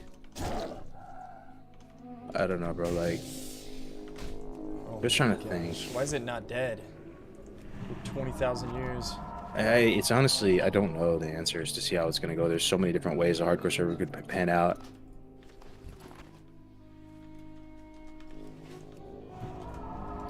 How's a One Life server and any different at all from the regular servers now besides just don't die? Yo, Matt, you've been here from day. It was vastly different, right? Here he is again, the revoltingly large 60-pound nutsack. Graze, my man. You good, brother? It's that boy, yo. Thanks, yo, for the 333. Thanks, dude. I appreciate the tip. I'm good. Yeah, big nuts on spiders for no reason, bro. Going to 150 health for no reason. Did you see Tommy's death? I didn't see it yet. Yeah. Yeah, we did. Using ZF, though. I think that Blizzard added walls since the last time he did it. He's trying to do an evade spot. We're at a wall. And it didn't work? He kept going, and then the next pull he died again. Because he wanted to practice ZF. Oh, we were talking about that tactics. Is that the meta, though? Or Paladins actually going to ZF farm? Are those going to be the fastest Paladins? I don't know, bro. I didn't think that Pallies could reliably do it in Classic as well as they could in TPC. If the XP rate is the same in dungeons and everything is like that, and there's no buff for, you know, if it's just like error, then yeah. It's kind of risky though too. Like Paladin ZF farming is not. The run there is like the worst part. I don't know. I wouldn't risk it. The boomer take on hardcore servers, best case scenario, is that it reignites a passion for vanilla in a lot of the OGs who played in 2019. It's literally a content machine, and the leveling zones never die out completely. At least they're always going to be going because you're always dying and resetting. So it's going to be a unique life cycle where the leveling zones never die. Where a normal standard issue vanilla server, the leveling zones die at some point. The end game rating ends up like being pretty damn fun, or I don't know. It's just so hard to make a read on the end game rating and how it's going to work, but it ends up being pretty damn fun and breathing life into the game again there as well. I mean, yeah, like and there is some conquests that have yet to be done, like, you know, like hardcore Nax and stuff. Who knows if that's possible? And that pretty much it almost becomes like a GTA RP type of thing for WoW, where it becomes just like a content machine with tons of personalities, like, tons of. If you want GTA RP type, I swear retail is better. You know, that's the thing. Why? Because people are already doing RP there with like add-ons. I'm not talking about actual RP, bro. Actual RP, like, yeah, I'm talking about like just in terms of it being like a content machine, like and like being a magnet, like a hot spot with a gravitational pull of people like wanting to play on the server because it looks so exciting and so much like happening. That's sort of what I mean by the GTA. Okay, let's ask Winky. He's way better, but you need voice chat for that. I swear. Winky here.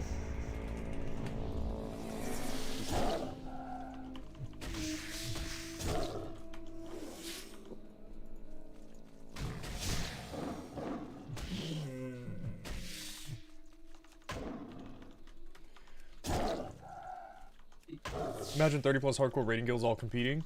I want to see that's what the end game is missing for me right now, bro, is competition and stakes. And you could probably say the same about Road to Rag too. And this is the Doomer take. Here's the thing, Road to Rag was badass because nobody knew if we could do it because it was on Som. I think if it was Era, everybody would have been like, oh yeah, there's no way you're gonna fucking pull it off. But we're doing this on Som, no world buffs and increased boss difficulty. You know, new mechanics, everything. So that was cool that it had the wow factor with no competition. I think we could have gotten world first Molten Core, like on its own. On Som, if we just would have sent it. Yeah, if we just tried. That would have been sick too if the hardcore. Yeah. But then okay. At least we could have gotten top 3 or something. But so how long did it take? Didn't it take him a while to do the first MC kill? It was like 3 weeks or something. It took them like 3 weeks. Yeah. Okay, compare the 3 weeks of content compared to the 10 weeks that we had. I don't know what was better value. Maybe we would have done BWL if we would have gone in there and killed MC. Well, if we had done it in like 3 or 4 weeks, the peak in viewership that day would have been 5 times 6 Empire. Ooh, true. Yeah, everybody kind of forgot about it by the time we got there. What were you saying, Tactics? You needed my help? Oh, no, it was Kairos was talking about GTA RP. I was just. Oh, I love GTA. Well, he was talking about that like WoW Classic could be like the content hub for it, and I have a different view, but I just wanted to hear what you think. I feel like it would be yeah. I mean, you could get something similar, but you would heavily you would need the capabilities to heavily mod the game. You need like voice chat for sure, right? Yeah, I think voice chat is why do you have to heavily mod the game? Why do you have to heavily mod the game? No, because they're talking about literally RPing and like creating custom content in the way GTA. The only parallel I have with GTA RP is what GTA RP is and No Pixel is to Rockstar is what this hardcore server could be to Blizzard, where all the incentives are aligned. Like the creators are there because there's great content. Even something like which is the sleeper is watching, classic raiding content actually becomes a little more exciting because people are actually dying. There's a threat of death and deletion and stuff like that. People are buying life insurance with paladins. Like there's like some weird things going on that make it more interesting. The leveling, like everything has stakes, right? So like it could be that to Blizzard, and like it just creators in one place. So then if all the creators are playing in one place, that's kind of like No Pixel, right? I mean, everyone's playing on the same server. Yeah, essentially, yeah. Because you also have not like on a hardcore server, you would also have like not creators, right? Like it wouldn't just be. That's the difference. Well, No Pixel, the majority of the players that play on No Pixel are not creators, and if they are creators, they're not large creators. You say majority, then it's like yes, let's say 60% or not on a hardcore server. Yeah, it would be 99.9. Yeah, that's true. That's true. When I say majority, I mean the majority of 250 people. Yeah. Could become a content generating hover streamers. But I do get what Kaius is trying to say though, like that having like all the content creators playing the same place in Classic WoW would be pretty cool. Yeah, I think, dude, more collabs. I wish Blizzard would take a note from Rockstar and just see how Rockstar approached things. They gave away their entire game to the modding community basically, and they just allowed people to run with it and sandbox it and rent servers essentially. It's so sick. Jerome's saying, I think that the point was that classic hardcore could become a content generating hub for streamers, place to retain viewers without effort. Everybody's there. It's like the Farolina, right? It's like I think it would. Yeah. I think it would by default, regardless. Just having a hardcore mode, like you'd have, look at OSRS, right? Like the hardcore content is the content. Like that is what the content creators do. That's why hardcore server release has to be timed perfectly. Why you say that? What difference does the timing make? Sure, Blizzard wouldn't want to detract both of these from mobs other just things that they're dipped. doing, as well as pull people from Wrath, pull people from Dragonflight. I see. Yeah. Because everybody's gonna want to be there for a second.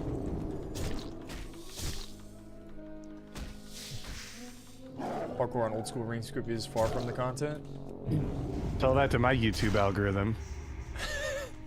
I get OSRS hardcore videos recommended like every 2 seconds.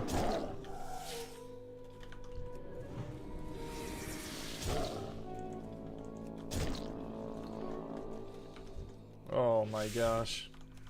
Lost all our points. No ding in sight. No thorns.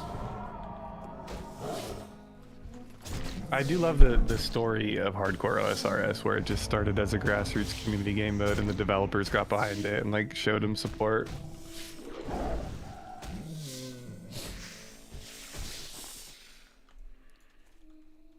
It's weird how this is panning out the same way. Time is a flat circle. Oh, here we go, Les, with the flat circle again. You a flat the Earth earther, is a flat Les? circle. No, I am not a flat earther. I'd like to believe that flat Earth was real. It'd be dope if it was.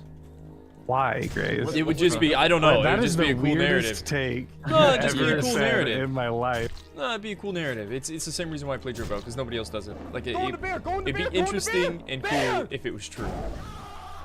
That's all. Talkative just subscribed. I'm kind of mind blown right now. Against the grain, bro. Would it not be fucking hilarious if the Earth was If it actually was flat? true, it wouldn't be against the grain though, You know- and then you know, the round actually, Earth would be the minority of beliefs, right? Like, listen. If it was true, then there's a high chance that this is a simulation in my mind. So that would be pretty cool. Yeah, no, that it would just be normal, and then people thinking the Earth is round would be what Grays wants. Like he's just being contrarian. Like, what? Maybe. I feel like Grace is actually a flat earther secretly. You think out of everybody in this call, I'm the most likely to be a flat earther? Yes. Geographically speaking, yes. Geographically speaking. Oh yeah. Yo, I'm feeling inspired, man. I'm about to go to the store, buy 2 steaks, and make a peppercorn steak with mushroom sauce. Oh, I need that. Damn.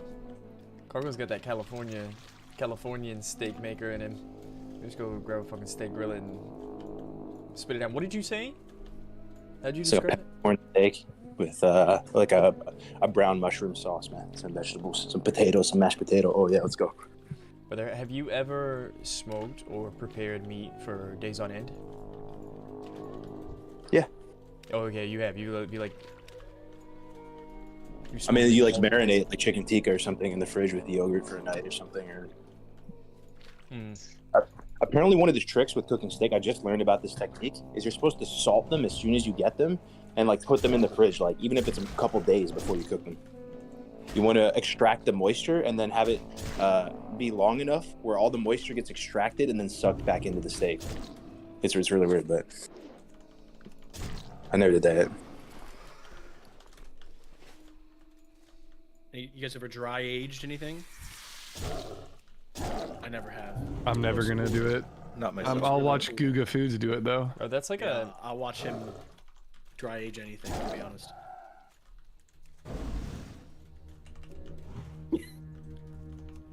Dry age pizza.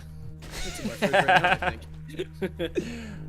Bro, I'll be honest. For some reason, Chinese food, no matter if it's homemade, fast food, whatever, that shit gets better. Well, I think it's homemade.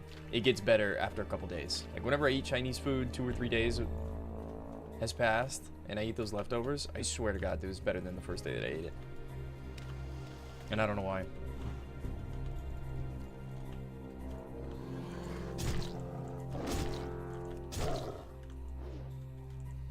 You guys like cold pizza?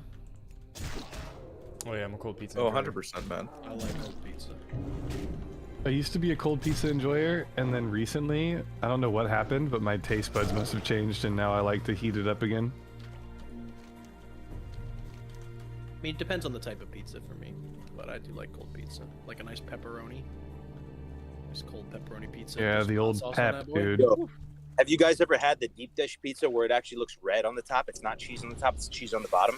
What do they call that? I had that in Philly. It's like tomato sauce and bread. No, that's tomato pie. That's different. Oh yeah, it's fucking tomato pie. Yeah. I don't like tomato. I mean, tomato pie's fine. It's a weird Philly thing that happens. This is the traditional Chicago deep dish where they pretty much put the mozzarella on the bottom of it, right? And they put a layer of it, and then they put a layer of pork or pepperoni, whatever it is. They turn it into like a flat sheet. Then they put the sheet of pepperoni or pork on the bottom, and then they put the tomato sauce on top. And they have to cook it for like an hour. It's like way longer than a normal pie.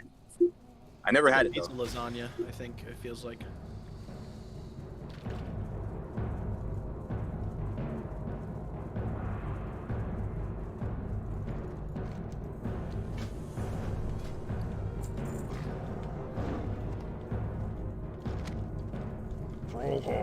Cargos, I feel like in another world, you would be one of those long-time standing family, you know, multiple generation, like restaurant business owners. The problem is it's just not efficient, bro, and you work all the time for little pay. But for anybody that is involved in that, man, I'd love to kind of jealous. Bro, that sounds so fun to have one. It's probably a ton of work. But... It just, yeah, it doesn't make any money, and you're working all the time at the worst hours. I think, I guess it can make a lot of money if you. Yeah, just right customer base and you know. True. You could be a big The hit. margins are super thin on a restaurant. It's super thin.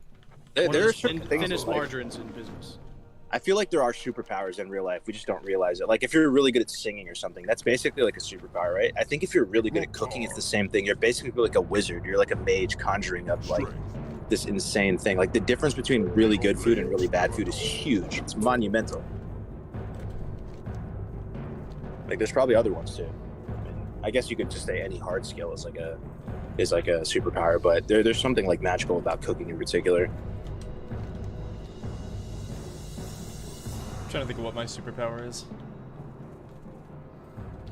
Okay, what superpower? Cargo's this motherfucker can sing karaoke. Cargo's is the voice of an angel. I think we all know that.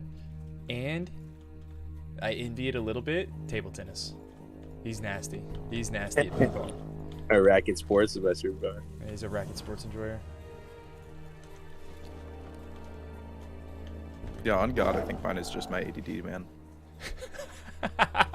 Yo, dude, every single one of us. Yo, one in the chat if you have ADD or ADHD or whatever. Like, yeah, we're all ADD'd out. I feel like 80% of WoW players have that shit, bro. Maybe just 80% of everyone has that shit, and maybe it doesn't even exist because 80% of people have it. I don't know, dude. Yeah, but it is very common, man. I wish I had it, bro, because it sounds like all you guys have it, and I feel like I don't. I don't think I have it either. Tactics, you definitely don't have it. I mean, I'm not gonna. Okay. I call it a superpower with like very half-heartedly in the same way that people kind of make fun of Kanye for calling his like bipolar disorders a superpower. Like it's definitely like not a good thing to have, you know. But I try and look on the bright side of things. Actually, not that. Grays wants a flat Earth and ADHD. That's funny.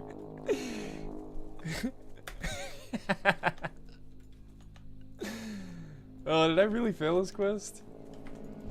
Alright, we go again.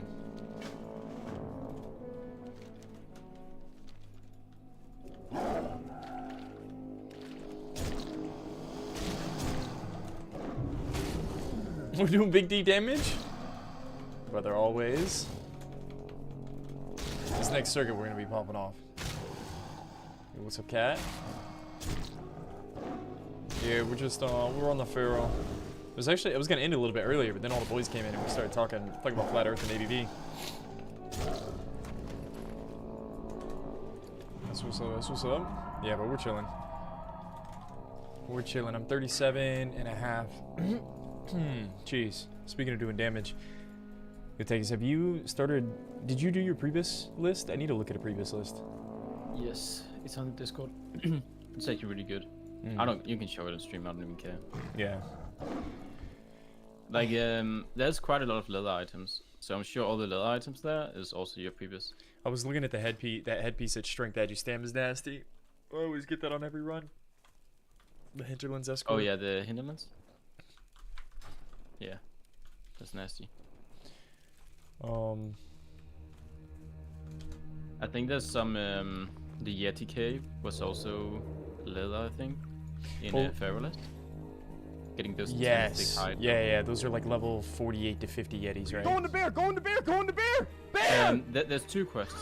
That's the higher one. Nick Gia4 just subscribed. But maybe you do. Yeah, there's a chest piece that you get from the higher one. It's leather. It's insane. I'm going for. Yo, Nick, thanks brother for the fun. I appreciate you, man. You know the last quest in Desolus with the Gecko quest line? It's like you get a horn. Oh, and it's like 3 waves of elites. Yes. That quest is insane. On Warrior, bro. Yeah. I'm pretty sure you can reset it and he'll stay there though. Oh, you know what the best necklace is for you? You have done it before. My best neck. Elite quest, you have done it before. On Druid. My best Elite neck. quest. Elite quest. Many elite quests. Don't tell me it's Badlands, bro. I think it is actually the Badlands Dragons. No. Elite quest. Oh shit, Hinterlands? No way. No. Yo, Alturg Mountains. Come on, man. That guy. Yes, I do remember that. I got that on accident one time. That as well on Warrior. No way. I remember getting that one time and I was like, holy shit, dude. I didn't realize the quest reward's insane. Yeah. It's like strength agi stamina, Nick. Tactics. How did the Danish people feel about the pastry Danish? Dude, I just landed on the back of the Zeppelin. You guys know you can do that, right? God. Like that little platform. And then I fell down. because I landed on like the wrong side of the fence on it, and I tried to jump up. Anyway, well, what do you ask, guys? How do the Danish people feel about the pastry called Danish?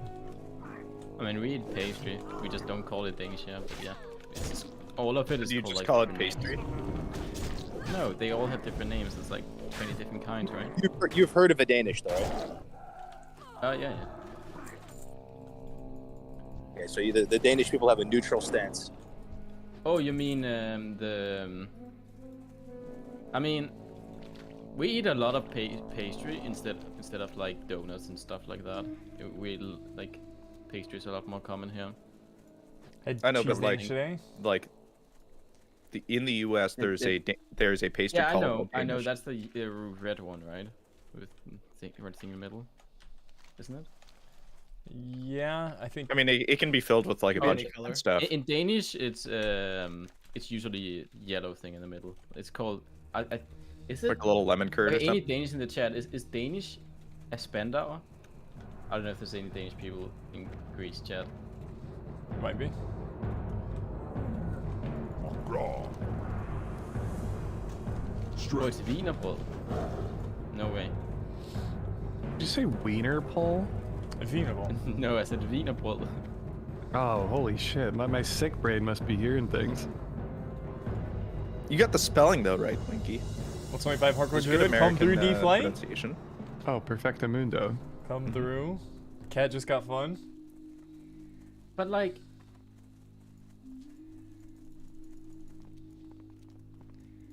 I don't get it. I never understood it. I feel like a Danish can be like 5 different things, but because Wienerbrød is like everything.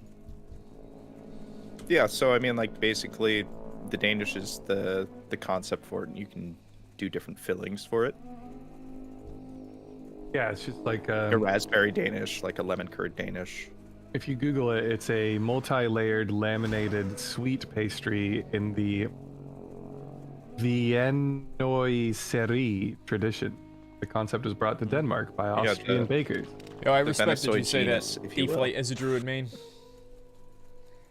As a druid main. Yeah, I don't know how to say that word. Still so agree that the good first on you. 22 levels are garbage. Oh, I was just mimicking what you said. Illegal Danish? Yeah, because some people are saying, anybody remember illegal Danish? I don't know what that is. That was a guild. Oh, shit. It's like, you know, the Warcraft movies? .com or something? That was like one of the most viewed videos was like the illegal Danish. That reminds me of that dude with kebab in his name. Dodgy Kebab. Damn, why do we, every once in a while, bro, we bring up kebabs. That is the, if I was on my deathbed, that's the one food that I would want before I died. A Danish? Classic Or doner kebab. Yeah, kebab. But it's got to come from like a really good kebab shop, I swear. I've had some really bad kebabs. Some really good ones. Yo, does the world consider hamburgers and french fries, is that considered American food? Well, the French definitely are pretty clear that they have nothing to do with french fries. Yeah, I'm just saying, like, you go to another country in EU, like a hamburger, french fries. That like, oh, did you go to the American place for food today? Like, you go for dinner or for? I mean, hamburger or burgers is considered a little bit American, but it's not American thing, you know, originally. It's just like, in our minds it is. I'm pretty sure. High risk, high reward kebab? Yeah. What is American food? You guys are such a new country, you probably don't even have any real American food. I think it's hamburgers and fries, bro, and hot dogs, bro. No, I'm fairly sure that's not. I mean, from America, but I could be wrong. I feel like I heard that. Like biscuits and gravy and all like the southern food too. There's no shot they have that other places. Yeah, I feel like it's got to be barbecue. Yeah, southern food is for sure. Well, I guess which part of the South? But when I think of American food, I think of like southern food, like Michelob Ultra on a Tuesday night with Bush Light. That's American. Right? Yeah. I think Northwest when I think Bush Light. I don't think South. Couple Bush Light. There's a couple different parts of the South, and Bush Light is definitely one of them. I feel. I don't know. Why the hell has Americans, as unhealthy as we are, why have we not brought poutine over from Canada in mass. I don't know how. It's so tasty. Poutine is amazing, and it's like, why can't Americans just steal that and start selling it here? We do though. We actually have that. It's called disco fries. No, but I want like actual poutine. So disco fries are a Jersey thing, but they are different because they don't have the curds. Yeah, why is it disgusting? I'll be honest. Poutine needs to be like in every city of America. I don't understand why. Yeah, there needs to be like chains of poutine. Yeah.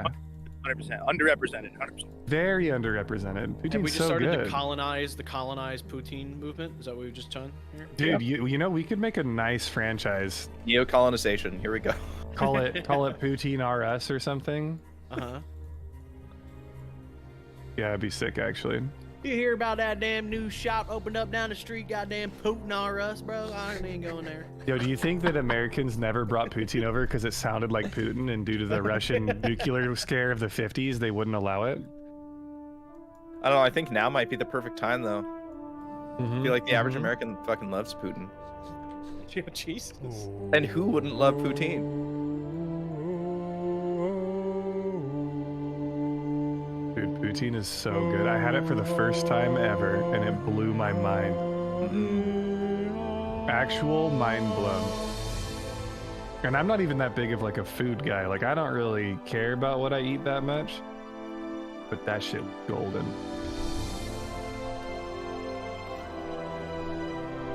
You're making me want poutine, man.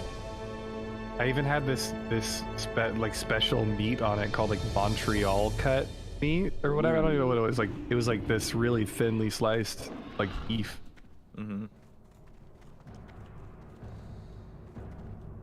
I felt very French. Yeah, Canadian Grills. when was I don't eating know it. what they're talking about half the time whenever we're talking about food, to be honest, either. I just go along with it. I'm not a food junkie like everybody else in this call. I swear everyone else cares about food but me. What can I help you with? I wish I cared about food more. If you had to eat one cuisine forever for the rest of your life, could never change ever, not even for one meal, what would you choose? Yeah, kebabs. Don't Quesadillas. Damn, Grace has that locked and loaded. Not even the PB&J? Quesadillas is a pretty wide range. You can do a lot with a quesadilla. You can do a lot with a quesadilla. Yeah, give me a quesadilla. Yeah. We're just like. We're not actually, talking. you know what? Give me. I mean, if it could be like that, I'll just say noodles. Yeah. No, So much. cuisine, bro. We're talking about like a cultural cuisine. Like, is it going to be Mediterranean, Quesadillas. Chinese? You can't just say quesadilla. That's all I care about. So Okay, Grace fine. would choose, Okay, fine. Mexican, and all I'm gonna have is quesadillas. so Grace would choose like Middle Eastern food, Mediterranean food, probably. So you could have like kebabs and kufta and stuff like that. Maybe. I mean, if I'm I get really to choose just a in the whole, kebab. if I get to choose a whole culture, I'm 100% doing Japanese food Oh, I'm going. for the rest of my entire life. I gotta go Mexican food, man. The Tex-Mex, authentic Mex down here, just Mexican Y'all are food for days. sleeping on Italian food, but okay. No, I'm gonna take Italian. No, I'm you gonna be wake 900 up. pounds, but I You will wake up. be You have a I'll take nice Italian food. onigiri. All right, you got some tempura, maybe a little dipping soba in the afternoon. At night, you just swap out between sushi and ramen. Ooh, I could live like that forever. Oh, you know what, dude? Can I change mine? Can I change mine? Can I change mine? I was reading the chat, dude. What'd they say? I gotta go with Italian. Really? What's so great about Italian? I love Spaghetti. Italian food, man. Yeah. Lasagna, spaghetti, little ravioli, dude. Italian is so good, and their salads. Oh my god. Does pizza fall under? Surely you can have Italian, some type of pizza. I guess The it's. actual I guess. correct answers Yeah. are probably something like that. Italian and French are probably the best answers because they actually pretty much just have all cookery like baked into it, like just all desserts, seafood. Like it's like super broad in scope. You could just eat like anything, and there'd be like Italian and French dishes of it. You want to know? You want to hear my hottest take? You in have the no entire idea what universe? Italian food is? Yeah, I feel like that's probably pretty Pizza is based. just flatbread. Well, it is. That's probably pretty based. I know, but like people who are like giga Don't you pizza dare call enjoyers, pizza like talk. See, Don't this you is dare- exactly what I'm don't- talking about. This is exactly what I'm talking about. This is California propaganda. We don't even flatbread is Pizza pizza. is just a flatbread with the tomato base. I think a lot of people in chat think this too. Have most of these guys ever been to the actual area that they're choosing, or is this Americanized versions? There's a big difference between like the no, I'm choosing Italian. I have been to Japan, and I am taking Japanese food. I've been there for a month. I have dined on the Amalfi Coast, and I'm taking Italian food. I'm taking Italian food because my best friend is 100% Italian, and the food his mom made us was amazing. Japanese is really solid too, though, bro. Like you said, you have ramen, you have sushi, you also have yakiniku, which is the Japanese version of Japanese barbecue. Ooh, imagine some yakitori. Have you guys ever been in the best little skewers you've ever goddamn had? Ooh. Tactics is choosing Danish food, 100%. No, I'm not. No. What did Danish food is not that good. What would you choose? It's very simple. I feel like all Danish food is like super simple. I was thinking Chinese, honestly. See, I'm going like fast food Chinese, dude, or some homemade Chinese is pretty good. Korean food is also. But the thing is, I've never been those places. Like I've never been to Korea or China, so I don't actually know what their real food is like. I just know like dim sum dumplings. There was a place in Philly that sold like dim sum dumplings, and that shit was pretty good. So if I could choose a cuisine, it would be Japanese. If I had to choose like one specific type of food, I would live for the rest of my life on dim sum only. I would just eat dim sum. Oh, nah, you're trolling. No, I'm not. Dim sum doesn't have that much. Like they're kind of little snacks, bro. You don't get like a hearty dim sum. That's not even true. What's the heartiest dim sum little dish? I've probably had them all, bro. Probably some little beef short ribs or chicken feet. Those are pretty good. Those are little snacks, dude. Those are little hors d'oeuvres. You're gonna live off that? Yeah, but the whole point of dim sum is that you've got like a million plates. The only dessert you'll like, ever have is hot, bro. No, you can have sesame balls. You can have some mango pudding. You can have a sticky rice.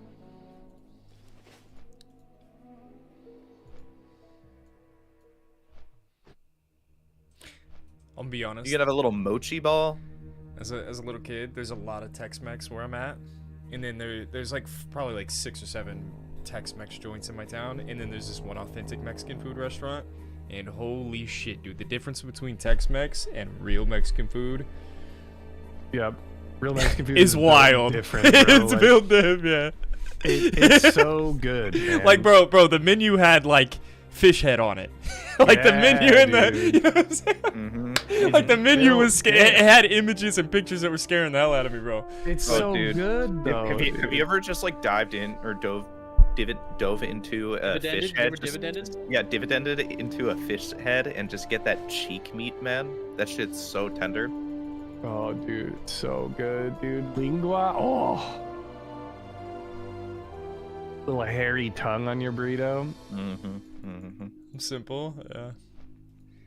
Shit, Cargos, you're making me want to get some dim sum right now. To be honest, Tex-Mex is its own cuisine. Like Tex-Mex has its own defining traits. I want to eat real Tex-Mex with Grays in Texas. We got bro, real Tex-Mex. I go up north, like where Dallas and shit. That is shit Tex-Mex. Like there's a difference between good Tex-Mex and bad Tex-Mex. I'd say Mexicali is really good too. To be honest, Grays. Yeah, it might be. I've never had it. Down in my hometown, bro. Like literally half the restaurants are Mexican food, and they're all fucking. I mean, if you like Mexican food, it's good, but. Bro, I grew up in a town. We had one restaurant in the town, and it was called Beto's, and it was the most OG Mexican food restaurant you'd ever go to, and it was amazing. Same. We would all ditch like our final period of high school and go to Beto's and just chill, because all the other towns, they were in lieu with the school. They would call the school and tell on the kids that ditched, but not Beto's.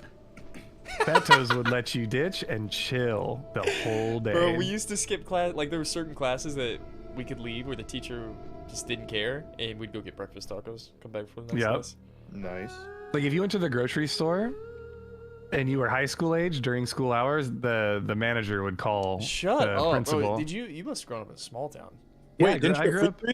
There's free periods, I can actually leak it, dude. I don't live anywhere near it anymore. I grew up in Linden, like it's very small. Very small town in California. It's where Aaron Judge from the Yankees grew up. Yo, Winky, don't you have free periods though? In like double free periods? That would, like, No, we couldn't leave the school on our free periods. We weren't allowed. Oh shit, that's brutal. There was, I don't know if you guys did this, but we could leave for lunch, like freshman through senior year, all 4 high school grades Wait, could all what are you leave. guys talking about? Freshman through senior? So sorry, 9 through 12. When I was 9 years old. Yeah. Year 9 through year 12 in high school, at lunch we could all like. No. I'm talking. We could leave school. We would go and buy candy when I was like 10 or 11. Oh shit! In between like classes in 5th grade. Yeah. What? Yeah, it really depends We on definitely like what weren't school coming you go back to. if we did that. So good thing they didn't let us do that. No, like it really depends what school you go to, but I feel like the majority of I think you had to like, be 7th public grade schools here at before least. you really were allowed. Yeah. I'm gonna be honest. There were some freshmen like hanging out with the high school, like the seniors and stuff. I feel like we got into more trouble because we could leave campus for lunch than if we had to sit in the cafeteria. Like I remember this one kid, Alan. He might have smoked a J or two. He was trying to put eye drops in, and don't ask me where he got super glue from, but he fucking super glued his eye shut instead of putting in eye drops. Oh my god. Was he okay? Like, I mean, I don't know. You never saw him again? He just disappeared off the He face was of the one earth? of those kids that was just kind of in and out. Like everybody knew about him, but nobody had classes with him. But you know what I mean? It's like, bro, define okay. Dude super glued his eye closed. Well, sorry, like, did they unglue his eyes? Is my question. Like, is he still blind to this day? You know what's funny? Whenever I think about what this guy looks like, I look at his pictures. He does look like he had his eyes super glued shut. So I don't know if he's okay.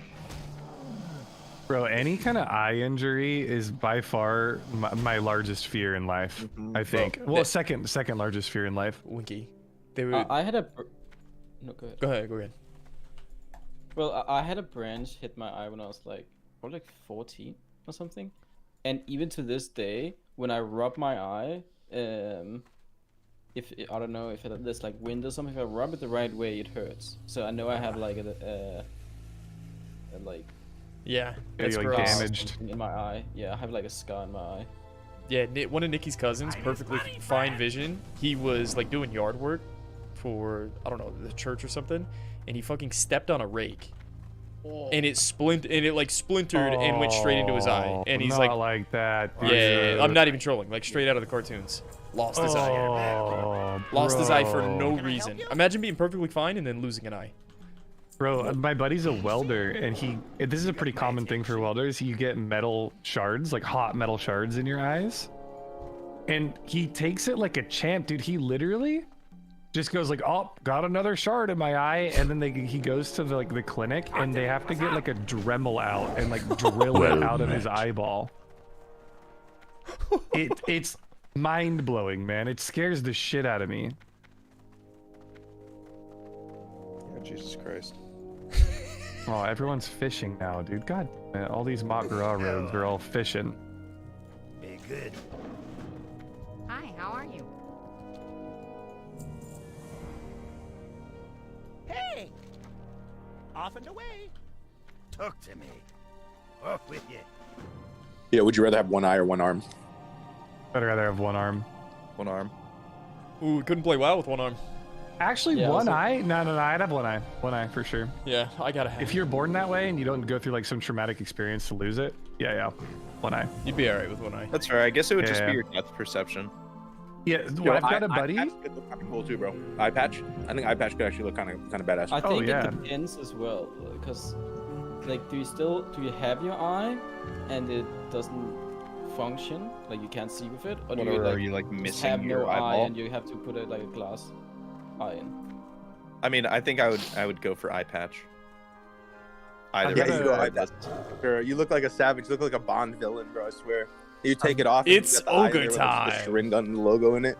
I've got a buddy whose sister actually shot his eye out with a BB gun. You know, how, like that's what they say, like you're gonna shoot your eye out. Actually happened. It actually happened. And he like actually straight up just thrives with one eye. And the dude has no problem driving, no problem doing anything like at all.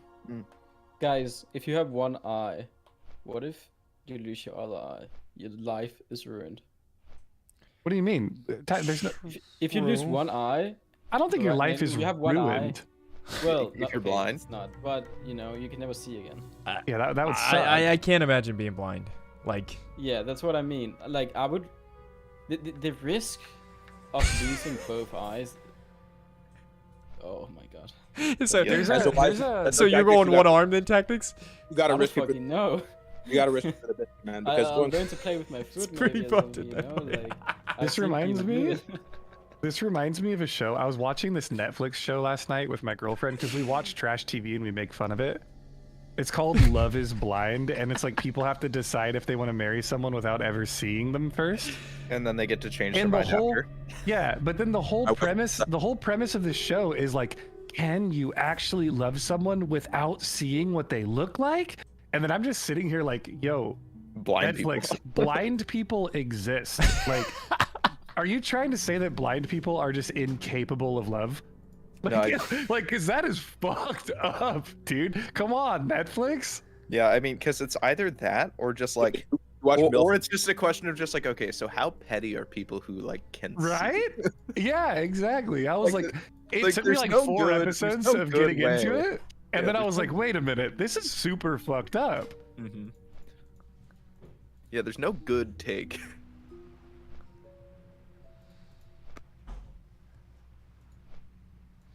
GG game over reroll. I saw that chat, and then I saw your screen like gray, because all I saw was like the gray background of Darkshore, and I was like, no fucking way, Gray's just violently died. Oh, yeah. In the background of this conversation, bro. I think if I went blind, I would still stream, 100%. Fuck it. I would just turn You the would- camera on, and I would just have like a robot that reads chat whenever someone types something, and I would just hang out with people all day. I don't know how you would pull that off. I was gonna say you What could do you text mean? to speech, but you would need something Yeah. to like How do you play turn stream the on? chat well to blind. you. How the There's fuck do you these guys? There are people who play computer games blind. There's people that use computers blind all the time. There's a WoW streamer that streams and plays WoW blind. Yeah. 100%. I'm gonna be You honest. can do anything. I'm gonna be the He's best a heel. blind. I'm gonna be the best blind druid hardcore speedrunner. Yeah, I would be the So, #1 blind streamer on Twitch. It comes with its benefits, I guess. I watched this guy heal in SM, right? I'm not gonna lie, it wasn't the best healing I've ever seen, but it was talking to him like they would be like heal 1, heal 2, heal 3, and he's like pressing the bind for healing those people. There's like Weekor's telling him percentages that the teammates go down or something. Yeah, That's hilarious. Jeez.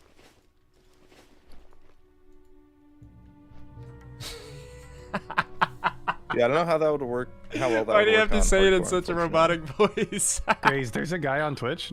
His Twitch name is Super Blind Man, and he plays competitive Hearthstone, streaming it, and it's completely blind. How do you play Hearthstone blind? He has it's Well, called okay, that's hard. accessibility, That's hard to bro. be. We live in 2023. AI can create random shit, dude. Accessibility options are insane. There are things that just read every piece of like if you're hovering over a card, it just reads that card. Yeah, like, and honestly, like, you could just keybind certain things, right? So you don't even need to like worry about moving a mouse somewhere on the screen or something. And then it's just like memorizing your deck, having like had your read it to you. And then like text to speech reads everything that shows up on the table and in your hand.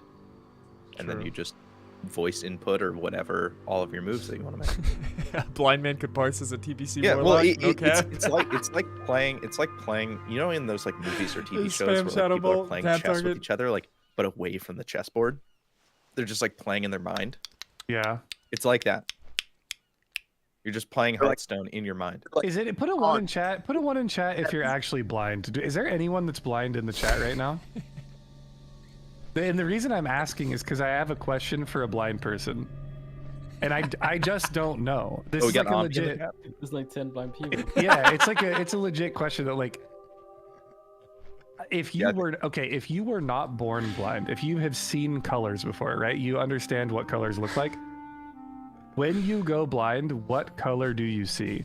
Is it black? Is it white? Is it, you know what I mean? Like, I've stared at the sun with my eyes closed a lot before. Of people that are considered blind, it's like you're just legally blind, so they can still see, but it's so little that they are just considered that they can't see.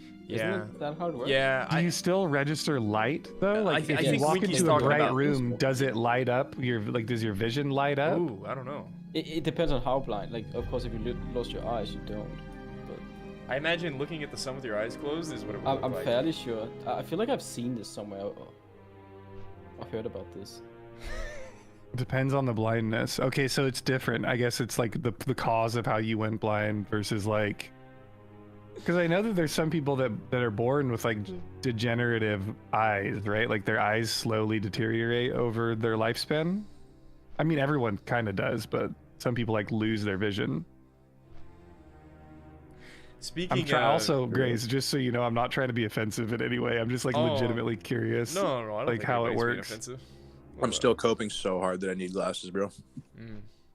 Sometimes I feel like I need glasses, and like I've never been to the eye doctor before, and I could be living in 480p right now, and I just don't know it. You are, bro. That's exactly what happened to me. Like I'm fine without them. Like I can live, but you're not living in 4K HD, bro. I should go get my eyes checked once I'm done being sick. I'm wondering something after you said this, Winky. If you become fully blind, right? Like let's say you lose your eyes, can you envision a color like 2 years later in your brain? Like can you visualize like green color in your brain? I think, or do you lose the ability to do that? I think you could probably still visualize the color. You might lose some of the vividness of it, or you also might associate emotions with the colors instead. So like whatever impactful. That if you don't see someone's face for like 2 years, you can't. Bro, we didn't even have the refresh rate, Ampy. Right? Yeah, but you 30, can still 44, feel whatever it is. how your memories were like emotionally, right? I think you start Sarth made us assigning updated your the other brain day. like replaces things that it's missing with other aspects of memories of whatever that is. Yeah, I also think it depends like how like ingrained in your memory that face is, for example. Like if you were to at 30 years old go blind, like I don't think you would ever forget like what your mother or father looked like, you know. But like if it's like a workplace associate, then yeah, it's kind of understandable that after I don't know, I have a hard time pulling faces from memory in general. It's really difficult for me to like think of someone's face and define it on a normal day. Very interesting. Speaking of degenerative... I'm like thinking about it in the context of dreams too. And I guess kind of like to your point, like my brain invents so many people that like I've never actually seen before. But yeah, like faces are always like very vivid in my dreams, at least. Like complete strangers. But Donkathon, did they just put out It's War super weird. Chiefs?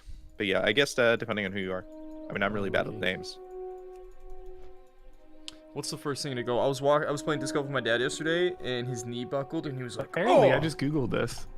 Due to the close relationship of the two, mental health experts have observed that poor eyesight also affects I'm using your the wrong memory. foot pedal. Whenever If you people have like bad talk over eyesight, me, it's harder to 9 remember times things. out of 10, I'm using the wrong foot pedal. They can't even hear me. Holy cow!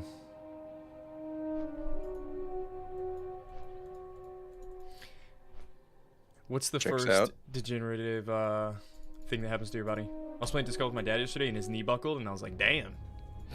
Wait, did you say what's the worst or what's No, the first thing to go? The first thing to go. For me, it was I couldn't eat whatever I wanted whenever I wanted to, That's like my kinda sad. digestive degeneration. Ooh, that happened to me too recently. I became lactose intolerant for no reason, dude. Yeah, it you actually wake up pisses one day, me you're off, dude. lactose intolerant, right? I don't. Yeah. Yeah, dude, it happened to my brother. Like, bro, I was. My sister's brother gives me these weird beers with lactose. Don't ask me why they put lactose in beer. Oh, milk beer. Those are really good milk stouts. Bruh. Dude, if I drink a milk stout, I'm ruined for like 2 days. Yeah, that's like me with wheat beer. Like if I drink like a Blue Moon or like something heavily like a wheat ale, it's not Hoegaarden? good. You ever had a Hoegaarden? No. Hoegaarden. Yeah, Yeah, dude. Yeah, I like me a good Hoegaarden. That was my first beer, bro. Hoegaarden. You guys enjoy a good What did I say? coffee? My sister's brother? I met my sister's. I don't know what that is. Yo, let me I met my brother-in-law. get a one in the chat from all the kokanee enjoyers. The who? Is that The that kokanee coffee enjoyers. that the animal has to like poop out the coffee beans or something? Nah, bro. It's a great Canadian beer. Oh.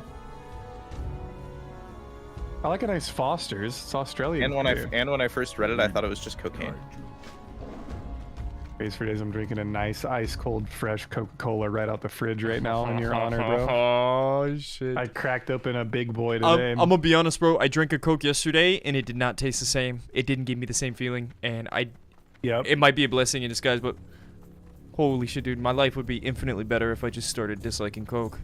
Dude, I don't drink a lot of soda anymore. Like maybe once every couple of weeks I'll drink a soda. But with me being sick, I've been craving that like burning sensation in your throat when you drink soda. And it's been feeling really nice. I'm gonna ask a hard-hitting question here. Would anybody, if they had the choice, delete WoW out of their brain completely, have no like desire to play it, enjoy it, like nothing in your brain telling you to go play WoW? Wait, what's the payoff though? What's the payoff? Yeah. Like That is the payoff. That is You get to be a productive member of society. That is the payoff. 30%. But you will just be playing another game, like. Nah, I don't know tactics. Dota? I wouldn't, bro. That Chaos would just stop playing Dota. Or something. Nah, Would just dude. Stop playing Hearthstone, great. Tactics, I would not, bro. If I didn't play WoW, I would be a normal functioning member of society. I shit you not, dude. My life would look completely different if I'd never played WoW. I don't know. I don't know what it would look like, but I wouldn't be playing another game. Computers for a tech company or something. I don't think I would, dude. I think I've met too many of you guys and too many dope people, and WoW has changed my life infinitely for the better.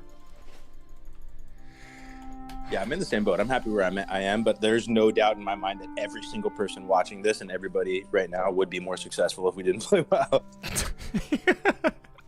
I don't know, dude. If you didn't play WoW, like RXP wouldn't be a thing, right? Like none of us would be friends. I don't know.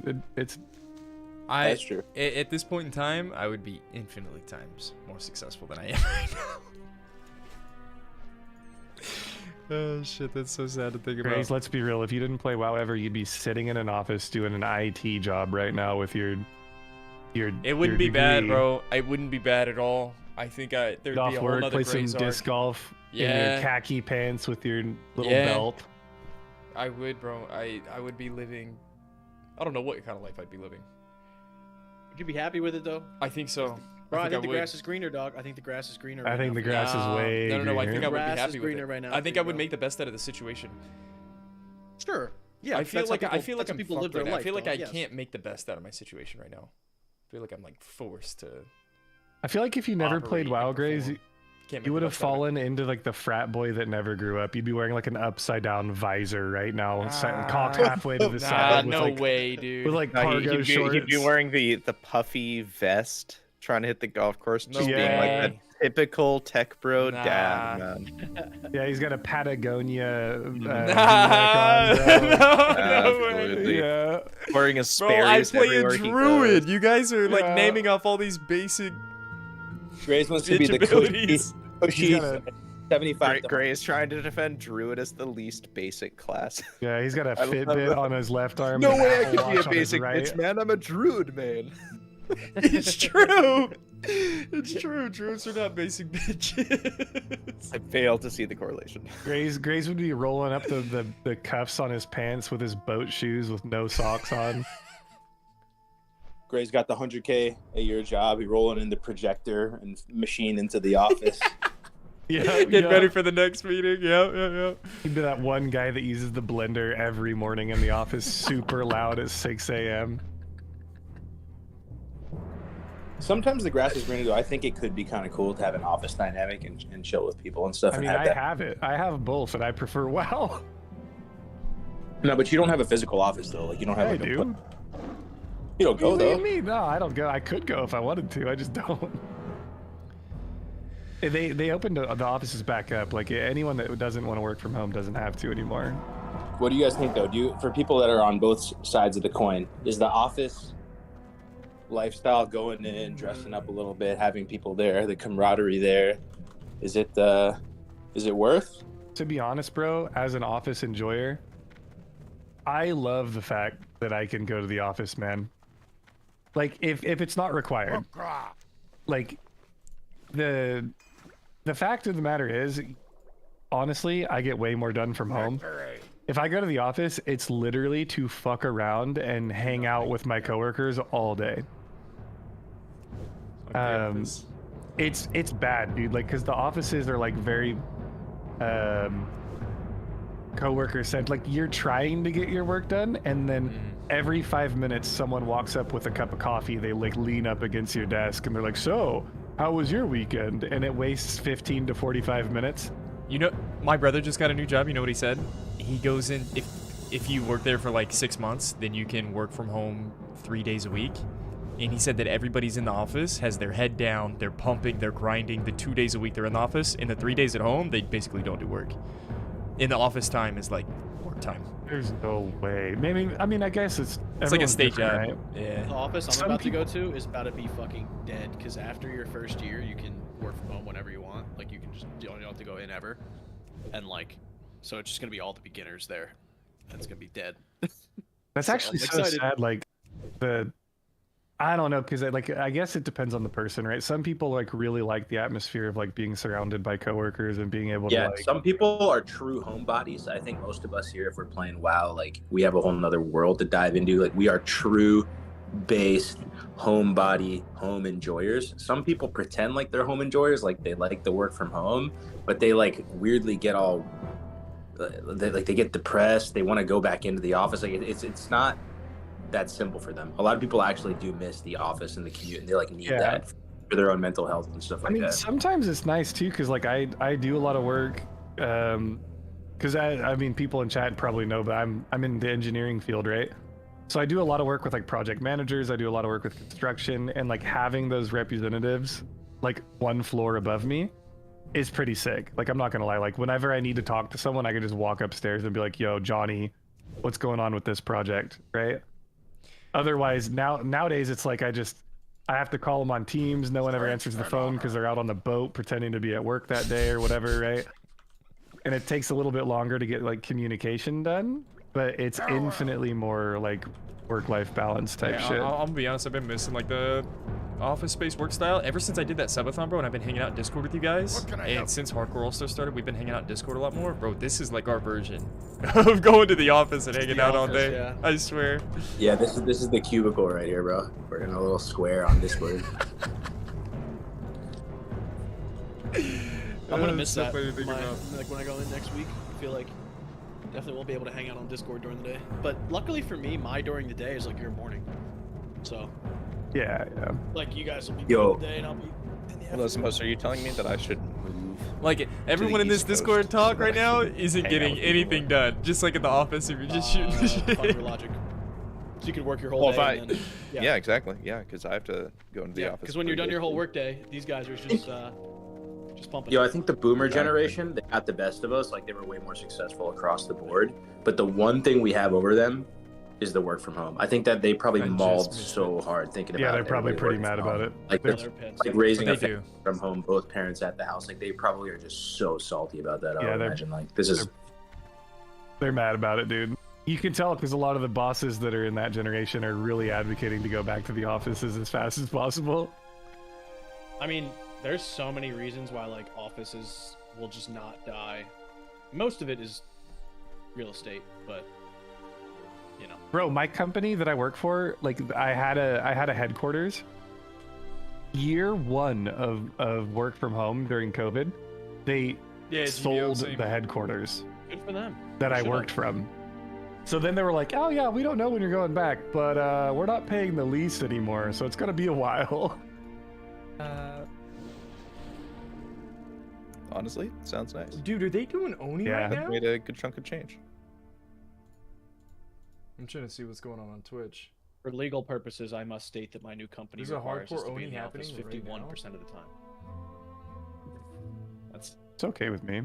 To be honest, we still do we do once every 3 weeks. We're required to go to a meeting in person at the office, and then once every quarter we have like a all staff, like all hands kind of meeting where we all go. Instead of the office, we usually go to like a what are those places called? Like the restaurants that also have bars and shit. Like it's just like a Chuck E. Cheese.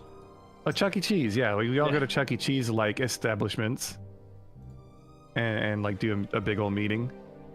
But it depends on the office. Like fucking 8 years ago, I interviewed to be an architect at this really cool architecture office that had a full stocked bar for its employees and like Netflix on a giant TV and stuff like all day.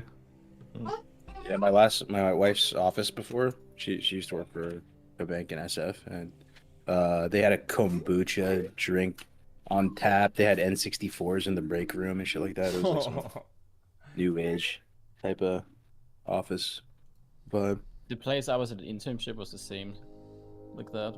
It's like all young people and like drinking every Friday and playing Wii games and yeah.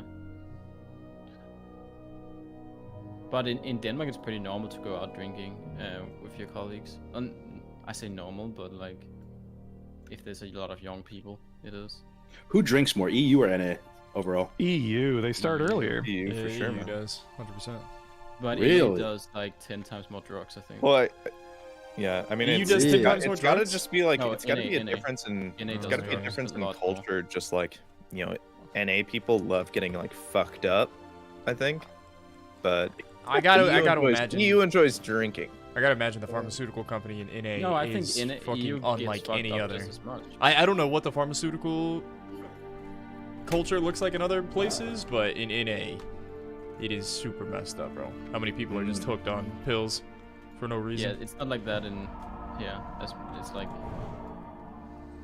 I always heard that it's so much worse in NA, like drug problems. Fascinating. It's not great. But you think EU drinks more per week, on average? NA does like I mean, to drink, just man. Google it. I know young people. Like I know Denmark has the most young people drinking in the world. But and I know. So I imagine NA, at least they start way later. You know, you guys start when you're like 21. Like, of course you don't. No. You don't. But you know, like you don't go 20 people from your class out drinking when you're 15. Well, You do that maybe here. it's a weird introspection I have as like a 25, 26-year-old. Bro, I swear the kids nowadays are awful. I'm sure we were just as bad, but I feel like 50% of the kids in high school nowadays vape and drink and like do all this edgy shit. Maybe that was the same statistic.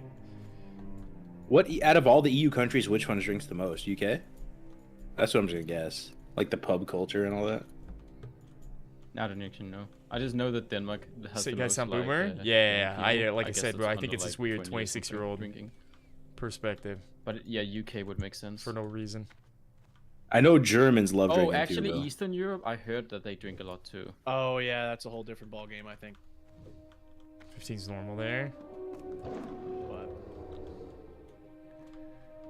Or beer in Czech. Yeah, I lived there when I was a little kid in the Czech Republic, and then I did like a summer internship there, and I did notice that like people drink beer just like you would drink a Coke for lunch. Like it's not even weird. Like you're just with you're out for a work lunch or something with colleagues.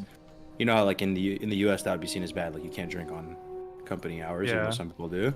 But they just drink beer like it's a refreshment, bro. And they have like beer gardens and they're drinking pills in there 24/7, bro. Yeah, the first time my boss ever took me out to lunch and he ordered us a beer at lunchtime, like on lunch break, it blew my mind. Yeah. The big difference is maybe NA just binges. You think there's a bigger binge culture in NA? I think consumption is a culture in NA. Like just the idea that you need to consume a lot.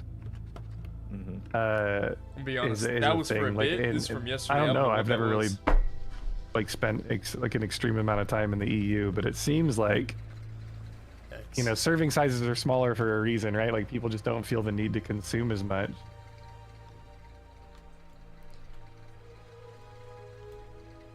I don't know, man. The no ice thing in the EU is just monk ass, man. I mean, I order all my drinks with no ice as it is. Ice. Really? No, you don't. No ice? I do, yeah. When I go out to dinner, I order no my ice. God. I only get no ice if I'm getting a Coke to go, so I get more Coke. Yeah, so that's that's a mentality that I acquired being homeless. Was like bang for your buck. It's always better to order no ice. You know, you guys are you know my guys are grandma. trolling, bro. My grandma said they didn't drink whenever they were growing up, so they wouldn't fill up with water, but they'd actually like eat all their food. Just like not drink during their meal. I don't drink during my meals anymore either, just because the digestive issues. It like makes it 10 times worse. water doesn't help. It's honestly, I think ice water might makes it just be a worse. U.S. thing, Really? though. Like maybe or an NA, because it might be U.S. I don't say NA because I went to Mexico a few times, right? And you're in the hot, blazing heat, some guy is making you handmade guacamole because that's like very, you know, standard practice there, which that's awesome. And you're ordering your food and you get like, you know, your tacos or whatever, right? And the guy comes over with just like a very mildly chilled can of Coke. Yikes. And pours it with no ice in the glass, bro. Like, I was about to leave, bro. Like, you're just trolling at that point. I mean, so Kargs, you've seen how long it takes me to drink one like Starbucks drink. If I get ice, it waters down my drink after like an hour or two, and then I just don't want to drink it anymore. I'm a sipper. Like, I'll open a soda and drink the same soda all day. That's kind of gross too. I have an off-topic question for you. What's up, dude? How good are you with streaming bitrate stuff? Put it at 6500 and leave it there and never change it. Okay, let me check it. I feel like my game is like blurry on stream. Output. Oh, What are you streaming at? 3K bitrate. That's why. Yeah, Jesus put it at Christ. 6500. Is that the max? Because everybody's saying like whenever I do this, it's blurry, right, guys? I need to crank that shit up to like 9K. Yeah, if you crank it up too high, Grays, it'll drop you to out of 1080p. Twitch won't allow you to go. I had mine at 9K and they keep putting me in. Like, I had to drop it down to 6500 because Twitch has a maximum bit rate that they even allow. I think I'm at like 600. It's more than 6500 if you're partnered, but you have to do some weird math because your audio bit rate is also included in it. There is a setting though that says you can ignore the streaming platform's standards and like push past it. I don't know if it actually works, but you can set your bit rate at like 10K if you want. Yeah, you can, but it will force your stream down out of 1080p while it's live, and then after you stream, it'll update the resolution. I'm at 6K right now. I'm gonna go with 7K. I did 6500. Winky, does my game look blurry, or am I just self-conscious of my own stream? Well, ultra wide needs test. more bitrate? Maybe, bro. Does ultra wide affect the bitrate that you need? Dude, Winky, I've been getting so tired I'm gonna throw it on having 8K. to do a COVID test every day. I'm gonna throw it on 8K. Oh yeah, bro. I'm Hey guys, I'm gonna do this, man. I'm gonna raid Cheesy Goodness. Man, I keep streaming a little bit longer than I need to for these days. I got a lot of offline work that we're doing, but hey, man, thanks for being here. I'm 37. Hope you guys enjoyed the banter and the discussion as always, dude. It's mad fun having you guys here. Cheesy's about to hit 60 on a priest, so go show him some love, make his day, drop him a follow if you don't know who he is or what his stream is. Thanks for being here, man. And first thing tomorrow, we go again.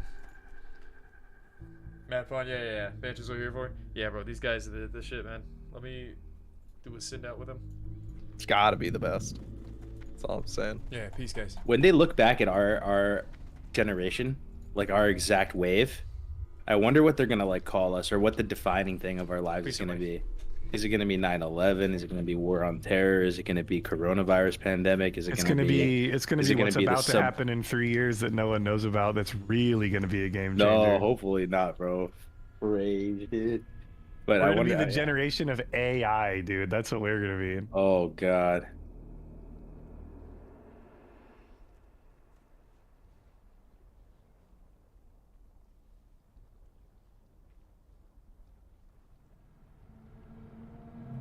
The internet.